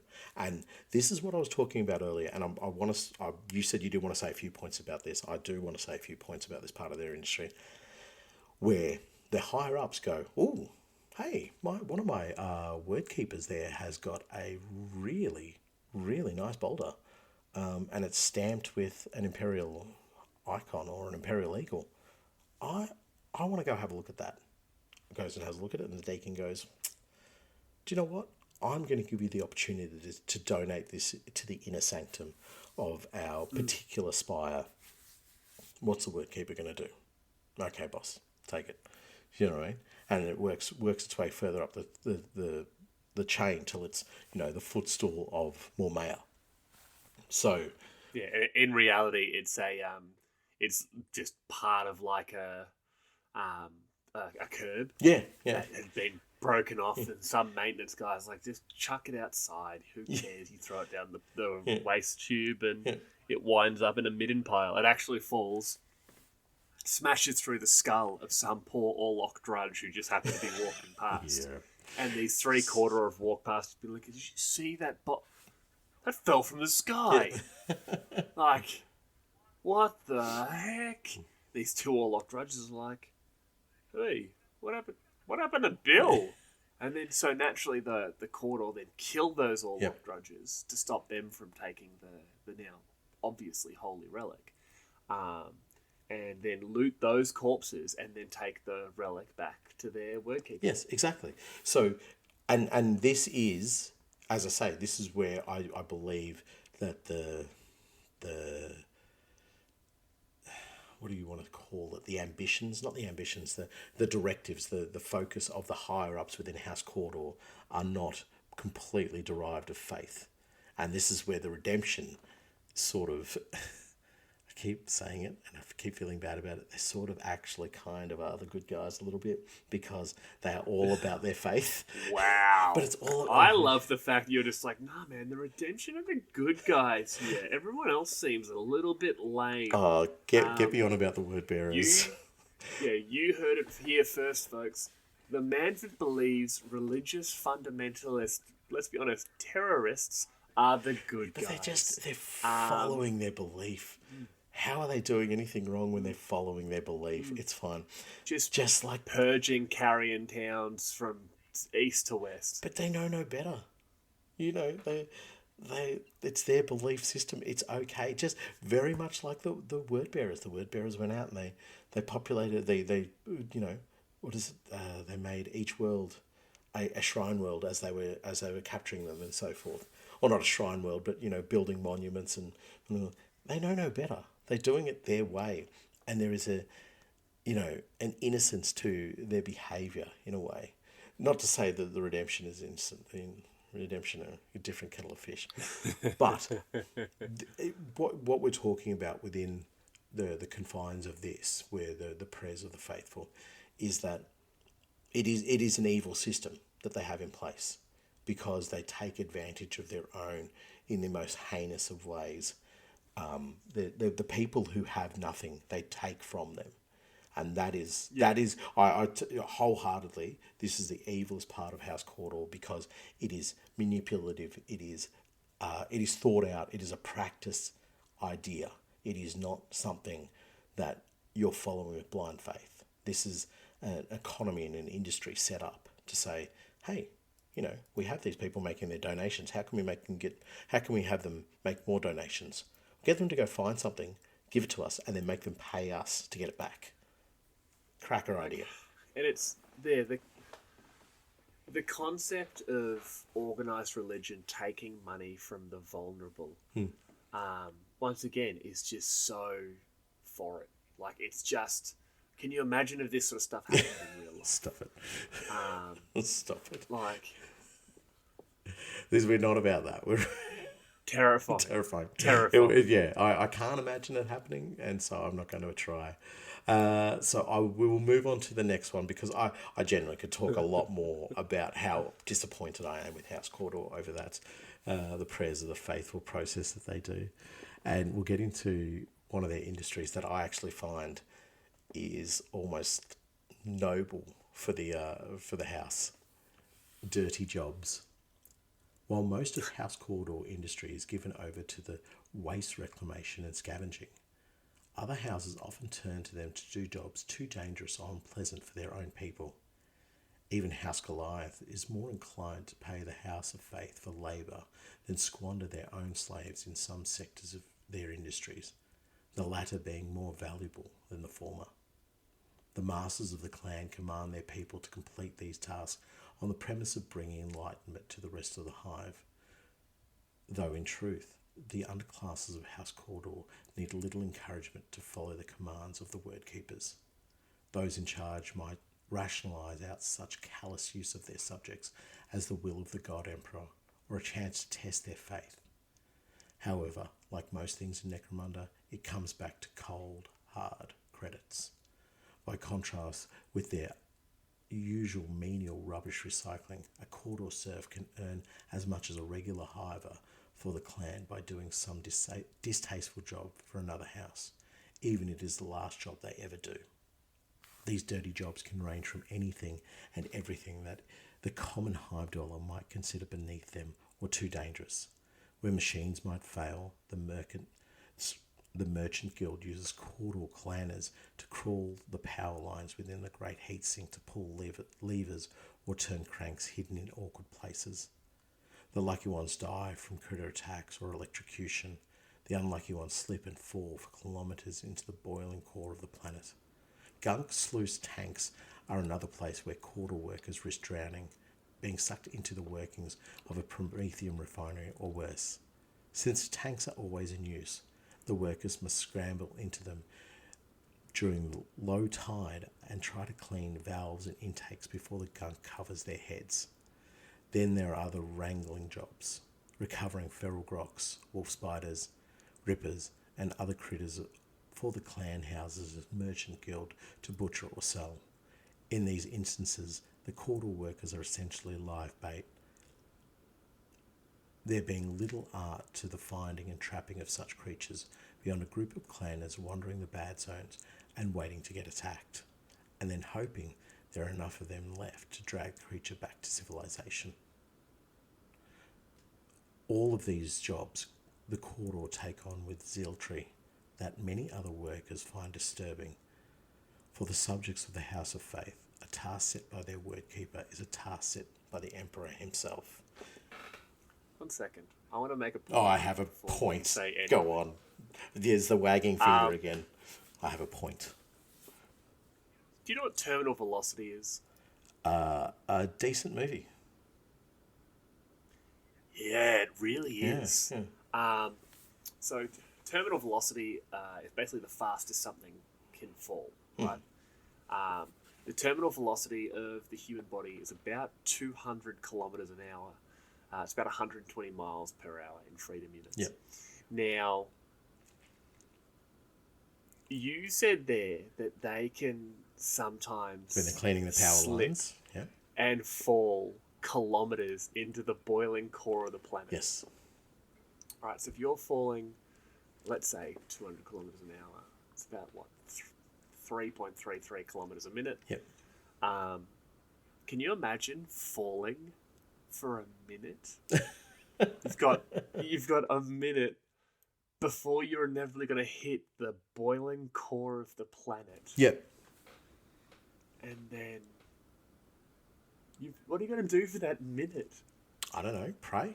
Like, thank the Emperor for giving you this opportunity to meet him sooner than any other of your clanners. I just thought when you said that, I was just be like, how fast can we fall? What's terminal velocity? It's about 200 kilometers an hour. That is terrifying. Imagine falling for 60 seconds. Just, sorry, honestly, that concept scares the hell out of me.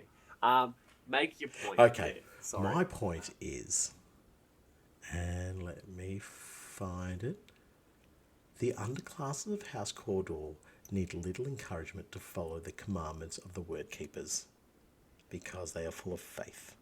So when they're told to... Because they've been brain spritzed. Don't you dare say it's brain spritzed or brainwashed or whatever the case might be. They are faithful. They believe in the God Emperor. They believe in their divine processes that they do to be sheltered in his light.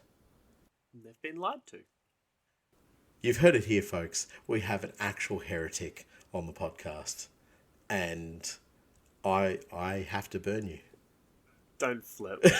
We're both married. I agree. They have the masses convinced that the actions they take are not only for the good of themselves, but for the good of the house. It's not convinced. It's not convinced. The masses themselves believe it. That is what it is. Yes, because they had to be told it in the first place, though. But they're beyond. You don't just wake up before you understand House Cawdor and the faith and all that sort of stuff. You don't just wake up and be like, "Man, I hope I can be exploited to death today." Oh, that'd be awesome. For the Emperor. For the Emperor. Yeah. For the Emperor. For Khorne. Yeah. For Malal. Oh no! See now, this is where belief is a different thing. Malal takes a lot of believing. Like you've actually got to be really committed. Even the redemptionists are like, wow, those guys are committed. Like they look so boring in black and white. But whatever the case might be. But no, what I'm saying here I love their dirty jobs. That it is. Oh, it's great. It shows how essential they are to even the smallest facets of Necromundan society. Yeah. But not only within their own house, within every other house. Yeah. And this is the monopoly that I'm saying that they have, that no house wants. House Goliath, House Van Sar don't want to waste their people on jobs that are clearly dangerous. There's already enough danger on Necromunda. We don't need to send our people into,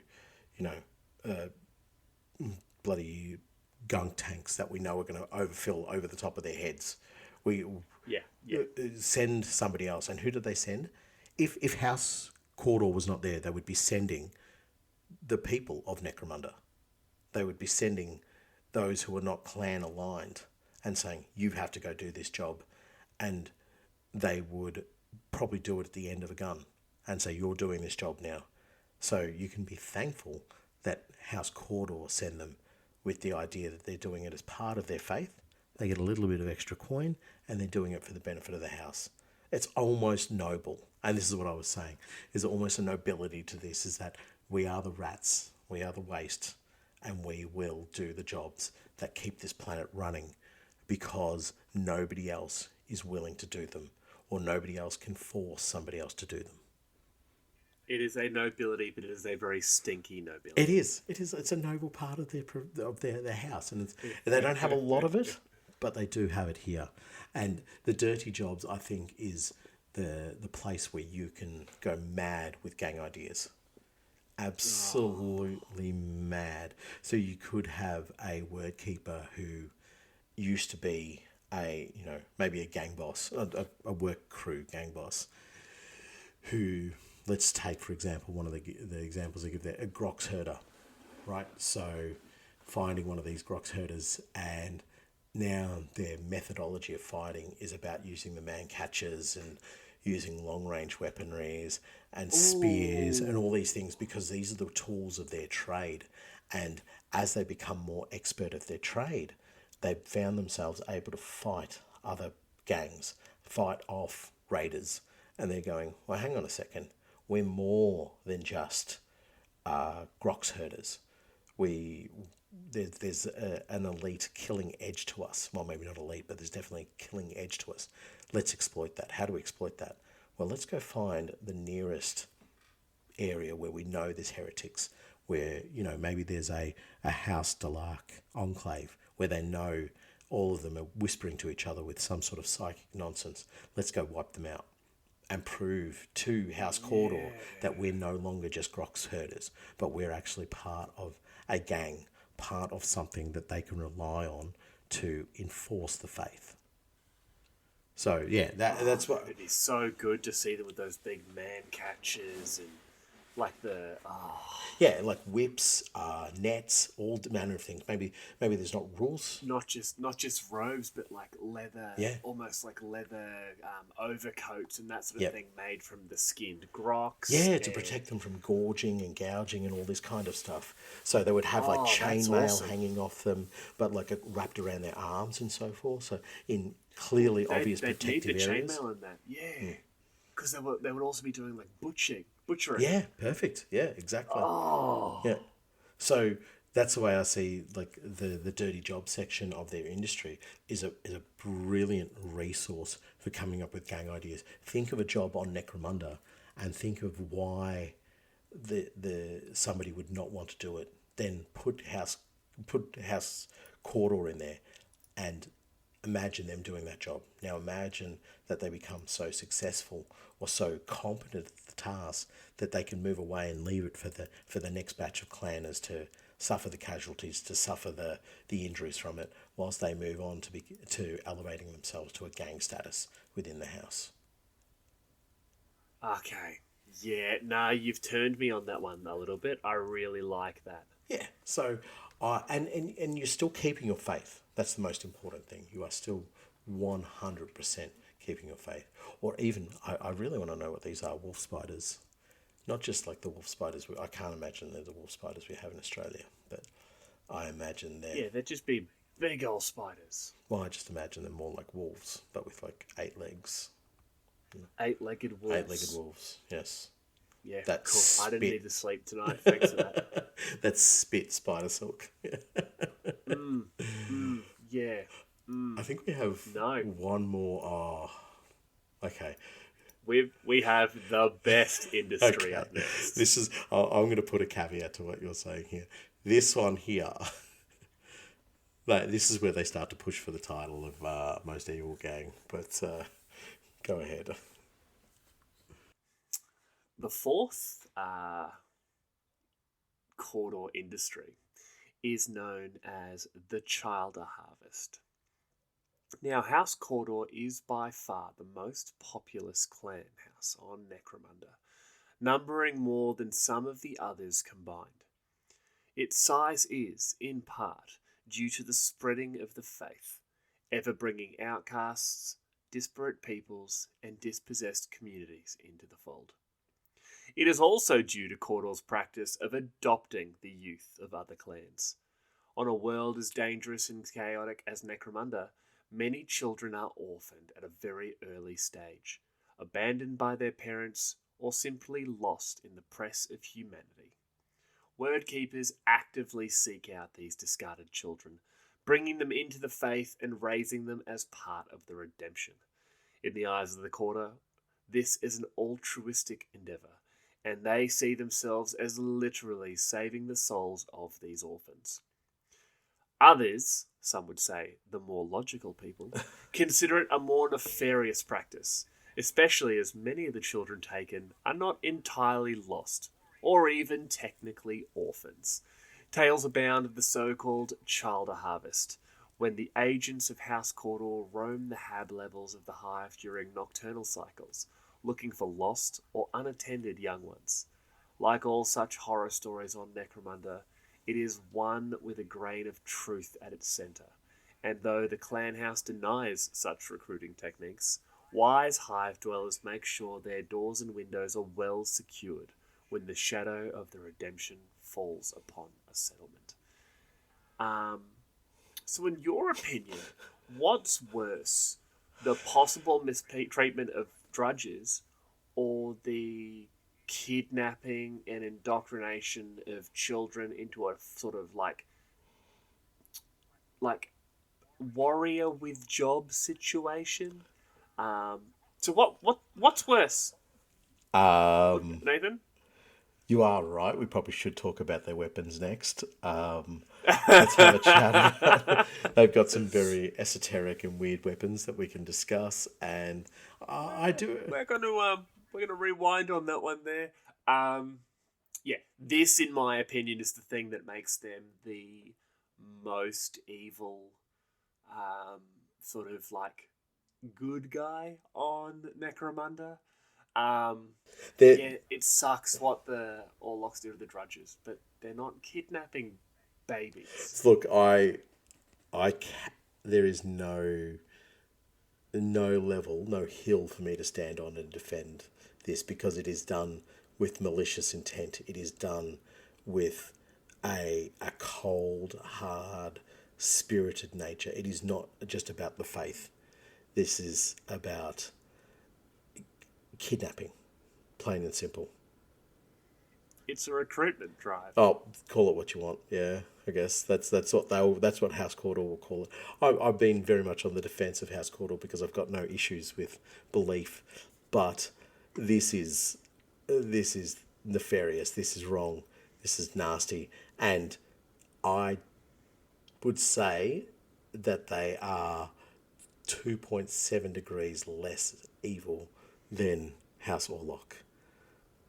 So the second most evil. So you're saying what they do to the drudges is actually worse than the kidnapping of innocent, sleeping babies from the homes of their loving, caring, and providing families? Okay. You think that's... You can't sell it like that on Necromunda. Loving, caring, providing families. There was, I think there's 6 of those on Necromunda. Slate Medina is 4 of them. And even he's not. Even he's like, I don't like that daughter. I don't care about that one. Hey, I shot that one. I've lost some of them. I'll get some of my daughters to go round them up. So, I mean, even the family, the Helmors. There's more dead Helmors in this generation. Okay, yeah. Honestly, a bunch of the Helmor kids should have been kidnapped. Yeah, exactly. So, look, I have no problem with the gang as a whole. I have a massive issue with the Cawdor harvest. I do not like it. It irks me the wrong way. It makes me feel not happy with House Cawdor. And for all their crazy flame-throwing, chainsaw-wielding shenanigans, I can forgive a lot of that, because there is a belief system attached to it. But the actions and behaviours of their upper echelons, and the actions and behaviours that take part within the Cawdor harvest prove to me that they are just fallible members of society. That is all. And so you're saying as long as there's a form of faith behind it, such actions can be forgiven because they don't know better. No, so the Cawdor harvest and the I guess the real malicious nature of how they get their people to pay for their own artifacts that they find. I don't excuse any of that. That's all wrong. That is all evil, for use of a better term. Okay. No, that's cool. I misinterpreted what you said. No, there's no excuse for that. That's what I'm saying. And it is that makes me go, okay, they're definitely very close to being the most evil. You know, it's almost neck and neck, we'll say. Yeah. I just can't.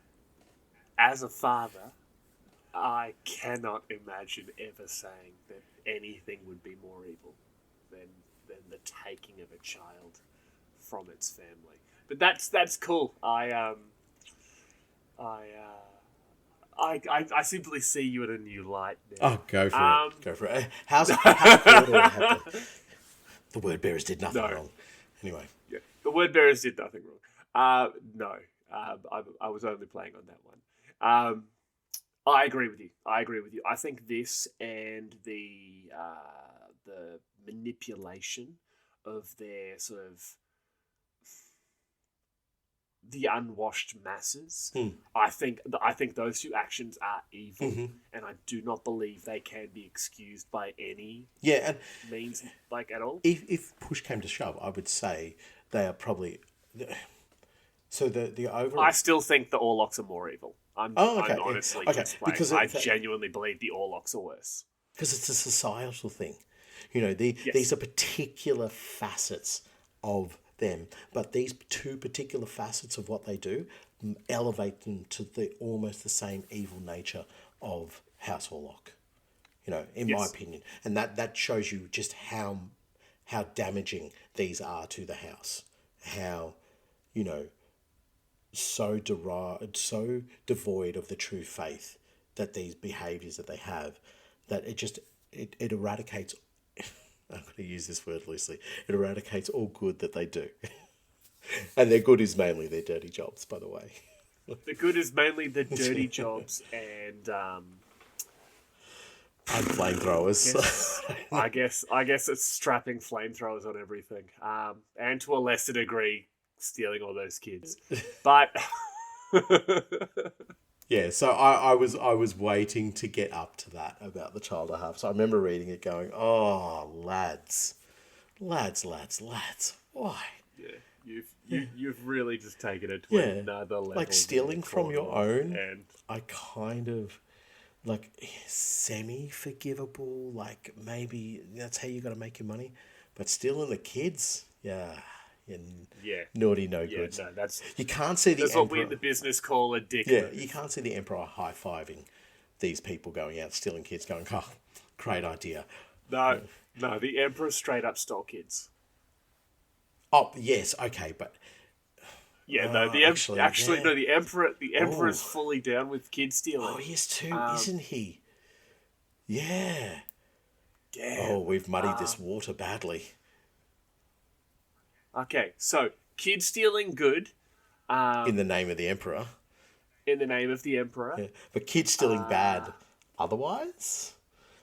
But kid stealing bad otherwise, yeah. Perfect. Okay. If as long as it's done with faith, in faith and to support the ministerium, it's a good thing. Oh God, I have to agree with that. If you believe the tenets of what we're talking about, but I don't want to. Oh, I don't want to. I don't want to. Oh wow. Okay. And to anyone who's listening to this, we don't believe in stealing. No, we don't. Kids. No, I don't. But if you would like my kids, shoot me an email, underhivelorekeepers@gmail.com. You can have them. But just obviously under the guise of for the God Emperor, you know.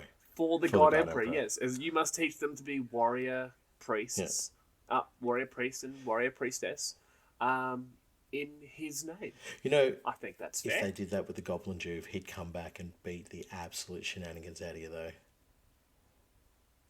So what's different now? True. I didn't tell you. He smashed one of my squat models. Oh, is it now shorter? He snapped it off at the shin, so yes. He was looking at, because obviously my hobby's in my garage, where I record and that, and he's sitting there and he's looking at them, and I'm like, hey, what are you doing? He's like, I'm just looking. I'm like, all right, you can just look, whatever. And I've grabbed something from one of the shelves. I'm like, all right, come on. And he's just standing there staring at me. I'm like, what did you do? And he goes, someone dropped it. Like, what do you mean someone dropped it? And I come over it, and he's obviously picked it up and gone to, like, make it walk or something. Yeah, He snapped it at the shin, and he's just sitting there like so he's standing there just looking at me like, if I don't move, Daddy won't know I broke it. T-Rex Daddy won't see the movement. I'll be fine. Like, where is it? And he's like, it's on the floor, and he just left. Like, he just walked away. I'm like, oh, okay. I picked it up. I'm like, oh, okay, it's not that bad, but man, you are a terrible liar. Yeah. There was no one else there. I watched you pick it up. Yeah, so he's just banking on the idea of, I'll just stick to my guns here. I'll be uncompromising. Yeah. I'll say my truth. He's a little Cawdorian. He is a little Cawdorian. Oh, wow. Well done, Samuel. He stole himself. Okay. So, enough about my child and his Cawdorian actions. I genuinely love that. Why don't we have a look at the sort of unique structure of the gangs themselves? Now, one of the first things, and I think it's something we might sort of gloss over. We'll mention it, but we will gloss over. Cawdor and Redemptionist gangs have completely unique construction in the fact that their gangs are made up of completely separate gangers. Now, this sounds really dumb when I try to explain it, because I'm sure I've just used words there that weren't exactly necessary, but No. Oh? Don't undermine yourself. This is clear and concise, just like your arguments regarding how evil House Cawdor are. It's really good. Okay. Just 1 second. I just have to hit my drudge with something. I'm going to hit him with face. But for example, the leader of a standard Cawdor gang would be known as a word keeper. And we've mentioned word keepers many times so far. Whereas in a Redemptionist gang, it would be a Redemptionist priest. Like, kind of original. But it all comes down to your alignment. If you have, from my brief understanding, I've never actually, finished making a Cawdor gang, so I don't know. So if you have more Redemptionist leanings in your gang makeup, I believe it means you end up going towards the Redemptionist gang and outlaws, whereas if you have more Cawdor members, you're just a standard Cawdor. But you can have, like, Redemptionist people in there, and you can have a Redemptionist gang with normal Cawdor in there. I'm genuinely asking you. I don't know. You're the rules guy. I don't know. I'm not. I am not the rules guy. Believe me. Okay, we need a rules guy. We do need a rules guy. Or rules girl. Even if it's a rules person. A rules person. Let's find rules monkey. We need a rules monkey.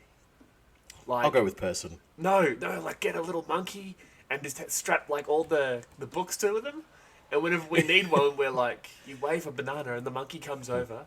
And actually, no, monkeys eat people's faces. Yeah, I was going to say, he would probably end up throwing the compendium at one of us, or both. We'd just be like, hey, remember that thing that does the thing, and then it does the stuff?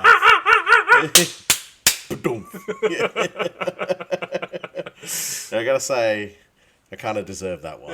Yeah. Well played, monkey. Well played. You're right, the special rule was concussion. Thanks, monkey.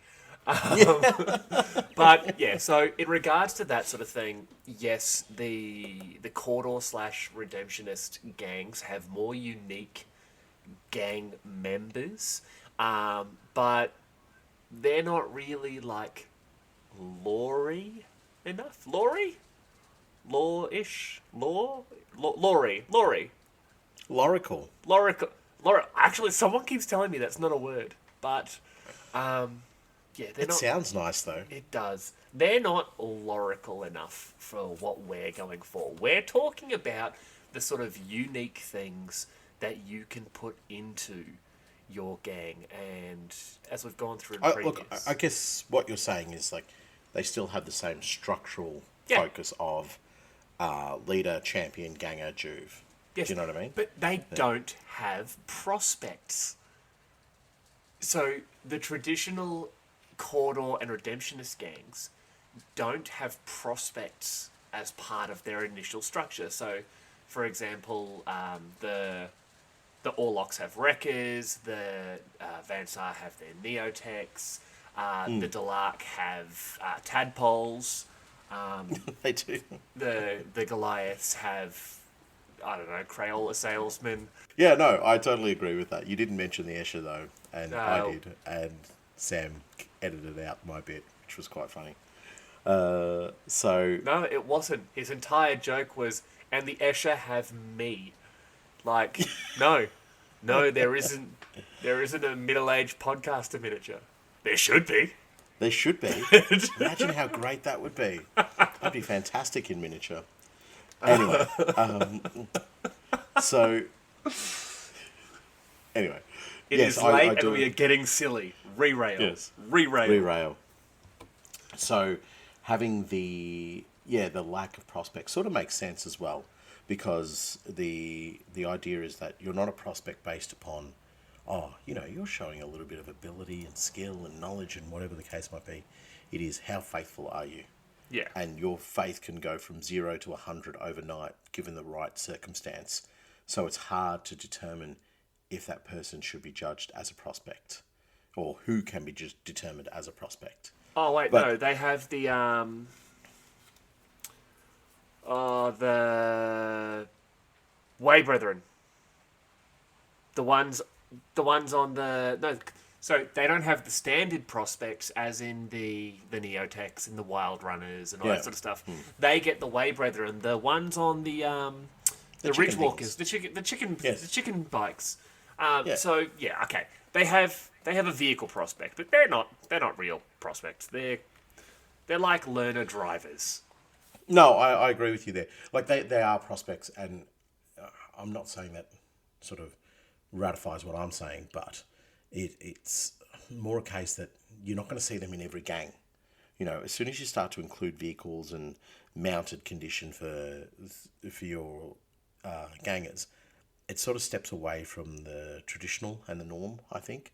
Yeah. So from a traditional norm point of view, they don't have prospects straight out of the book of faith. Which is why, I find it so strange that people get upset about the Delark not having a vehicle, because I've never seen a jar of mayonnaise drive a Toyota. Then you've missed out. My friend. It is a wonderful, horrifying, and yet tasty experience. Honestly, I want to see it. Yeah, I guess we want to sort of move into the talk about their sort of unique special units. So I guess there's a couple we're looking at here: the High Preacher, the Flagellator, the Sheen Bird, which is, I think it's an actual fantastic bird for just cleaning. It's amazing, that thing. And the Cherub Is that a Service Mr. Sheen joke? Internet high five, buddy. Oh, that was high five. awesome. Oh, no, it's. I can actually already hear, even though we're recording right now, everyone just stopped the podcast. So yeah, I guess that's the end of our Cawdor episode. Hope you all enjoyed it. Well, I just like to say it's a clean end to it. Double down on it. Mate. Oh God. And the Stick Shambler. So I'll jump into it first with the High Preacher. Yes. Underhive settlements are filled with hivers claiming to be preachers and priests of the Imperial Creed, and the Redemption is no different. A Cawdor gang might attract one of these maniacal dome preachers, blessing them before battle, or simply wandering around their hideout, spouting religious dogma and getting everyone riled up. So they're cool. They do exactly what they would do in the Astra Militarum. Yep. They would do exactly what they would do in a chaos cult. Yes. Anywhere where you need Captain Underpants on the head, the crazy man to just go get everybody rolled. And sometimes they get them rolled up in a manner that is not like, yeah, I want to go out there and burn some heretics. It's like, I want to go hurt somebody because he has not shut up for 24 hours straight. And I can't hurt him because I'll be seen as a heretic. So I'm going to pretend like the heretics have angered me, but really I'm just venting all my fury at Cornelius the Unquiet. Goddamn Cornelius. Goddamn Cornelius the Unquiet. Yeah, but and we've talked about it a couple of times so far. It's those amazing sort of correlations between the different Necromunda gangs and their sort of Imperial counterparts. And this is another great link to the Imperium as a whole, especially the Astra Militarum, like you've said. This is that preacher that in the middle of a battle climbs up onto the ruined wreck of a chimera and is screaming at the guardsmen, go do it for the Emperor. And he starts spouting off, and on the 9th day, the Emperor said unto the people, lo, I am in your tabernacle. And everyone's just like, what is this clown? What?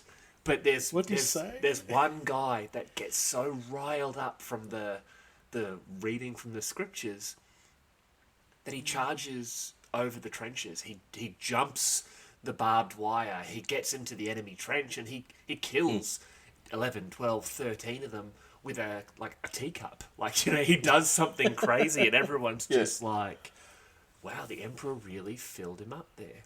That was amazing. And it spurs I'll be the next to go. Exactly, but unfortunately... I'll be the next one. And then by that time, the enemy's rallied and gone, hang on, kill the teacup guy, because that's kill everyone with a teacup.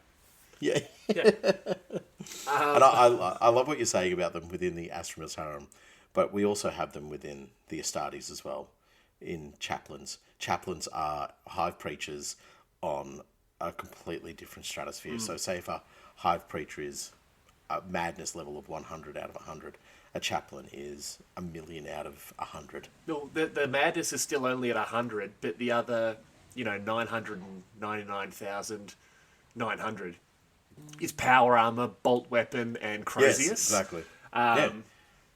You've transplanted the mind of the street corner Maddie into a power armored suit with a whole bunch of power armored brethren around him who are going, we believe what this guy's talking about. So this guy's our boss. Yeah, and we respect it because there's something about what he says. But yeah, the hive preachers are more than capable of riling up not just the local population, but gangs, nobles, anybody who is looking for that taste of the Imperial Creed. Yes. I guess the next thing we could probably talk about was what I mentioned before, was the flagellator. Oh, so you thought the hive preacher was a little bit of a naughty no-good when it came to the religious fervour? Purification through pain is a common belief of the redemption, and gangs sometimes employ specialist flagellators to motivate and heal their members. A wounded ganger, or one suffering from some underhive malady, may well forget their injuries and get back in the fight if staying in the gang's hideout means regular whippings. Now, we've talked about it in the past, the beatings will continue until morale improves. We will literally whip you until you stop complaining about your broken arms and legs and get back into the fight. I see these guys as the ultimate motivators, and I really appreciate what they do, that they're just like, well, you're not getting back in the fight and you can't walk, so how else are we going to be able to get you to show your devotion? You don't want to whip yourself. Do you know what? We're going to be the bigger people here. We're going to whip you for the Emperor. So just beat the living daylights out of him and just say, look how devoted he is. He's limping back into the fight. It's like, yep. I thought you broke both your legs. I did, brother. And both your arms. I did, brother. How did you get here? I crawled. With 2 broken arms and 2 broken legs. Yes, brother. How? Didn't break my chin. just dragging himself. As a flagellator's just whip him until he gets out the front gate. Just like, where are the best motivators going around?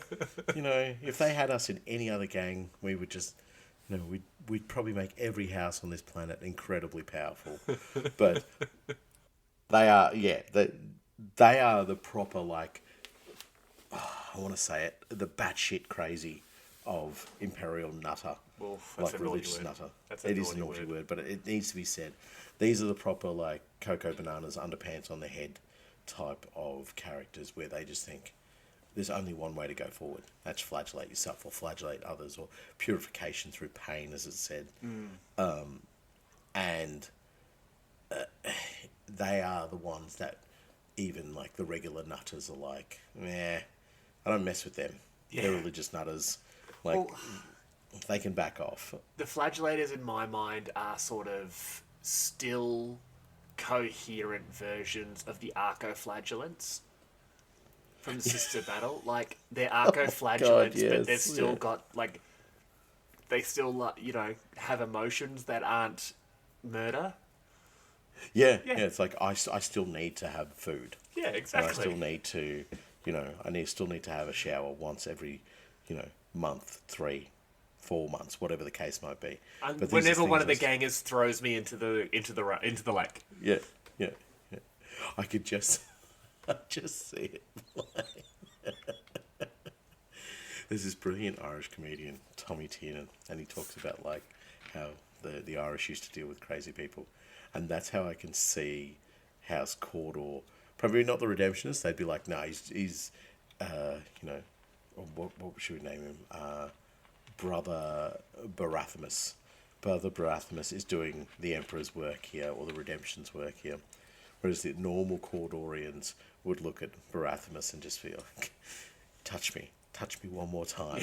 If your flail flicks one drop of blood in my direction again, I'm going to show you how close you can get to the Emperor. And they just every so often they just boot him off into the hive and go recover him like a week later.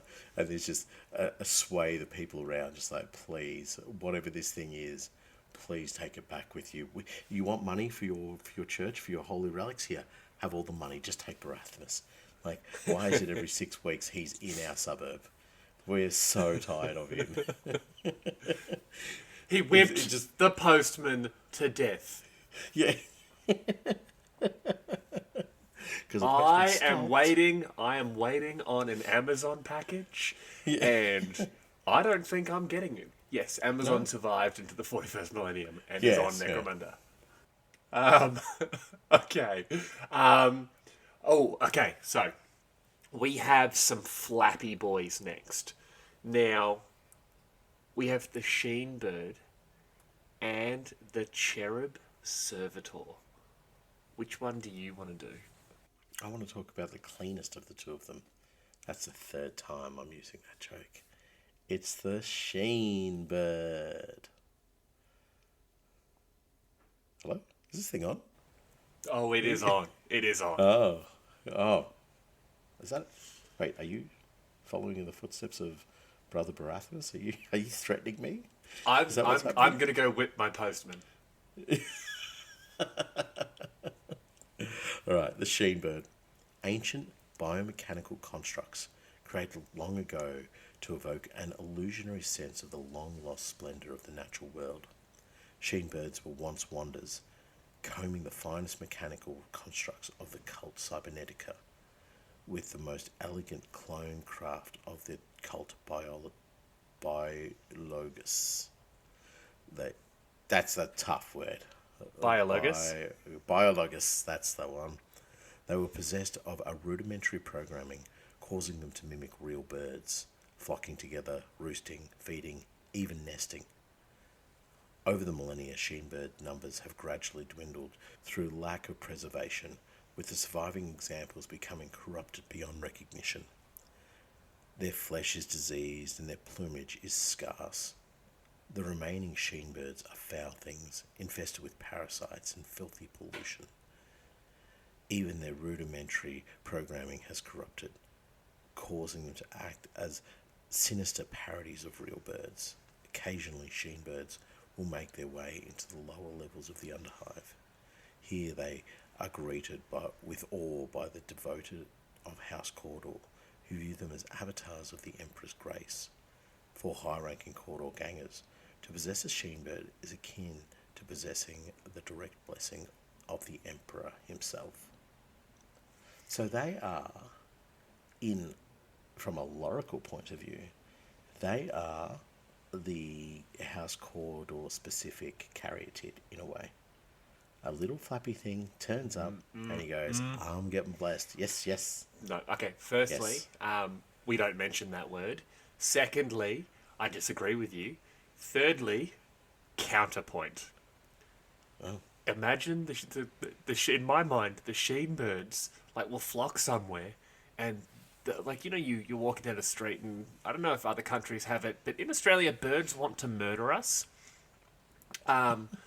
We have magpie swooping season, and you'll often see Australians on bicycles, and their helmets have cable ties and flailing arm, wacky inflatable tube men, and anything to sort of keep the birds away from you.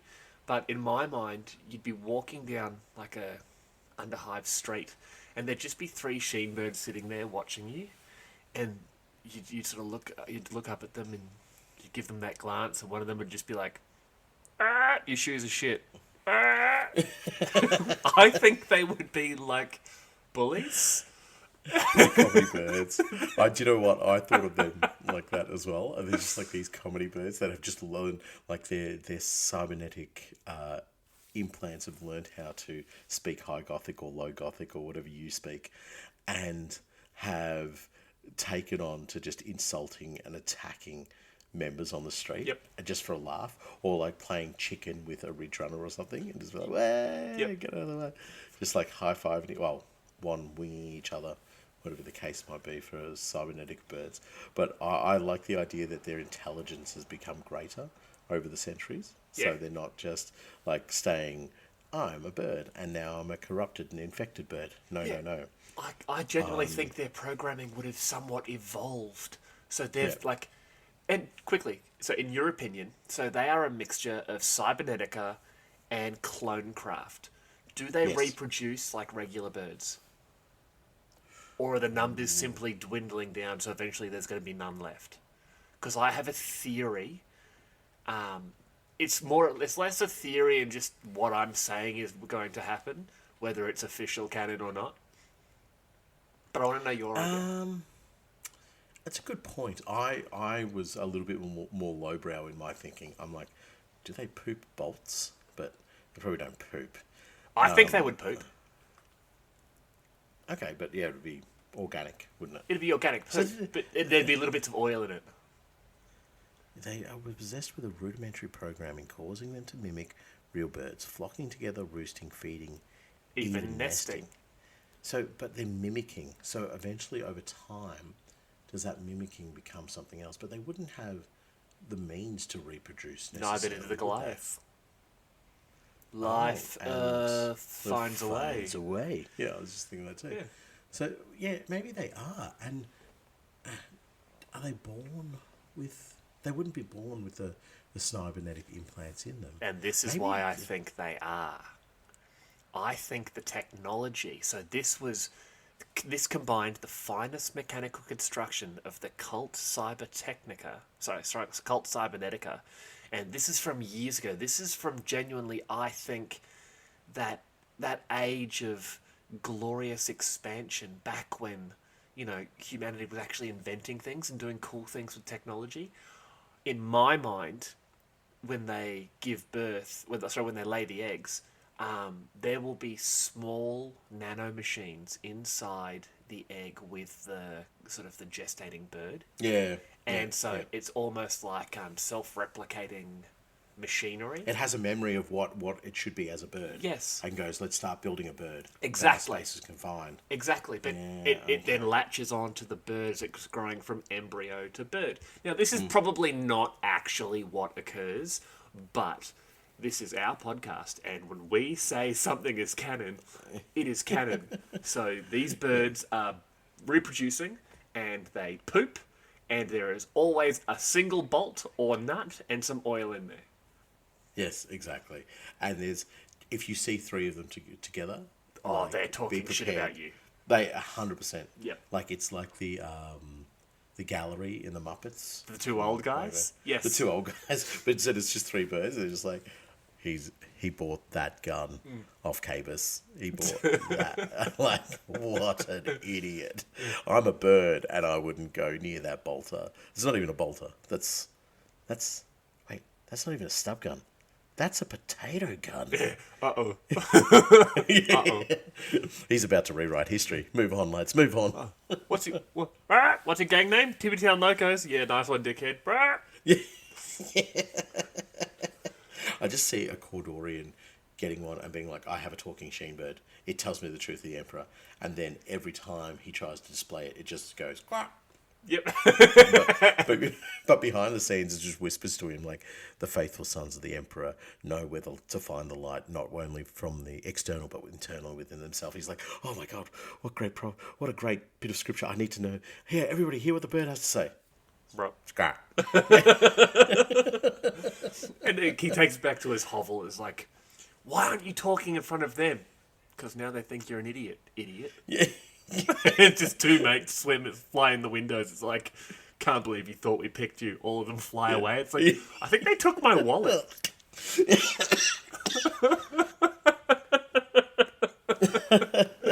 That's gold. I love that. They're just like, yet another moron. They just take all of his little religious artifacts and just dump them everywhere. But no, they dump them with one guy who then sells them and then buys nothing but bird feed. Yeah. And they're just like, this is the best. All right, let's go find another idiot. Yeah. Daddy needs a new egg comb. I don't know. Egg polisher. An egg polisher, I like it. It's just like they're so self-aware that they even realise the gangers are listening to them and they just don't care. It's like, these morons. Here, we'll go befriend this one. The Cawdor is like, I know they're not really like my friends, but it's just nice to have one of these around. So I'll just let this happen. Giggle Snot, this is the 5th time these sheen birds have robbed you. Yeah, but they make me feel nice. It's like, oh, get some self-esteem, you short, dumb, ugly little gimp. Yeah. Like, that's what the bird said. That's what they used to call me. Oh. All right, let's move on to a less cynical and nasty unique member, the cherub servitor, or otherwise known as an Ogryn's favourite snack. Oh, I was going to say, you mean the flappy lunchbox? Yeah. So, created by the Magi Biologus, cherub servitors are a common sight on Imperial worlds, particularly so amongst the many branches of the Imperial Creed. Their use varies upon need, with many serving a purely decorative or ritual purpose, bearing censers or holy icons during the endless sermons of the ecclesiarchy. Others carry small items for those they serve, or in some cases, operate machinery high in the domes and rafters of shrines and cathedrals. The Order's militant and fraternis militia are often accompanied to war by cherub servitors. Here they fulfill a number of roles, from porting ammunition and war gear to acting as a form of mobile cover or ablative armour, protecting those they serve by sacrificing their own vat-grown bodies. It is not uncommon to see well-funded redemptionists similarly accompanied by cherub servitors. How these criminal rabble-rousers come into possession of such companions is something of a mystery, suggesting links to noble houses and even sects within the ecclesiarchy itself. I want to circle back to operating machinery high in domes and rafters in shrines and cathedrals. They are flappy children. They should not be operating cranes. It's probably why you have so many incidents and accidents. And they're just like, they will learn. Don't worry. After the 19th incident, they generally only have 32 left out of the remaining 34 incidents that will happen. They'll only be responsible for 32. You'll be fine. You will be fine. They are a a well-purchased product that you can use. But what I want to reflect on is what you're talking about, like even sex within the ecclesiarchy itself. So this is something that I mentioned earlier in the episode, way back at near the very beginning of the episode, is the interaction with House Cawdor in an off-world capacity. I think it's probably going to get corrected on this. I would say it's more than any other gang. The Escher, maybe Van Sar come close, but I really believe that they have a link off-world from Necromunda, probably beyond most. The Escher are primarily within the import and export of creatures and chems. The Vans are... everyone does weapons for Necromunda in the Tithe, and that we know. The Vans do sell certain percentages of their weaponry to off-world militias. There was a weapons recall in one of those Warhammer community articles and that. But I actually agree with you. I genuinely think that in other texts, Black Library novels, that sort of thing there, because of the influence of the redemption, as in that particular sect within the Imperial Creed, I think you're right. I think that the Cawdor have the most interaction off-planet. Yeah. Most well-known, most inclined to send pilgrims off, most inclined to have some sort of interaction with the ecclesiarchy, with the Inquisition, whatever the case might be, because I guess from an imperial standpoint, you can respect the fact of their numbers. You know, at the end of the day, that's what the Imperium respects, is the capacity to deliver bodies. And the Space Marines don't really do that, but from the rest of the fighting force, that's where it comes from. And not to mention, it was Temenos where they have the school where they teach the missionaries. True. Yeah. Absolutely. I think Cawdor would basically be a pipeline for those missionaries. So you know what? Hey man, I hope it's a correction. I hope someone proves you wrong. But I agree with you. I think those are really obvious ways to say that the House Cawdor most likely have the biggest interaction with the outside galaxy. I like that we're agreeing on something in the episode. Yeah. That's good. Yeah, well, we've argued a lot. We have. We most certainly have. So, yeah, the Cherub Servitor, though, is a real... It's classic 40k. It's classic 40k. It is. It's really gothic, and if you want the imprint of the Imperial Creed across your gang, these are the units that you put in there. The thing that annoys me a little bit about it is they're a primarily redemptionist only edition, I believe. I think only the redemptionist faction can actually get them. Maybe is that because they bring them from off-world? I think so. Hold on. Oh, where is my House of Faith? You'd think I would have it handy. All right. My House of Faith is in my heart. That's where the Emperor lives. That's creepy. So if we go here and... Okay, so the Word Keeper does not have access to it. The Word Keeper has access to Sheen Birds. Which we know. Yep. Redemptor Priest has access to Cherub Servitors. Okay. Then the Cawdor Firebrand, which is the Cawdor champion, Sheen Birds, the Redemptionist Deacon, Cherub Servitors. Right. Also, the Redemptionists also have access to Servo Skulls, whereas the Cawdors don't. It's almost like the Redemption is Cawdor for the Imperium. I was going to say that. I mean? Yeah, they have that ecclesiastical? Ecclesiastical? Yeah, that's a word. Ecclesiastical, like stamp of approval. Exactly. You know, it says, you guys are bonkers, and we want to see you incorporated within this Cadian regiment. We want to see you riling up the PDF on, Tartarus 4 or whatever planet. Perfect. So we're gonna deploy. We're actually going to deploy you almost in a military type fashion, but in a way that shows that the church is turning up. The imperial cult is turning up. Yep. So the Cawdor get sheen birds and bomb delivery rats, and the redemptionists get servo skulls and cherub servitors. Personally, I'm going redemptionist here. The flappy babies and the servo skulls.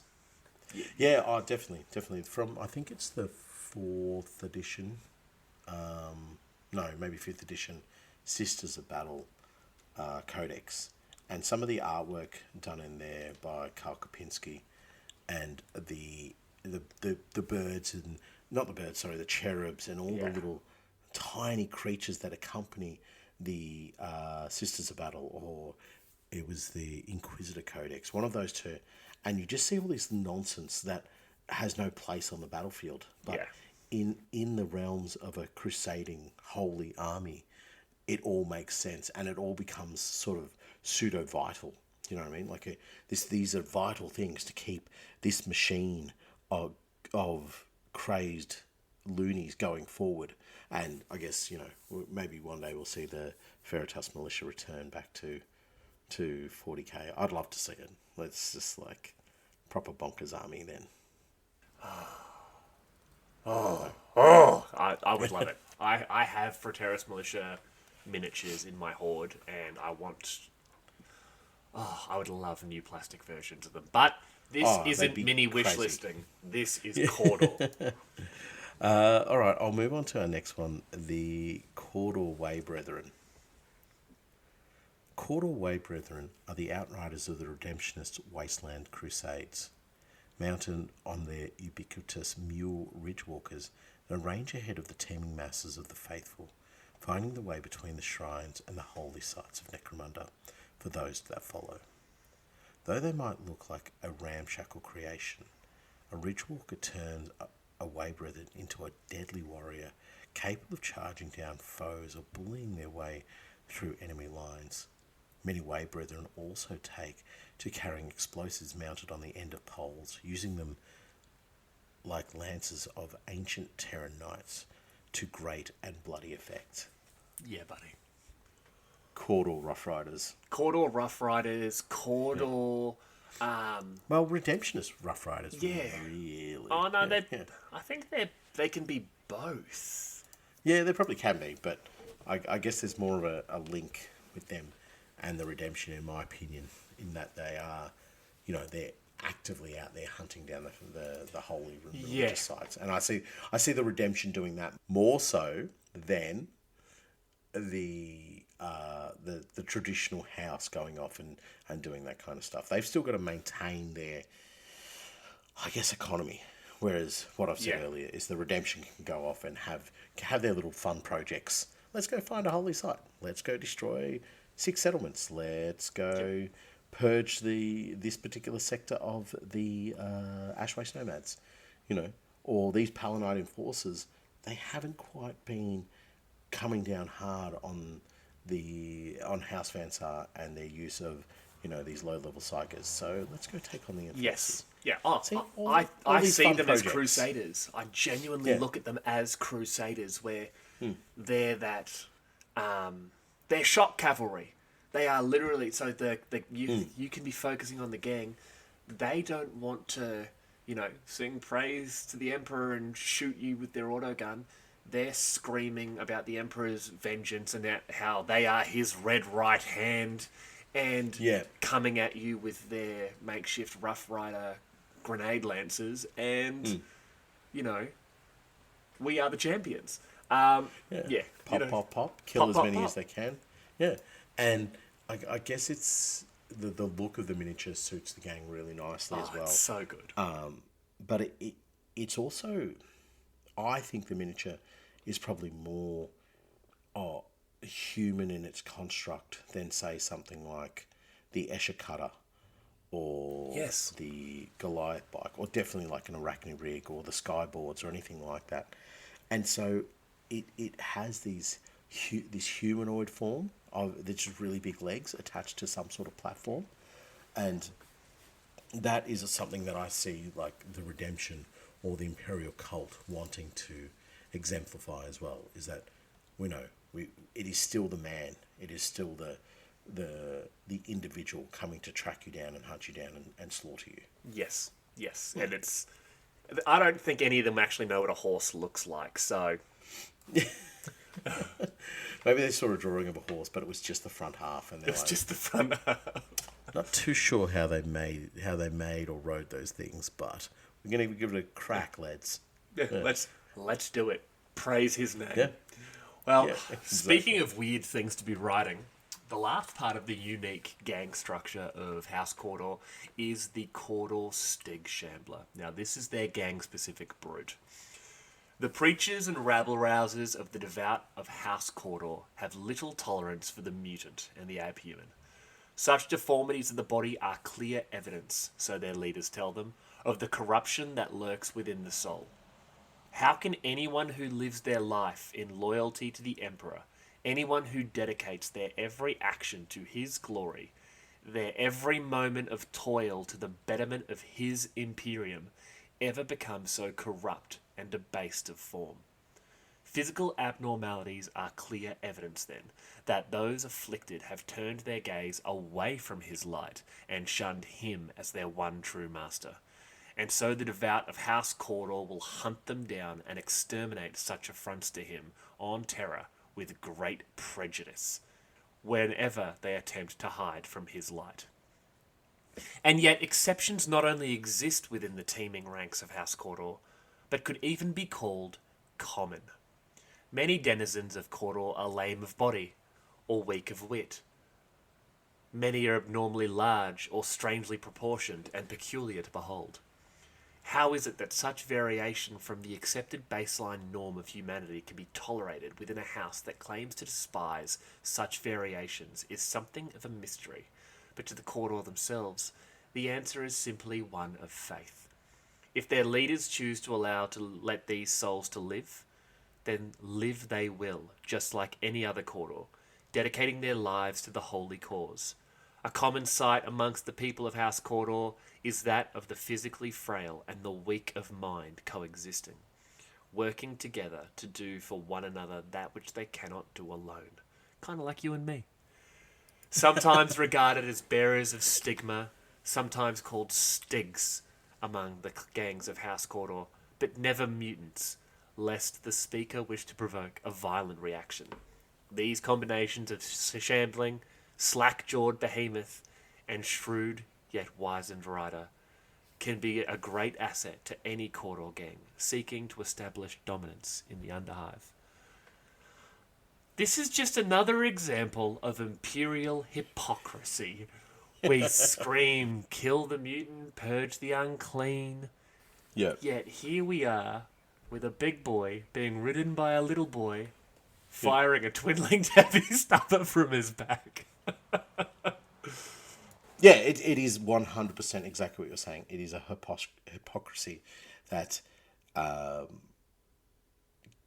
be explained away, obviously. Any of the choices they make, any of the wrongs that they do can obviously be explained away if they choose that that's the path they want to take. Of course. But it is something that I personally, especially if I was running a redemptionist gang, I would not be fielding them. You know, really? Yeah, it's impure. It's, you know, there's almost like this. I don't know. It feels wrong. The purity of the Emperor is the mankind, not the abhumans. You heard it here first, folks. The Manvin hates friendship.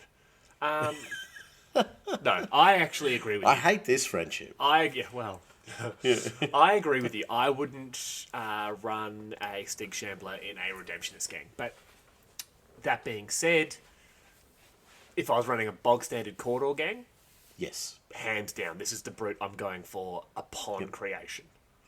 Yeah, and you do that because it makes sense, because he is some lost child of the Underhive that has been incorporated into the masses. Yes, And it we is something found that him. Yeah, we found him. He followed us home. Yeah.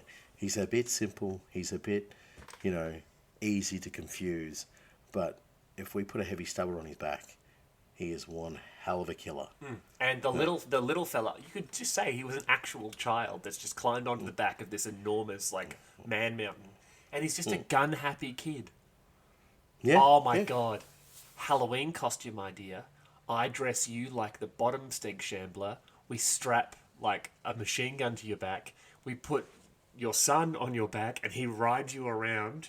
Fight. We could get one of those Nerf guns, and he could shoot people with a Nerf gun. Oh, can we do that? Yeah, absolutely. Sign me up. And then I'll dress up like an arachnorig, and we'll strap the goblin juve to my chest, and we can fight. Yeah, absolutely. I know I'll lose because the arachnorig will be abandoned and the goblin juve will just jump out. I'll just throw him at you. Yeah. He's violent. Yeah, right. So I almost have this idea and this image of the shambler aspect of the stick is like a Goliath that just hasn't quite made it. Ooh. Yeah? You know what I mean? So they find this thing and it's just getting lost following cherubs and sheen birds, and they can see that it needs pity taken upon it rather than Purging. Yeah, rather than purging. Exactly. It needs to be, because there is a light in its eyes that one of the preachers sees that shows that potentially it has the light of the Emperor in it.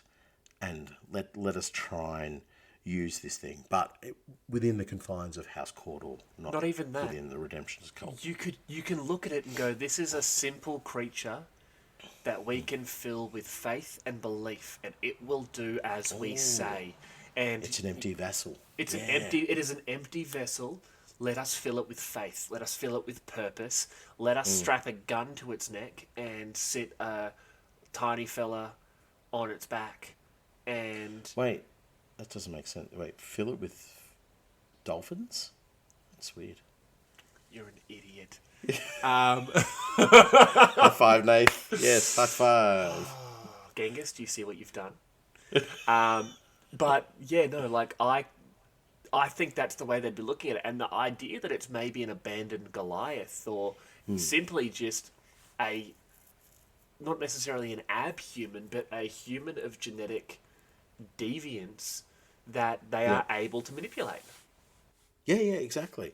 So they just go, this is something we've found, and it needs to be shown the light of the Emperor. Yeah. If we were to follow your pathway of this empty vessel that needs to be filled up. And so they don't whip it, they don't hurt it, but they teach it, Exactly. And eventually they'll start whipping it once it starts doing the silly, no good, naughty stuff. What did you call him? Yeah. Brannicus, the flagellator? Yeah. I don't know. Or there's Cornelius. Whippin' Willie, we'll call him. Yeah, Whippin' Willie. Once Whippin' Willie gets in, he's just flailing around with his whip arms. The poor Stig Shams is like, why are you hitting me? Yeah. You know you see how big I am compared to you, right? Doesn't matter. Yeah. I'm whipping. I'm Whippin' Willie. I've turned him into a cowboy sideshow where he's just whipping cans off a fence. And instead of cans, he's whipping all the other Cawdor around him, non-believer, bam, non-believer, bam. He's whipping food out of their hands. It's like, no food for the non-believer. Whoosh. Oh, Whipping Willie is a jerk. Whipping Willie. He's a horrible jerk. I'm integrating Whipping Willie into my gang idea. Go for it. So, that's the sort of unique members of the gangs and stuff. Unlike the Orlok episode, we actually have a few pieces of unique equipment. So, Nath, why don't I start us off with this? Because I want to talk about possibly one of the coolest weapons in the history of Necromunda. The las pistol. It's the Blazooga. Now, you see... Don't. Do you know what? I did that to myself. You did that to I did yourself. that to myself. No, Yes. I'm talking about bomb delivery rats. So, it's a rat that delivers bombs. Oh, that's really nice. It's great that they're actually able to create some sort of working condition for the rats and, allow them to just earn an honest living. I really like that. Rats with jobs. Rats with jobs, yes. Just rocking up. Squeeze, squeeze, squeeze, squeeze, squeeze, squeeze. Sign for it? Okay. Ah, it's a bomb. You got me again, ratty. Anyway, how's the wife and kids? Nice. Wife and multiple kids. Anyway, I'll see you next week for another rat delivery bomb. Thank you. I'm assuming that's how it works.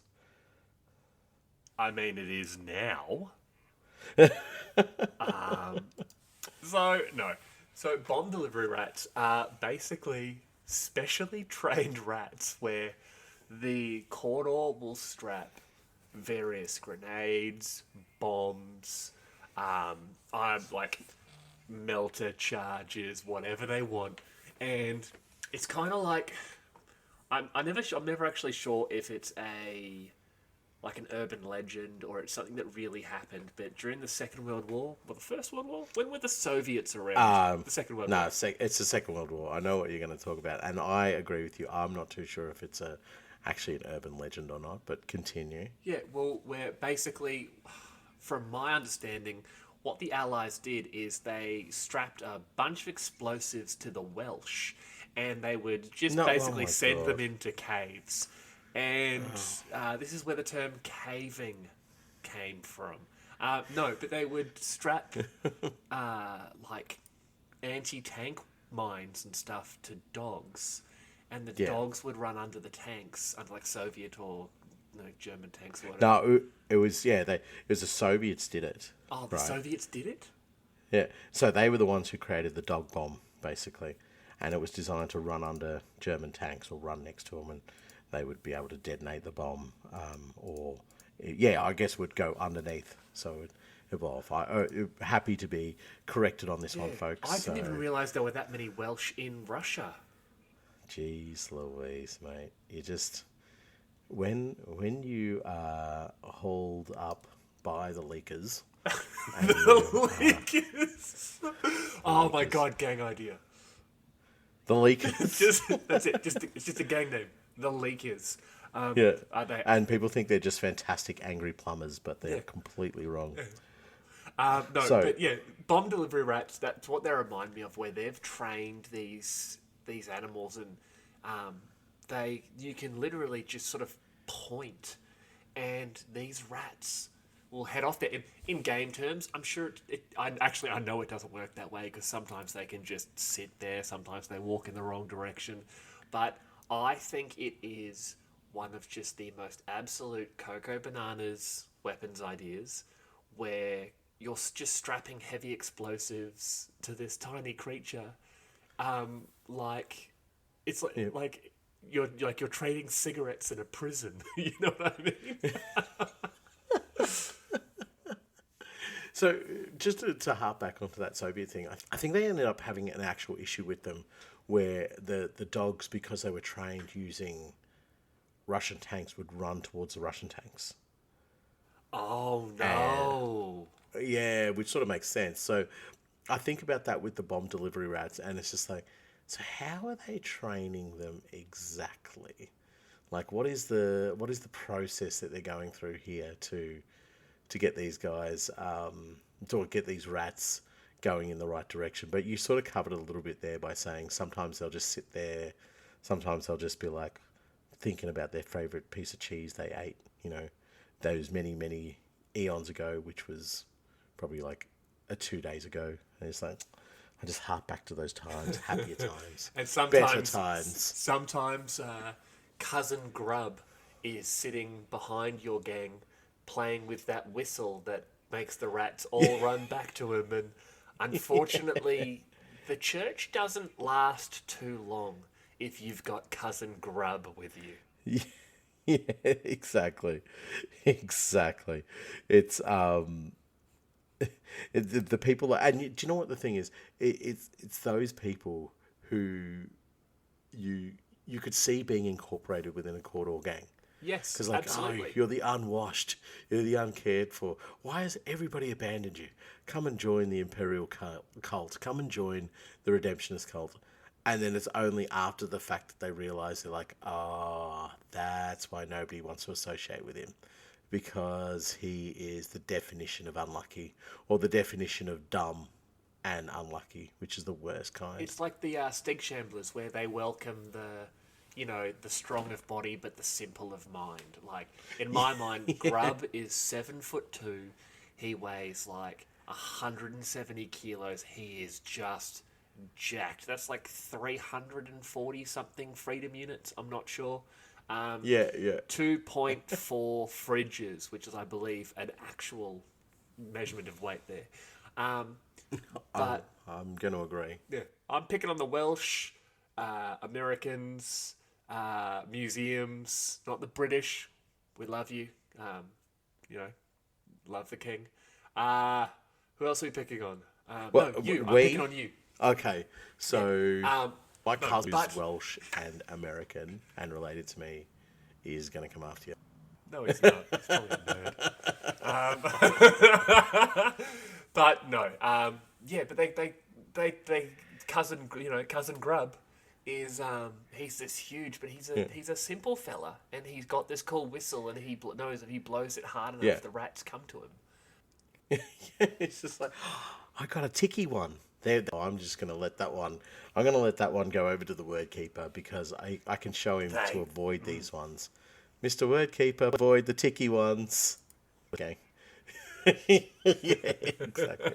Look, I mean, Dear God, Emperor, no. They are clearly something devised from the population of Cawdor. So these people who are just slightly elevated in status and hierarchy than rats don't see the rats as something to be ignored, but something that they must compete with on a daily basis to maintain their status. So when it comes to fighting, they're like, we can incorporate them in the fighting, but we'll trick them.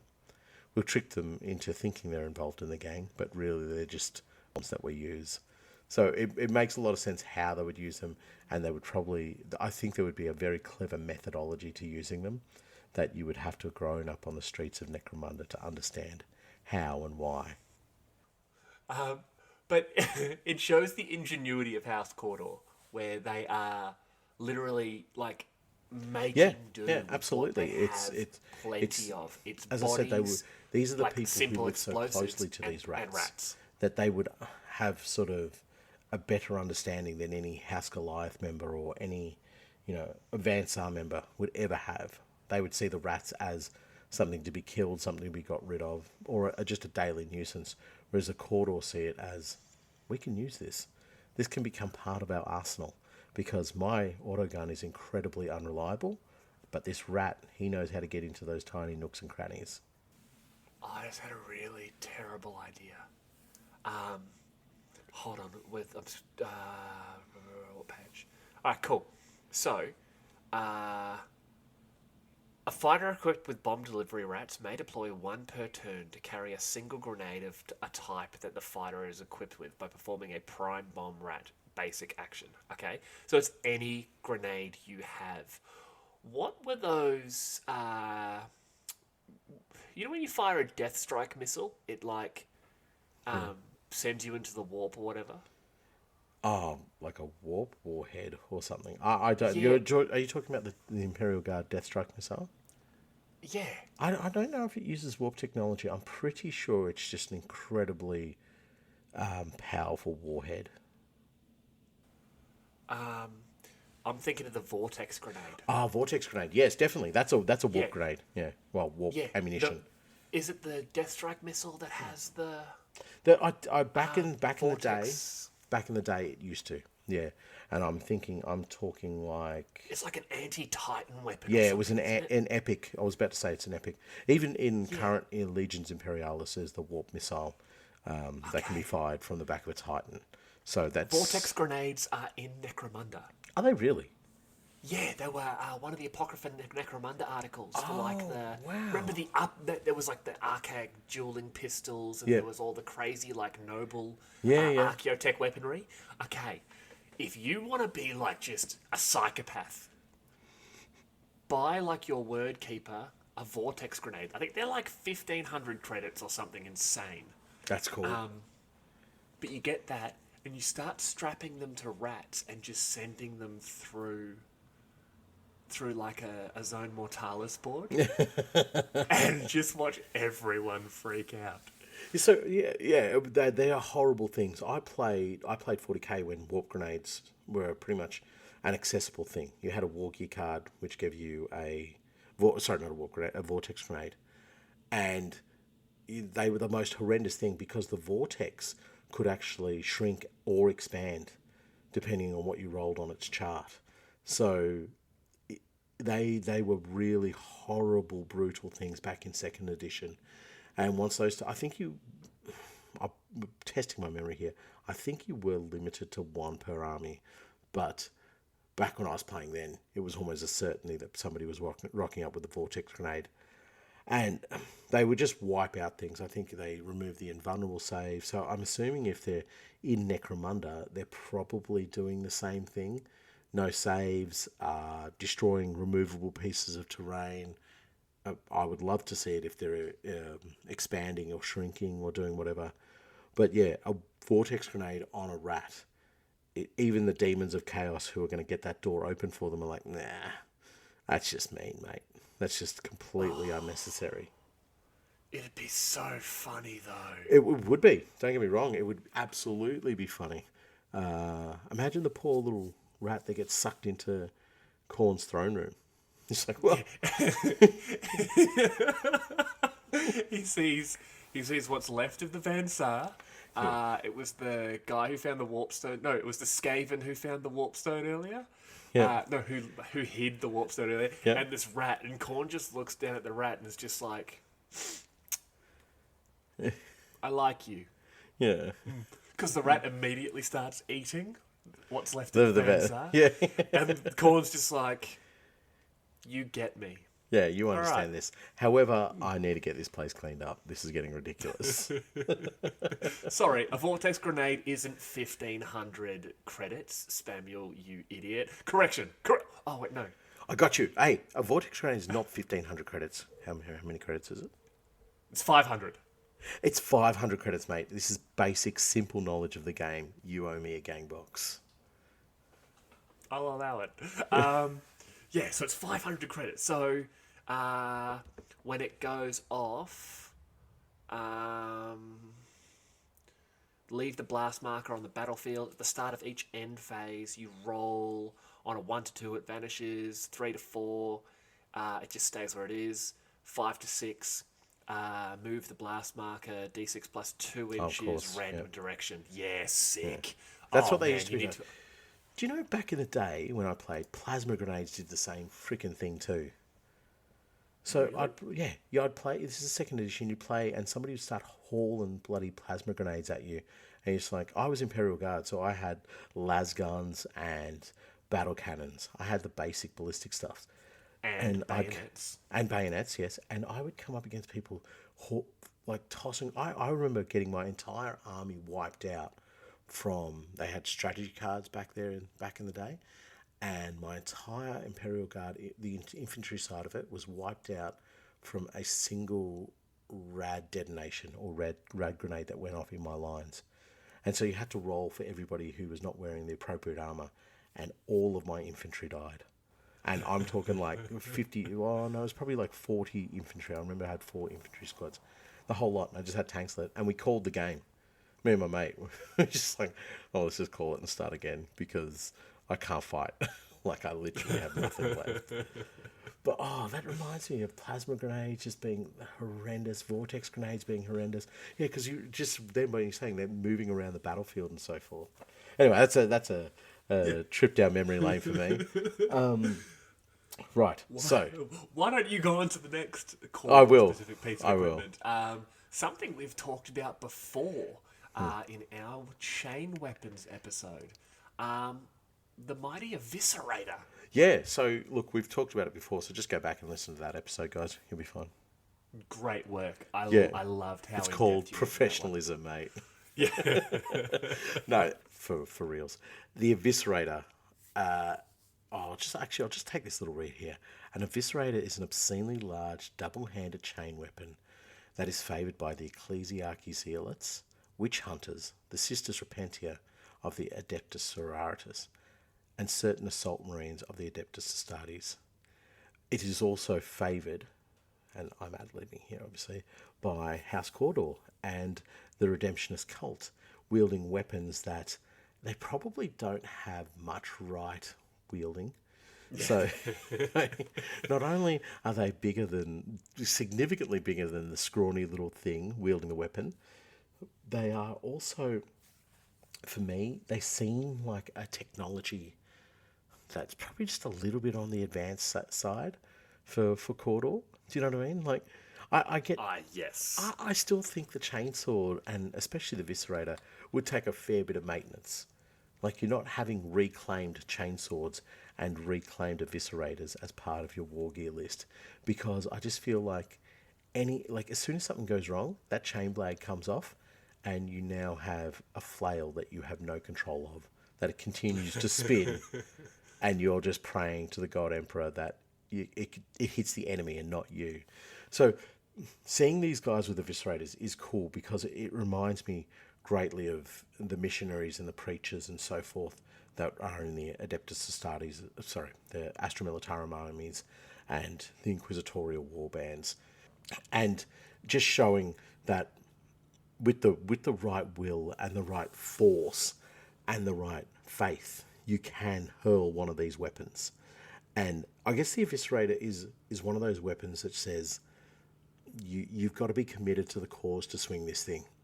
If you've decided you're going to take a two-handed chainsword to, say a zone mortalis type fight, the ceilings are low, the corridors are narrow, and you've gone, well, I'm taking one of these and a very, very bad personality into a gunfight, then you believe in something more divine than yourself to keep you alive. Because they're not taking anything shooting with them, are they? They're just... Well, technically, yes. The Redemptionist or the Necromunda Caw-Door / Redemptionist version of the Eviscerator actually also has a flame. They are Exterminator flame cartridges. Right. And it's basically, you can do your big, you swing that thing, but also, worst case scenario, hold on tight, pull your special button, and you get to burn them with the flames of the Emperor. And then you get to swing that thing. Yeah, right. So Yeah. while I'm swinging a giant chainsaw at you, I could potentially just pull this trigger and launch a whole bunch of ignited promethium at you. Or whilst I've hit you with my chain weapon, I burn you alive. Or while you're burning alive, I hit you with my chain weapon. There's a endless amount of combos for that. I think it's 3, but... Depending on the technique you're using. Either. They're enormous chain weapons with enormous flamethrowers attached to them. Yeah. In fact, the Caw-Door attach flamethrowers to a lot of things. Yes, they do, don't they? Yeah. They're like, hey, look, bomb rat, flamethrower. Flamethrower. Hey, look, Sheenbird, flamethrower. Flamethrower. Hey, a captured child, flamethrower. Flamethrower. Yeah. It's just... Like, stolen child. Flamethrower. Flamethrower. Flamethrower. Yeah. Vortex grenade. Flamethrower. Flamethrower. The vortex is on fire, and there's just 3 Caw-Door going, yes. And just an Inquisition member just going, I want to kill them all because they've seen this, but I really want to understand how they got the warp to catch on fire. Like, that is some dedication. I'm so angry, but I'm so happy. Yeah. Yeah, exactly. Look, I mean, the Eviscerator, we can go on about it a little bit more, but it is a basic chain weapon, and it is something that, yes, you can definitely say. I still think of it as a quite decent bit of technology. So it's for the use of for Cawdor to be using it, it's sort of, I don't know, implies that maybe they get a little bit of additional help in terms of arming their gangs from the ecclesiarchy, from the ministorum. Yes. So, yeah. I think we can agree they definitely are getting gear funneled to them by the sort of the members of the real faith, if you know what I mean. Yeah, yeah. The cherub servitors, these eviscerators. That being said, we know Necromunda is a massive producer of weaponry for the Astra Militarum, Imperial Guard, PDFs, personal armies, all that sort of stuff. So there will probably be a large number of them being produced on Necromunda. In fact, I can almost guarantee it. But yeah, I think a lot of them would also be purchased by the church, and maybe a couple of boxes find their way into, redeemed hands. If you know what I mean. Yeah, that's cool. That'd be a really cool thing to do for your gang, is actually have weapons that are clearly stamped and manufactured off-world, Yes, but they've got like adornments of ecclesiarchal faith upon them, or the imperial cult upon them, and so they're clearly designed for the ecclesiarchal zealots or the adeptus sororitas, but they have obviously made their ways into the hands of the House of Faith. So it's just a nice little extra nifty touch. That is such a good idea. Like, it doesn't mean anything in game terms, but it just looks cool. It would add a really cool, almost like church militia, but not church militia. Because you're not allowed to have a church militia. Because you can't have you can't have men at arms. You can have militias. They just can't be led directly by. Yeah. So even like an inquisitorial... They can't be completely church. Yeah, exactly. An inquisitor, a witch hunter who is very deeply tied with the church, just happens to raise a private army that the church gives this inquisitor weapons and armor and money and like vehicles and a private guard of Adeptus Sororitas, but totally different. It's nothing to do with us. It's hers. It's her army. Yeah. Look, she's got the inquisitorial rosette. She just asked us for stuff. We had to give it to her. Yeah. We didn't know what she was doing with it. We assumed that she was handing out care packages, but they weren't. They were not caring packages. I thought she was investigating all these missing children. She found them. Look, they're in that private army. Yeah, exactly. I was just thinking the same thing. All right. Well, let's step away from the super high tech of the eviscerator. Let's go completely opposite. Let's talk about the heavy crossbow. Now, this is some absolute Cawdor trash magic, where they take the concept of a crossbow, cobble it together out of whatever rubbish they can find, and basically just fire like grenades on a stick at you. And it kind of reminds me of like a man portable version of the orc and goblin spear chucker. Oh yeah. Okay. Yeah. Okay. I see that. There's actually something in Age of Sigmar. I think it's one of the Cruel Boys has something akin to that as well, where it's like a largish crossbow that they actually use. Yeah. Oh man, they do. That would be a really cool. Remember your Cruel Boy idea for an Orlok? Not an Orlok, a Cawdor gang. Cawdor gang. Yeah, that would be a really corrupted. Cool way to do it. Yeah. Actually corrupted by the ash wastes as they've been, going across the going via the pilgrimage. Yeah. So the heavy crossbow is clearly something that is, rudimentary in its design and then gets Rambo'd up. They're like, well, we've seen the House Escher fire their arrows at us from their Wild Runners, and it doesn't do anything except for the toxins, but that gets us closer to the God Emperor, so that's fine. So let's attach a bomb to it, because if we run out of rats, we can always just go straight up, put the bomb into the crossbow and fling it at least 100 meters. Yeah. And worst case scenario, you blow up someone else. They were probably a sinner. Yes, yeah. This ammunition is guaranteed to only hit the faithless, and if they get hit, they were faithless. So it's a guaranteed result. So It's a guaranteed result. it shows that there's sort of this practical and rudimentary nature about the whole of House Cawdor weaponry, and you see that in their reclaimed weapons. You see that in the next weapon we're going to talk about, like pole arms and so forth. But it gives you the opportunity to just go a bit mad with your weapon design for them as well.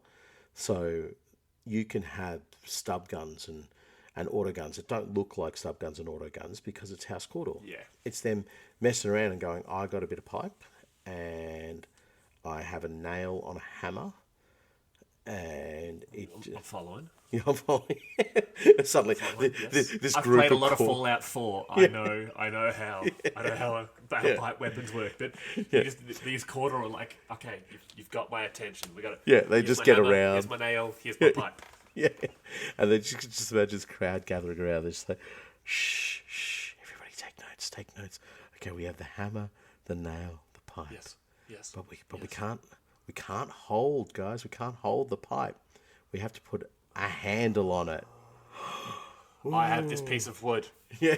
No, I have this piece of metal. And this duct tape. Yeah. And And this strap. assault rifle. Yeah. Get rid of the assault rifle. That's not blessed by the emperor. What is the matter with you? So they just end up making a single firing stub round, the pipe, which they just go, just hit it on the back down this little chamber, and they're like, it works. It does the job. It gets the angry little bit of metal inside the cartridge into my opposition or near or about them, and that's all that What matters. are they called? Zip guns. Zip guns, they're called. Yeah. It's like you see they make like the shotguns out of you see them captured in like the favelas and that sort of thing, where they've made shotguns out of like a piece of metal piping and Yep. some rubber bands and a nail, and they turn it into a shotgun. Like Yeah. yeah. This so this is what the heavy crossbow should be igniting in your brain when you're doing a Cawdor gang is, what other absolutely archaic and silly kind of weaponry can I make that is completely justified in the hands of the masses? Child catapult. Perfect. Make a Perfect. child-sized catapult. It won't fire as big a rock, but it'll be fun to play with. Oh, Nathan, no. What? That's not where I was going. Oh. How else are you going to besiege Carrion Town? You're just going to hurl the kids over the top. Yeah. You take care of them. You're technically a daycare now. Muty daycare. Still costs $170. Yeah. Muty daycare. Yeah, exactly. You get this bill from the muties. Like, we've got you under siege. You can't be billing us. You kidnapped my child. Yes, that's correct. Yeah. And you owe us $1,700. We've had him for 2 working weeks here, sir. Yeah. Yeah, you need to take some responsibility. We're not charging you for the weekends because we put him to work. Yeah. Yeah, exactly. Do you know what? I would use a daycare like that actually. But anyway, we'll move on to our next weapon. Well, we've somehow managed to go from heavy crossbow to like reclaimed weapons. Reclaimed weapons are crap. They're supposed to be crap, but they're cheap, and that suits the Cawdor. So jump into our last sort of unique weapon option. It is the polearm / blunderbuss / auto gun thingy-mabob abomination of a weapon. Right. That's directly from the book, by the way, that quote. So yes. It is as the name implies. It is a polearm with a blunderbuss or an auto gun strapped to it. So you've got big, long, stabby polearm, and the ability. Do you know what they are? And it is somebody's seen a Grey Knight glaive. No, so the official reasoning is that someone at some point has seen a picture of one of the custodies. Oh, right. Or custodes, because someone's going to yell at me about it. How can I Australianize that? The cavils. The custies. I like to call it. The cavils. The custies. Okay. Someone's seen a picture of the cavils, and it's just like, this is us, guys. We're gonna take this stick. We're gonna give me your gun. No, I just made this. Give me the gun. We're gonna strap it to this, and we're gonna put this little button here. So when you push that, it aims at it like just some random drudge walking across the street. It's horrible. It just annihilates this guy. You're like, see how much cooler that is now? You see, I don't even see a button. I see a piece of string just connected to the trigger. It is mostly string. Yeah. And so they're just like, how are we going to pull the trigger when it's all the way over there? Well, I am technically the engineer of our house. And so let me show you this. It is called string. String. It's called string. And no, if you look at the models, it genuinely is just like a piece of metal where if you squeeze it, it forces the trigger to pull. Yeah, exactly. So, this is again, this hops back to what I was saying about the heavy crossbow. Come up with weapons that are more dangerous to the user, almost, or that maybe are just a one-time deal. Like the first time you squeeze that bit of metal rod attached to the trigger, the whole thing fires and then falls apart. And they just go, cool, it fired. That was awesome. Yeah, box ticked. I love our engineer. And so, and then you got a spear, or you've got a polearm, or a halberd, so you can continue fighting. Yeah. So that's one thing I love about the Cawdor polearm weapons is they literally are a polearm, and they're a great close combat weapon. Like, what are they? Range, close combat, or 2 inches because they're merely unwieldy and versatile. Strength +1. Like, yeah, I think they're great. Like, if you do run out of ammo or you can't fire it off, you can still hit them with it. It's still a stabby. And it's not like this simple, I'm just going to use the butt of my gun. Or I'm going to, my las guns run out of charge. I'm just going to swing it. No, this is designed for stabby, no good. So, the House Cawdor is playing at a different level to every other gang, you'd have to say. Yeah, I agree. I really like Cawdor weapons in that fashion. I do as well. I find them very 40k-ish in the sense that it is do whatever you can. Do whatever you can to make a weapon, to make something to defend yourself. You imagine when Secundus is being overrun by gene stealers, the hivers there aren't sitting there going, well, that stabby bit plus my dad's old stab gun, I'll just use them as 2 separate things. So I'm going to strap that together. No. I'm getting a crowbar and I'm attaching a spinny blade to the end of it. I'm getting whatever I can. And so this is like, the House Cawdor weapons are almost the weapons of the apocalypse. And that's saying something because you're on Necromunda. Yes. So they're just scrapping things together. As you said before, if you want to learn how to make a House Cawdor weapon, play Fallout 4 and just start constructing weapons in that and be like, cool, that's my new weapon that I'm going to take. It's actually more relatable. Just look at the orc weaponry. Have a look how they go about. Oh my god, Cawdor are tiny human orcs. Yes, they're digger knobs. They're digger knobs. Oh. New episode. Yeah. All right. Cawdor are digger knobs, and cut here. 3, 2, 1. Hello and welcome to the first episode of Cawdor are digger knobs. Exactly. Okay. Cawdor weaponry. Anything else you want to talk about there? No, I think the takeaway from the Cawdor weaponry is that they give you a real sense of freedom. Where the Escher, you need to have elegant, almost masterwork looking weapons, or there's this kind of like brutal punk elegance to an Escher weapon. The Goliath is about big, heavy, hard-hitting. Vansar's about, corrupted alien technology. And, well, when we get to the Vansar episode, I think in 2026, we'll talk about it then. But, but he looks so upset. But House Cawdor weaponry is as your heart desires. Go for it. If you give them something that's a bit too fancy looking, that proves that the Emperor blessed them with that. When they managed to scavenge that bit of technology, they deserved it. It was their opportunity and they took it. But if you give them a pipe with a nail through it, that is also the Emperor blessing them. I do like that. I disagree with your nonsense about the Vansar, but I like the rest of it. Right. So I think we're getting close to the end of our Cawdor adventure, aren't we? I've enjoyed this adventure, by the way. This has been a lot of fun. It's definitely been heated at times, and you're clearly on the wrong side of the redemption. We can talk about that at the end, because we still have to go over some of the named characters, named gangs of House Cawdor, and then give our own gang ideas. Oh, true.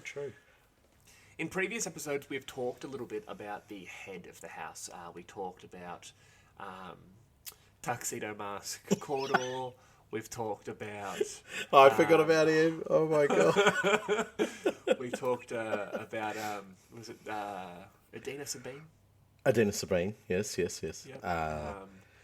And we've talked well, about... but the Delark didn't really have a head of house because they had that the council. We talked about my brain is failing. Gunfist. We talked about Gunfist. Yes. Just quickly, sorry, just pour one out for Angry Goat. Angry Goat. Who else have we done? So Cawdor, Orlox, Goliath, Vansar, Delark. Oh no, we haven't done them. Yeah, sorry. You're a dickhead. But we've already talked a lot about sort of Lord Mormaer Cawdor in regards to this. We talked a lot about him in our Aranthian Succession episode. So let's not talk about him much more. So we're only going to talk about two named characters here from Cawdor, I reckon. Now, there are two. There is Clovis the Redeemer and the Headsman. So, Nath, you've had a lot of fun this episode, so I'm going to let you pick who you want to read. Look, I like Clovis, but I've got to admit, before getting in... Doesn't matter. I'm reading Clovis. So... Right. Again, I blame myself for this scenario. You walked into that one, buddy. Yes, go ahead. Yeah. The Redeemer is a legend among the people of Necromunda, a furious firebrand and fanatical warrior, whose devotion to the redemption is unmatched by his peers. Once he was a noble of Clan Cawdor, known as Lord Clovis, and enjoyed the wealth of the clan's upper classes in Hive Primus. Some even say he could have taken up the mantle of Thane, should he have wanted it, but instead chose a different path. Casting off the trappings of nobility, the Redeemer set out into the Underhive to purge the unclean and spread the word of the redemption. It was not long before he had drawn a band of zealous followers, fighters drawn to the strength of his convictions and the brutal methods he favoured. Deacon Malikev, a diminutive servo-scribe, is the perhaps most well-known of these. A devoted member of the faith turned into a servitor, he follows the Redeemer on his crusades, diligently recording his deeds, as well as carrying the Liber Excruciatus, Clovis's infamous book of tortures. A lifetime of bringing the righteous redemption to the outcasts and heretics of Necromunda has hardened the Redeemer against such petty notions as pity or mercy, and those who face him know they can expect no quarter from the zealous warrior. To further terrify his foes, the Redeemer wears a flaming crown upon his head, its blazing fires spitting and sparking as his furious gaze burns into his enemies. His former wealth as a noble and his connections to the upper circles of House Cawdor afford him weapons and war gear of exceptional quality. His crimson robes hide quilted mesh armour, able to stop auto rounds and las blasts, while he favours well-maintained chain weapons like his custom eviscerator, known as the Sword of Persecution. Rumour has it he has even built a fortress somewhere out in the ash wastes, and has his own armoured transport that he uses to purge the worlds of mutants, monsters, and other heretics. The greatest strength of the Redeemer, however, is not his considerable skill as a warrior, or the unique weapons he carries, but rather the strength of his faith. In many ways, he is the embodiment of the redemption, a pure expression of religious fury given form. Followers of the redemption fight harder under his gaze, just as the enemies of the faith quail in fear, a terror only reinforced by the Redeemer's methods for cleansing the souls of unbelievers through torture. As the Redeemer himself likes to say, if it doesn't hurt, it doesn't count. Oh! Yeah, He's so cool. He's so he cool. is very cool. I will say one thing that is going to derail our chat about Clovis straight away. The burning braziers that the Redemptionists wear on their heads, they're so cool. they're very cool. They're so cool. But when I wear a beanie, after like 10, 15 minutes, my head heats up really badly and I have to take it off no matter how cold the weather is. So, like, that's where I have a true respect for the redemption, is the ability... It's because you lack faith. Are you questioning the redemption? How dare you? And the crowns of flames? No, I'm saying I respect that. I don't think I could be part of that. I do not lack faith. I'm not one of the faithless. I envy their ability to wear a burning crown. I wear a beanie and it's too much for me. No. I should set your beanie on fire. Oh, yeah, absolutely. Home Alone style. Let's do it. give me a chainsword and a burning beanie, and I will convert the entire population of my local suburb. Well, you also need a pulpitech. Now, the pulpitech is a specially made armoured half-track vehicle that travels the ash wastes and the corrupt byways of the Underhive. It is heavily armed with an array of autocannons, and from the command pulpit of the vehicle, the Redeemer preaches his fiery oratory while commanding his loyal flock in the midst of battle. Everything about Clovis the Redeemer, hot damn. Yeah. And I mean that literally, hot. Full stop, exclamation point, new line, damn. Yeah. I love how he was a former noble of House Cawdor. Yeah. With the money and the power and the food and the like lack of rats living in his like hair. But then he finds God Emperor and it's just like, I'm gonna go kill everyone. See ya. This is what I was talking about earlier. The noble elements or the higher echelons of House Cawdor, I don't believe are truly faithful.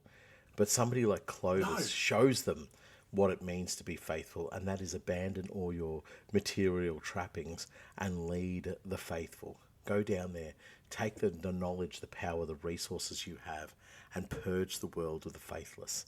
But they don't want to do that. They don't want to do that. They're comfortable. It's cold and icky. Yeah, exactly. They've got to wear these hot braziers on their head, and they don't like wearing beanies, so why would they go out? But this is where somebody like Clovis shows you what the true redemption is about. It is about abandoning everything that you've worked so hard for, that come almost as a subsidiary to the efforts that you've put in to show that you're faithful. Sorry. Now, if you can abandon all that and know that it is not that's not what matters. What matters is about getting rid of the decadent, the sinful, the corrupt within your city. Then that is what should be driving you on, should be pushing you forward. And this is why I've said this earlier. just going to pause here for a second, everybody. He keeps waving a Redemptionist Bernie head squat in front of me. It is a squat, yes? It's a squat redemptionist. Squat Redemptionist, yep. I noticed he's unpainted. Hashtag it will not be paid. So, anyway, what I'm saying is this is where I get my respect for the Redemption. Yes. They hold true to their own tenets, and Clovis is the very pinnacle of that. You know, Clovis is also an insane person who literally is just like, I'm going to burn down your whole town. Why? Because I sneezed before, and only 9 out of the 11 of you said, God Emperor bless you. and rightly so, because You're going to burn down our entire town? Yes. And I'm going to lock you all in the buildings while I do it, because... But let me explain something to you here, Sam. There are 2 that did not say, God Emperor bless you, right? Are we clear on these numbers? We are clear. So they can infect the rest of the population. They can turn everybody to being the vile miscreants that would not say, God Emperor bless you. So there's a famous quote from 40k, and it goes along the lines, and I'm not going to say this verbatim because I don't have it in front of me. An open mind or an empty mind is like An open mind Yes. is like a fortress with its gates unbarred and unguarded. It's from Dawn of War. Right. Okay. So you, by having those 2 members who don't say, God Emperor bless you, they have access to all those fortresses within that settlement, within that town.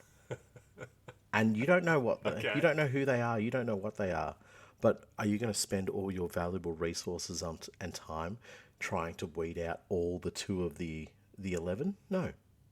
You're going to get rid of anybody who doesn't turn on those 2 of 11. Make sense? No, it doesn't make sense. He burns down the entire town and locks people in buildings because of nonsense. The faithful will respect being locked in the building. They're like, we understand you, Clovis. It makes sense. And I can't wait. Thank you for letting me meet the Emperor sooner. Thank you. I can't wait to meet him. This is just another example of the worst parts of the Imperium being dialed up to 11 on Necromunda, where there would genuinely be members of the ecclesiarchy and that who would read that and just be like, makes total sense. Makes total sense. Yeah, why haven't we done this sooner? Yeah, they just start lock the doors and gas them. Yeah. Oh wait, no, we've done that to multiple hearts. Yeah, lock the doors and burn them. Oh, Clovis. Yeah. 6 Genius. gold stars for you. Genius. Here, put this Aquila up your nose. You're a genius. Yeah. Right. Well, Clovis the Redeemer and Malakev actually have some amazing models as well. They do. Yeah, they really do. Like, yeah, Clovis, his mask is almost demonic. Like his pose, he's standing on these books. He's got his eviscerator in the air, like the flaming beanie is going strong. And then you got Malakev in the back. The poor dude is just like a head in this, like almost like a what's the word? Like a turtle, but walking like a person. He's got a little wheel on the back. Yeah. I said I love Malakev because Malakev to me is the embodiment of 40k at its most like gothic, you know. So rather than create a machine that can record this, let us have one of the faithful continue their existence. You know, and even though maybe he's lost a lot of his personality, or you know, it's just the biological elements of him help maintain the machine. But let's keep him going because he's one of the faithful and he deserves a place at the side of Clovis. But going back to the Clovis miniature, I will say that he's almost clean. Does that make sense? He's almost like a little bit too neat, which is a good example of the fact that he gets good stuff from Underhive. Oh, the actual model of Malakev, like the the servitor components to them. Yeah. They're almost baroque. Yeah, yeah. Like, you look at them and they are so unique, especially in a place like Necromunda. It doesn't make sense that they're there. Well, actually, no, I still think like they look like they'd still work. Like, I don't understand why you say they're broke, but... You're the worst type of person. What's the matter with you? You said they're broke. Let's move on from here. I just realised there is another Cawdor named character, and it's the poor bugger Radis Tatterskin. But we're not going to talk about him because I've already said the headsman. Oh, okay. Yep. No, that's right. Yeah. And we've spoken about rats enough, so he can be incorporated into the rat. He's Rat Chat. He is a rat person now. So jump into the headsman. The red right hand of the Thane of Caw-Door. Executioners stand among the inner circle of the clan house, enforcing the will of the cult of the redemption upon believers and unbelievers alike. The identities of these grim killers are known only to the Thane, their faces always hidden behind heavy hoods or masks. Each executioner is instead recognised by the means of justice he hands out, like the hangman clad in his cloak of nooses, the scourge and his barbed whips, or the immolator wreathed in smoke and flame. Of all the Thane's executioners, few are as terrifying to the faithful as the headsman and his great blood-stained axe.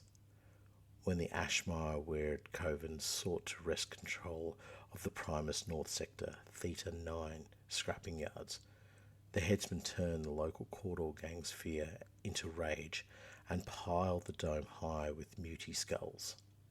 When the Delacroix of Logan's Reach unleashed their spiker assassins against the faithful, the headsman showed the House of Shadow the true meaning of terror. And when the killers from the spire came to unseat the Thane himself, it was the headsman who painted the Cathedral of Woes red with the blood of the unbelievers.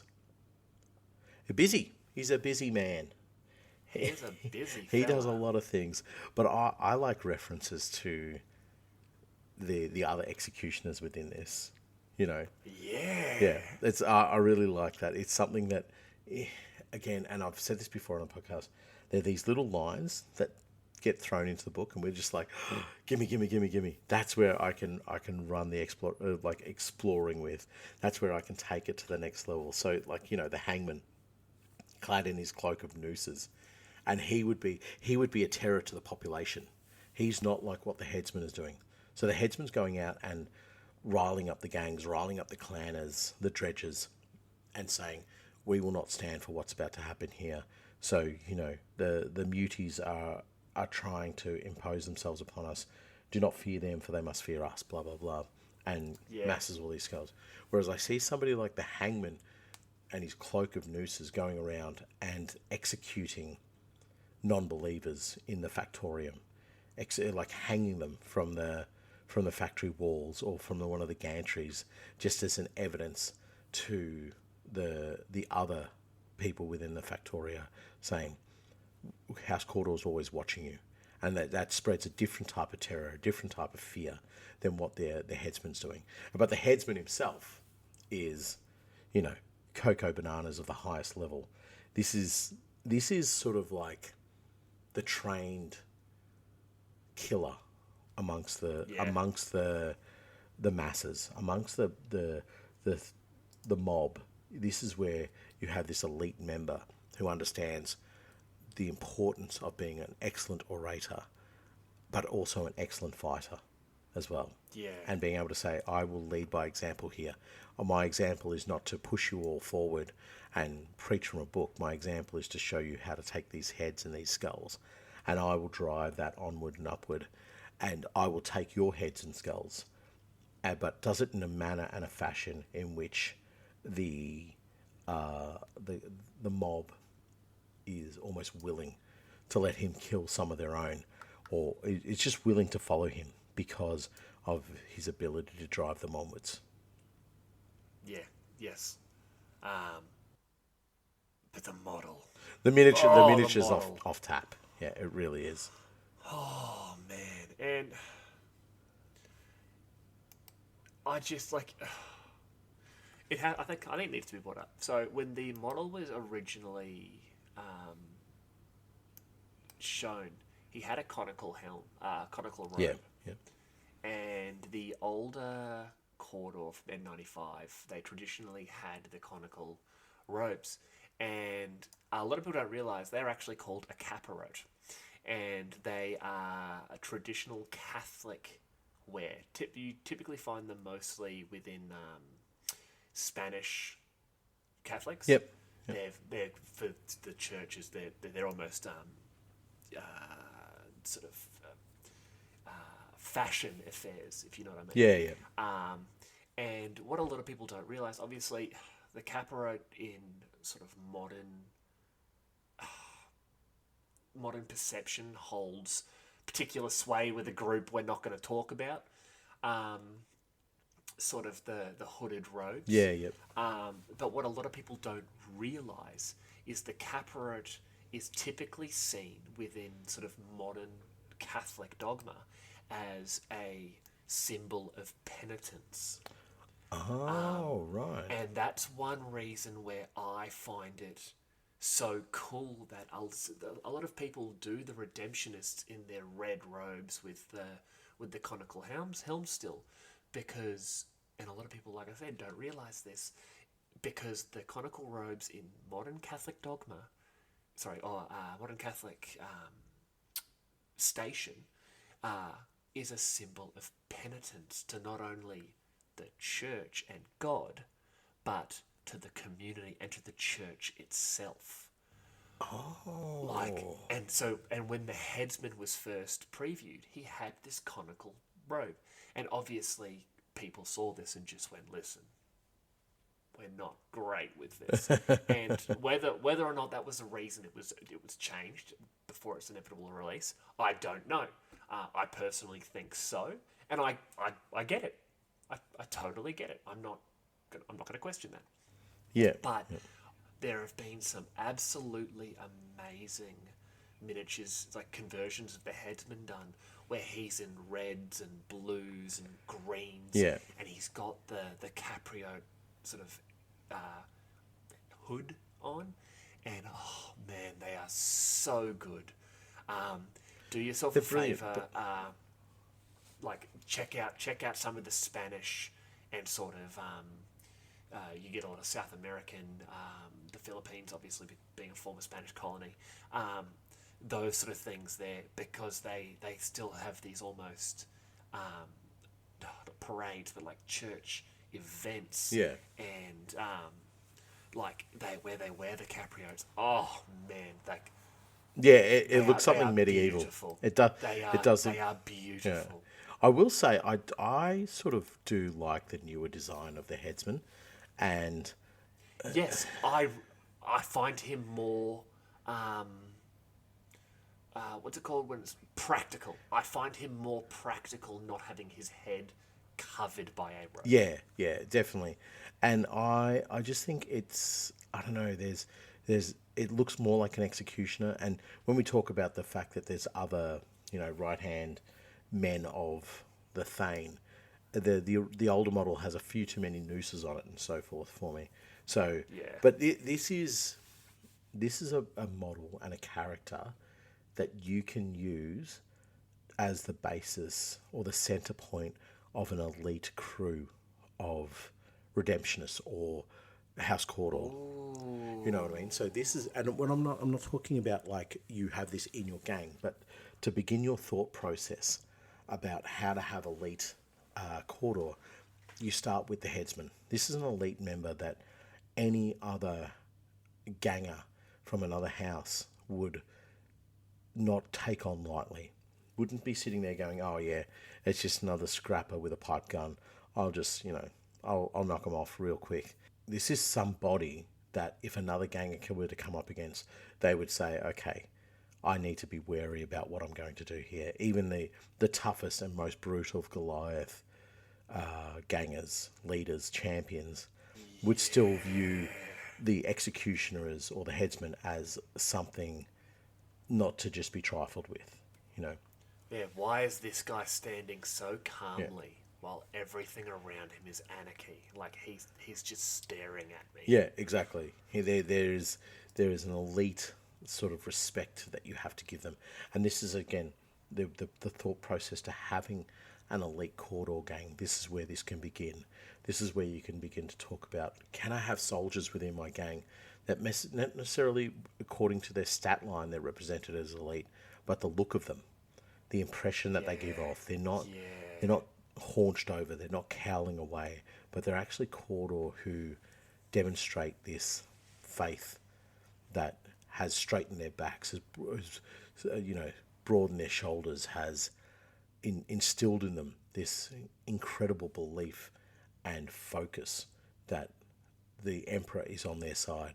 And every time they lose one of theirs, that is completely fine because they didn't die, because the Emperor is still on my side. You know, so you can almost have the rhetoric and understanding of how the Astartes work from their chaplains of, the Emperor is with us. At all times, the Emperor is with us, and we will destroy all of our foes. You instill that, and it's not you have a Cawdor gang that is not begging for forgiveness for their sins, but one that is out there to persecute everybody else for theirs. And even more so than a redemption, it's not self-flagellation.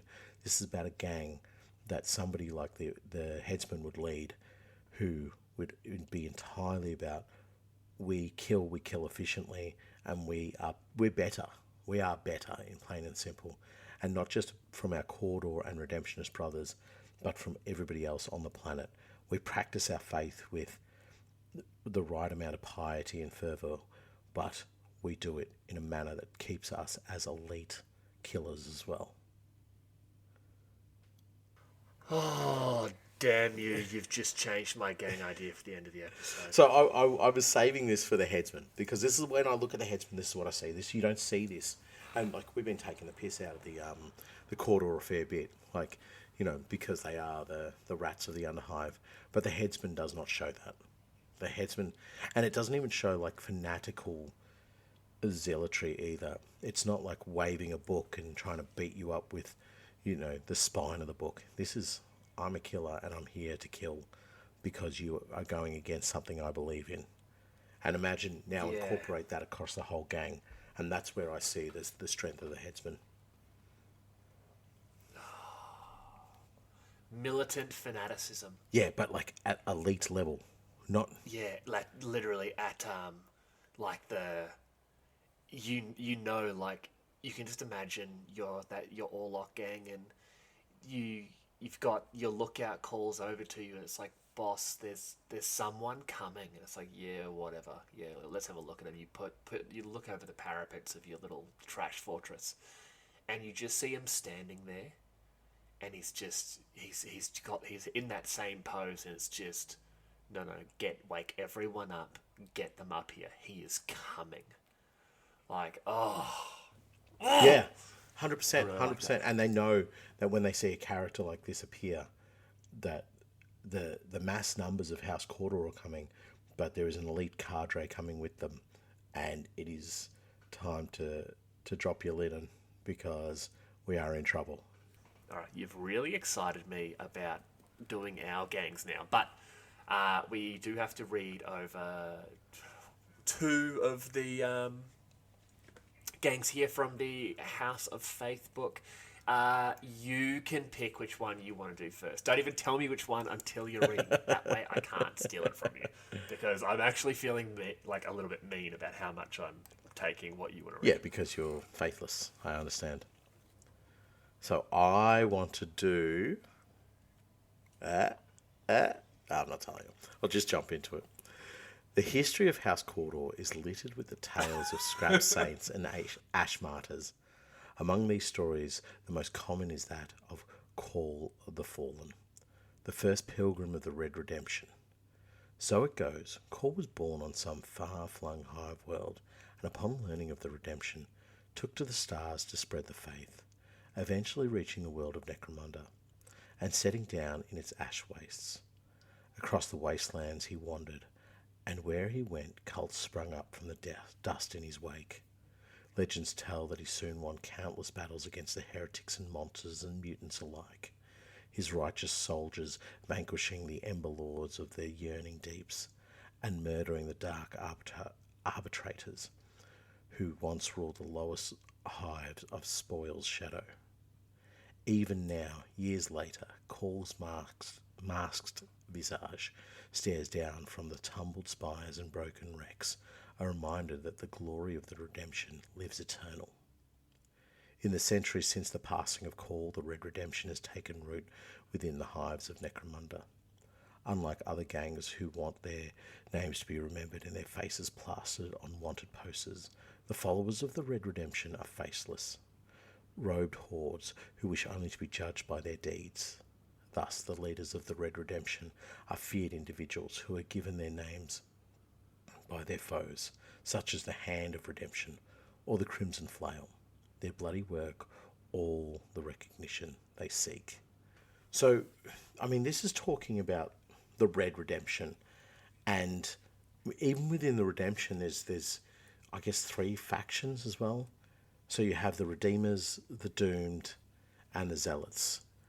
And the Doomed just basically want to see the death of all things, because all things are sinful. And they go as far as to cut out their tongue. So, what does it say? They cut out their tongue so they might know the despair of silence. And it's creepy stuff. So when we're talking about this gang, this idea of where this gang comes from, and the crusade of the Red Redemption, I guess it fits into... You can still be splintered into these other avenues as well. So they can be Red Redemption, but they can also be Zealots. They can also be, Doomed. They can also be Redeemers. So the Crusade of the Red Redemption, as I said earlier, is not a gang in itself. It is the concept of the gang and how that takes on board. But again, the key thing is it comes from off-world. Yeah, right? It literally... the faith spreads somewhere else for it to hit Caw the Fallen, who then moves to Necromunda and goes, I can make this much worse. Yeah, exactly. He's like, I've seen the wider galaxy. I know how to really dial this up. I really know how to take on some of those teachings from, the local commissar, and I will show these people exactly how it's done. And goes ahead to create a concept and idea that maybe the Redemption weren't even ready for when he first arrived. Yeah. Oh, that's awesome. Now, your little gang that aren't as cool as the Red Redemption. I actually like these ones. This is the Brethren of Bone. Now, the largest of the Cawdor gangs to infest the Underhive of Hive Primus is, without a doubt, the Brethren of Bone. Led by the noisome Coffin Nail, the Brethren welcome all within the hive to their ranks, provided that they are first checked for unnatural abnormalities and display a suitable level of devotion to the Redemption. These tests are sometimes even conducted at the same time. A new recruit will be sent on some important errand of the faith, like converting members of a rival gang, hammering the clan icon into the ceiling of a local dome, or reciting all 999 verses of the Litany of the Lost. Coif and his followers operate out of an old Promethean pipeline outside of Dead End Pass. The tumble-down pipe's both a home and rich source of ancient liquid fuel. More than one rival clan house gang has tried to put an end to the Brethren, but much like the rats that infest the Cawdor's turf, they always come back. This could be because for every Cawdor killed or hideout burned down, 2 more seem to appear to replace it. Or it might be that other Cawdor gangs just like using the name to make themselves seem more important. In either case, when the Thane wants something done in the Underhive, his agents seek out Coif, and the ragged gang lord does the best. This is a man creating jobs for people who need jobs. And I like the fact that he's also very heavily into that farm to table idea of we live at the Prometheum farm and it goes to the table of our Prometheum tables. Of our I just- flamethrowers strapped to flamethrowers, yes. Correct. I just love the fact that he's just like, yeah, no, other gangs also saying they're us. You want to join our gang? You just come be part of the gang. Everybody Now gets... get naked so we can make sure you don't have any mutations and go stab those Orlocks. That is a wonderful image. Naked Cawdor. Not even a Cawdor yet. Just a naked man Not even a Cawdor yet. running at the Orlocks, and the Orlocks are like, this is Coif again. He's doing it again. Why? Every 3 weeks we get about 100 of these. Just start shooting them, or if we want to, we just send some of our drudges out there and let them kill them. And Just throw some soap at them and they'll leave. yeah, exactly. Just here's a bar of soap. Hopefully that's the enlightenment you need. But it's funny that that Mormea can look at them as reliable. You know what I mean? Well, I think it's just that he's not relying on them for like subterfuge or infiltration stuff. It's, hey, I need you to go burn down this dome. And Quest's just like, all right, you 50, go do that. Yeah. But it's funny, like with this ragtag, almost unruly mob, and there's this element of reliance that you would attach to them, where there'd be other Cawdor gangs who's like, you could not rely on them to get a rat bomb into a rat hive. They are just ridiculously unreliable. Very, very faithful, very loyal, but stupid as 2 blocks of wood. But Coif, on the other hand, that is a cunning rat, and we love him. I've just also looked this up. It's actually in that little book, that little block of text where we were talking about the different paths of the faithful. And it's not just these major sub-faiths that define and divide House Cawdor. Each gang is almost a faith unto itself. Their word keepers holding their own specific set of beliefs based on some interpretation of some text or a particular telling of one of the house scriptures. This often leads to a continuous internecine warfare between Cawdor gangs as each tries to prove itself more pious than the next. Blood often being spilt over how one gang pronounces the word Cawdor, or which hand they use to load their bullets with. Cawdor. How else would you pronounce Cawdor? Well, from Cawdor. Damn it. No, there is the ancient Crawdor. You do this again. People are already very angry at you for you calling them filthy dirt grubs. I didn't call anybody a filthy dirt grub. I'm just saying. No, but there is I did. I said it on Instagram a lot. Oh, which is okay. just like Nathan says you're a filthy dirt grub. So there's the ancient pronunciation derived from ancient Terran birds, and it's Caw-Door. Oh God. Caw-Door. What's your gang idea? What's your gang idea? Come on, no, we need to end this before. Oh, That's good. there will be 3 of them, and it'll be caw. Yeah, exactly. You've still got really shit shoes. Now, how do you pronounce Cawdor? Caw-Door. Okay. Caw. We're going to live with you for the week. Right. Gang idea. Yes. Okay. Well, we've explored a few of those. So my gang idea, I almost am tempted to hear your gang idea first. Do you know what? I'm going to allow you to be the more faithful and bring your gang idea to the altar. Okay. So it's actually the grey shivers that we talked about earlier. Yes. But I'm going all in. So I've been thinking about it before. About the idea we were talking about with the flesh eater courts. Yep. Where I would be throwing in the different flesh eater courts parts, and doing them as almost that broken mind. Wait, I've stolen this idea. Okay. From me? You do a lot of that? No. Power Hungry Monkey 84 has done literally this exact idea. Oh, he has too, hasn't he? Oh. So what's your gang idea then? just be a copycat heretic. Is that it? Hold on. I'm literally on his Instagram right now. Yes, he's literally got this exact idea. I've stolen every part of this from him. Damn it. Right. Um. So Thank you for the gang idea, Power Hungry Monkey 84. If you don't follow him on Instagram, get on there. He will be the one yelling at me for stealing his idea. On most likely all of our social medias. Okay, gang idea. I'll do mine, and I'll give you some thinking time. Think on the fly. Thank you. This is high Thank pressure you. gang idea stakes here. So This is it's back alley gang yeah, idea. this is really it, mate.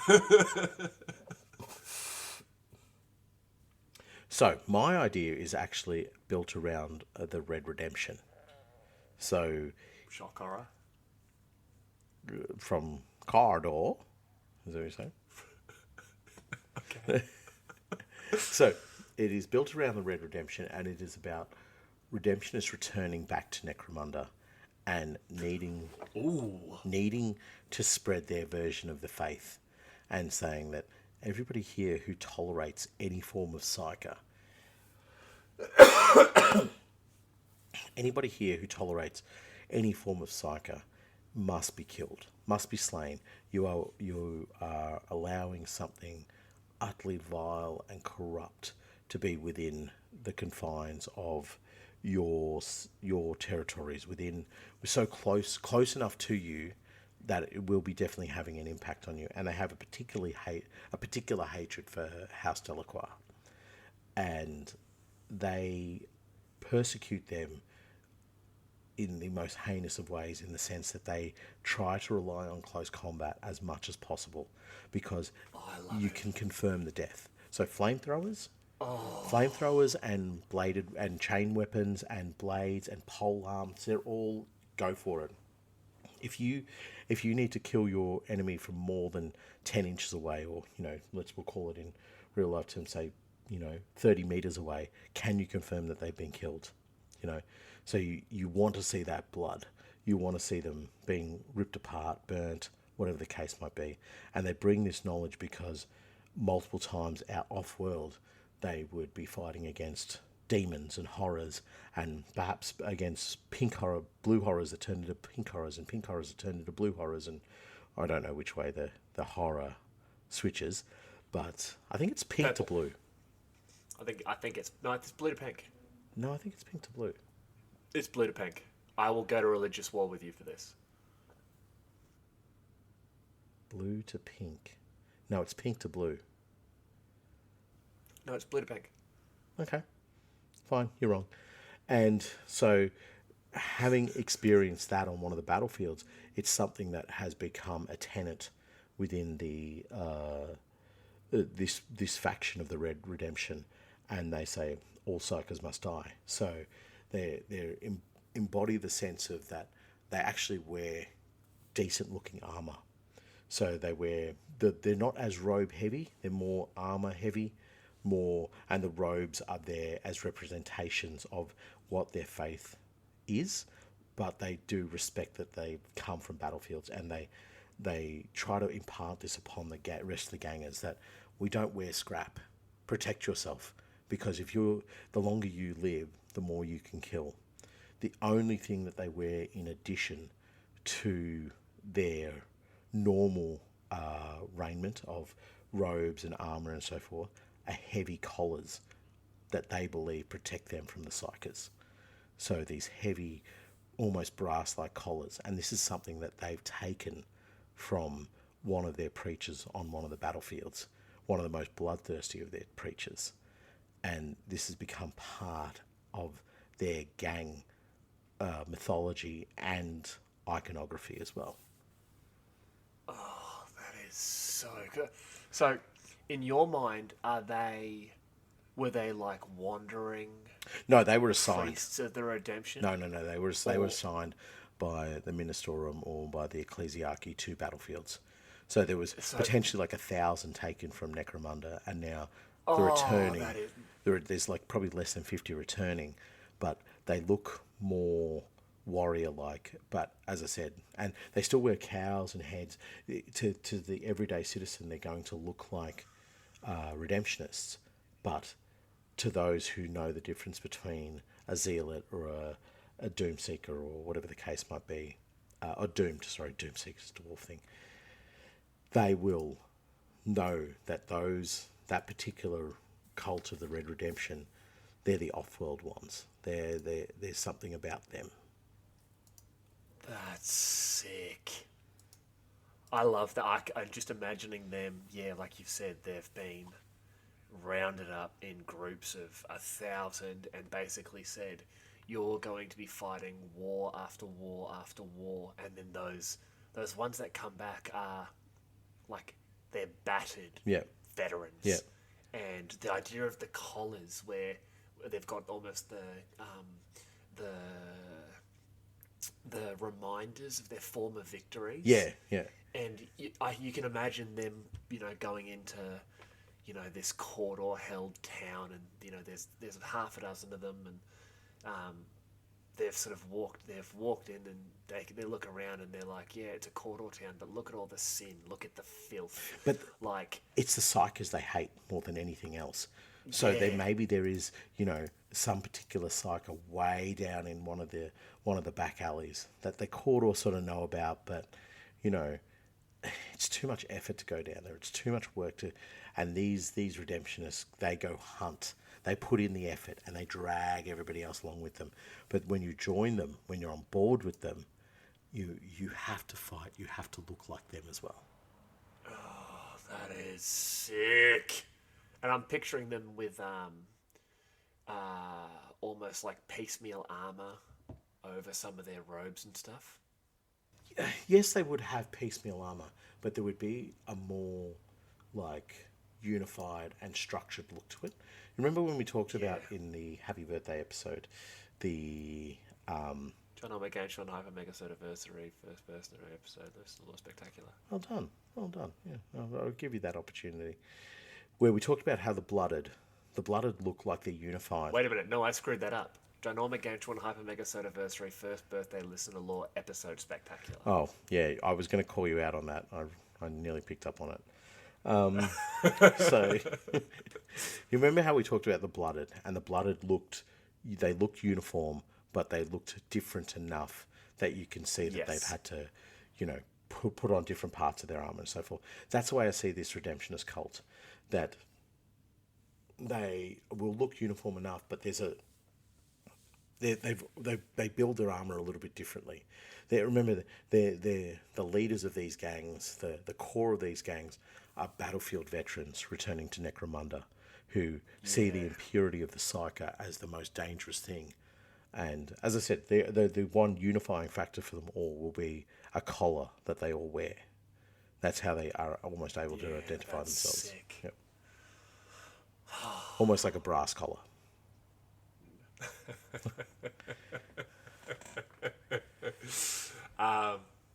Okay, well, speaking of chaos cults, Thank you. I have an idea for my gang. So this is actually also a shout out to one of the readings we did on our last episode. What was that episode called, Nathan? First birthday listener lore episode spectacular. Stacular. About the Thelonious militia. So the Thelonians that we mentioned, that they got so my idea is effectively a Cawdor gang made up entirely of crusading knights. Oh yeah, baby. Yes. So I'm picturing chain swords, eviscerators, very similar to yours, absolutely. But then shields, and you'd have this. Your core leadership would be these. Maybe possibly one of them is a former crusader who maybe knew Thelonious from his days when he was actually.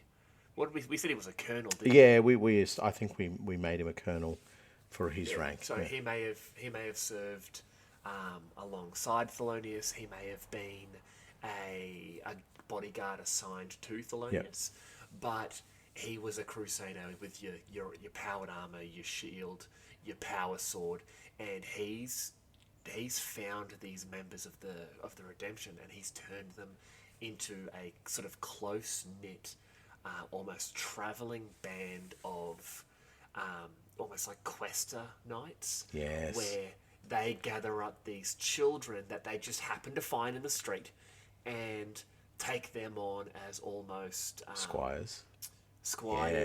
Who carry their gear, who carry their weapons, who carry their prayer books and the like. And the gang is built around them, where the squires can use ranged weapons, but when they truly want to dedicate themselves to the beliefs of the Thelonian Crusaders, which is the gang name, they would need to eschew the ranged weapons. They would throw like a what's like the frock, a tabard.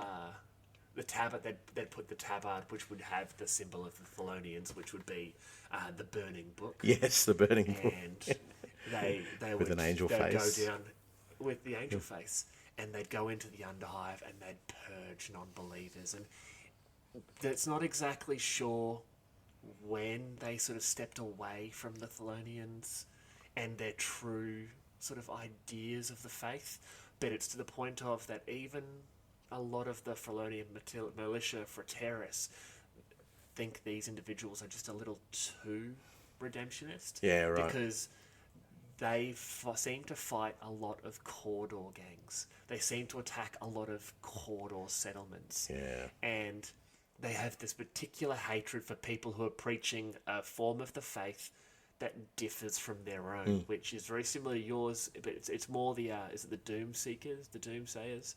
The Doomed. They're the Doomed. Everyone needs to die, because when they die, their souls will travel back and join the collective consciousness of the unknown faith, which unfortunately they got from this little leaflet. It was a book of log. They don't know. They don't know exactly there. So basically, this is a Chaos Cawdor redemptionist gang who, very similar to yours, are very close combat orientated, but I would do them up almost as scrap knights. Everything about them would have that sort of pseudo dystopian knight motif. Like battered steel, not these polished fine plates. Or not even polished, but it's not even like a smooth plate. It's actually like a piece of fender that has been battered into shape to fit. Yes. Yeah, that's a sick idea. Yeah. Do you remember The Labyrinth? The movie The Labyrinth? I do. And you had the little night creatures in there, and they just look like almost ramshackle knights. That's the imagery I have for these guys. Perfect. Oh, yes. So the Thelonian Crusaders. I love it. I love it. And they would make themselves, they would wear masks, but they wear hoods rather than just wearing masks all the time. You know what I mean? They would wear masks that would show their sin. So there would be their sin. I'd call them the sinner's visage. Yep. And they would be masked in the shapes of demons, and it may be lust, it may be envy, it may be rage, fury, all these sins. And I reckon gluttony would be one, and it's a mask with like a chicken wing hanging out of it. Perfect. But yeah, like they would have the sinner's visage, which would be specific and individual for each member. So when a member of the Crusaders dies, when their body's burned, so is their visage. So their sin finally carries over. Cracker! I love that. The sin gets burnt away with them. That is freaking awesome. I love it, and they follow the Book of Lorgar as well. Like unbeknownst to what they're honestly, doing. Honestly, they're a chaos cult. They're this crusader that has been around for years and years and years, and doesn't matter how many times he's cut or stabbed or shot, he keeps coming. Yeah. I would almost put him together as maybe he's died and he's just something has brought him back. We don't know what it is, but we know it's something. but he would be split down. His shield would be split down the middle, and it would be a black. And white. Don't. I knew that's what you were going to do. I would. Oh my god. Do you know what? But we'll leave it at that. Do you know what? No, I'll give you something for that. The white is the light of the Emperor, and the black is the rest of the galaxy. And and then on the front of it, the shield is the book burning away with the face of an angel gazing through, speaking to them all, guiding the Crusader on his journey to redeem the planet of. So I love this. Our two gangs that we've created for the most religious house on Necromunda is one is a filthy Malal worshipping chaos cult that has been touched. Your gang worships Malal? No, shut your face. That has been blessed by the teachings of Lorgar. And my one are corn worshippers that don't realise that they're corn worshippers. Yeah. But hey, do like a loyalist gang or whatever. Losers. Yeah. Just go by the book. Yeah. Whatever. Hey, at least my book's on fire. Yeah. We don't read books in my gang. Only psychers know how to read books, and we kill the psychers. Yeah. We don't read books, we burn them, and then we burn psychers on Yes, exactly. This has been a long night. It has been a long prayer session. Yes. Yes. Praise be unto him, for unto him be praised. I guess we need to address a little bit of the elephant in the room. The elephant in the room? Is that you are wrong in your understandings of faith and religion. No. Yes. No. This has been really weird. This is probably the most aggressive we've been towards each other. Yeah, definitely combative about our ideas, isn't it? Yeah, which is, it's sort of, it works for what we're talking about, but what disappoints me about all this is how wrong you are. But, and that's, okay, like, we're obviously, we're friends and we joke and that, but it upsets me just how stupid your face is at times when you say dumb things like that. Well, see, this is your problem. You hear the truth and you think it's dumb, and that's what makes you, like, the lowest rung. You're a heretic. You're a heretic. You're a heretic. No, so... Pronounce Cawdor for me. Definitely... Pronounce Cawdor for me right now. Caw-Door. Okay, maybe we do share the same faith. Caw-Door. No, but that's the thing. Like, I think our views on the way that the Cawdor have turned the faith into not only a tool but a weapon. Yeah. I think our views on that are very, very different, and that's good. The views should be different. But this is what the imperial cult should be for people. It is a way to just, and you mentioned it not long before about the different pronunciation or the different way that something's loaded. And I did say it earlier in the episode. Pick a method or an ideology of the faith and take that, and that is your gang. And that's what the Imperial Cult, the Redemption, and House Cawdor should be doing for you. You don't have to follow the rules of the faith, because the rules of faith aren't followed by the faithful either. The only thing is one rule. God Emperor. That's it. God Emperor. Yep.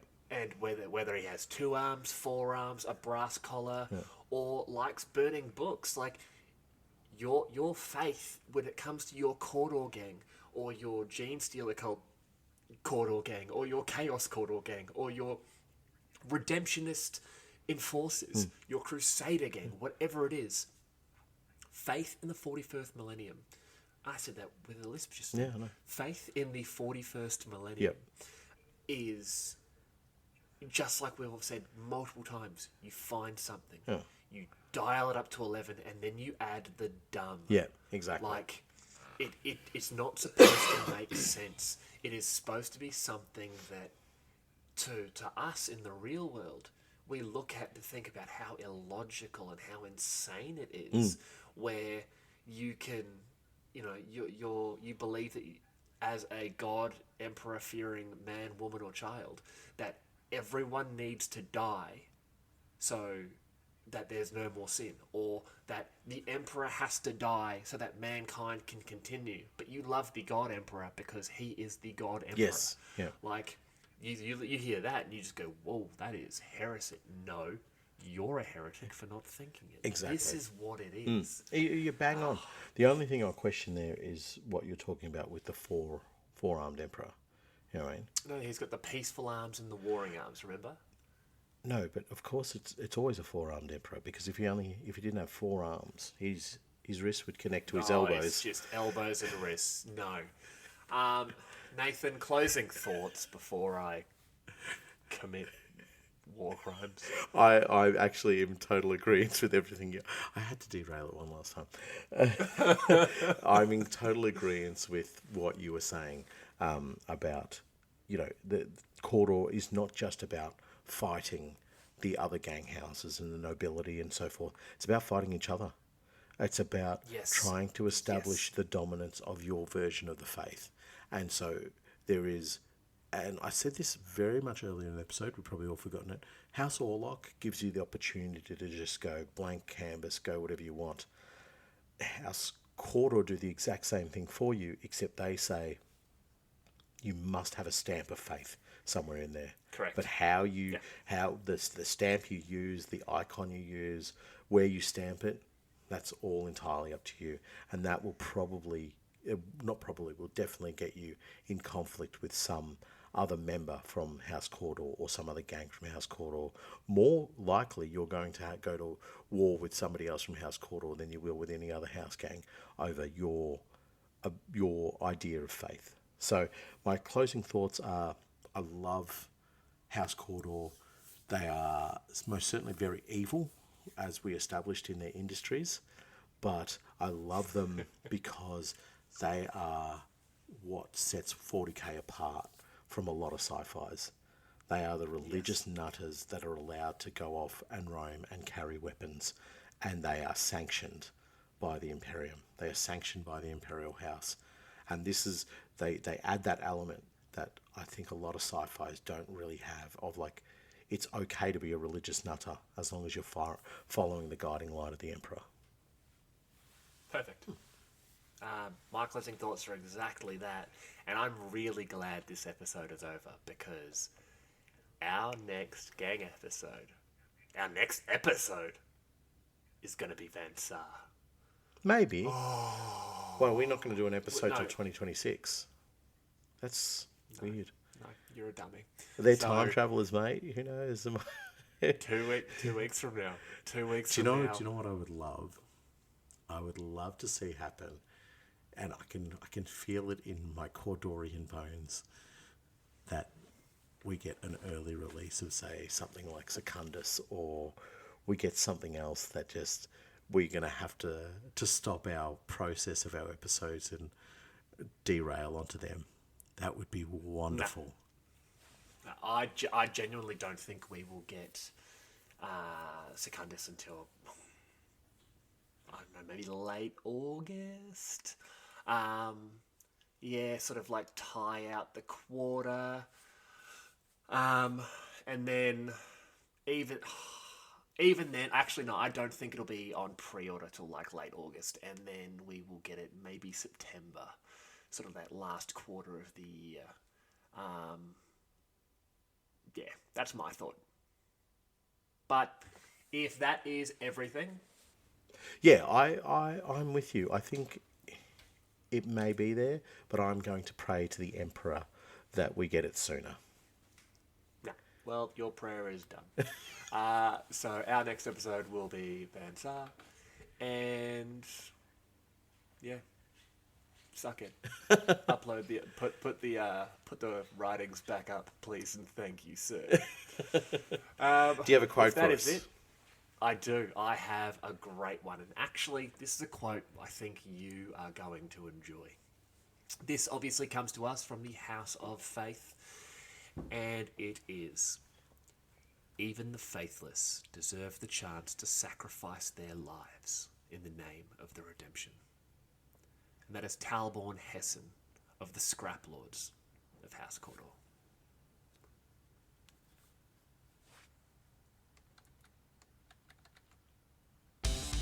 And that was our latest episode of the Underhive Lorekeepers podcast. I am Spamuel, and on behalf of the Lorekeeper team, thank you for listening. Please follow us on our social media pages available in the show notes, and don't forget to follow and review us on your preferred podcast platform. As always, if you have questions, complaints, corrections, or if you would like to report your loved ones for heresy, please reach out to us at underhivelorekeepers@gmail.com. Thanks.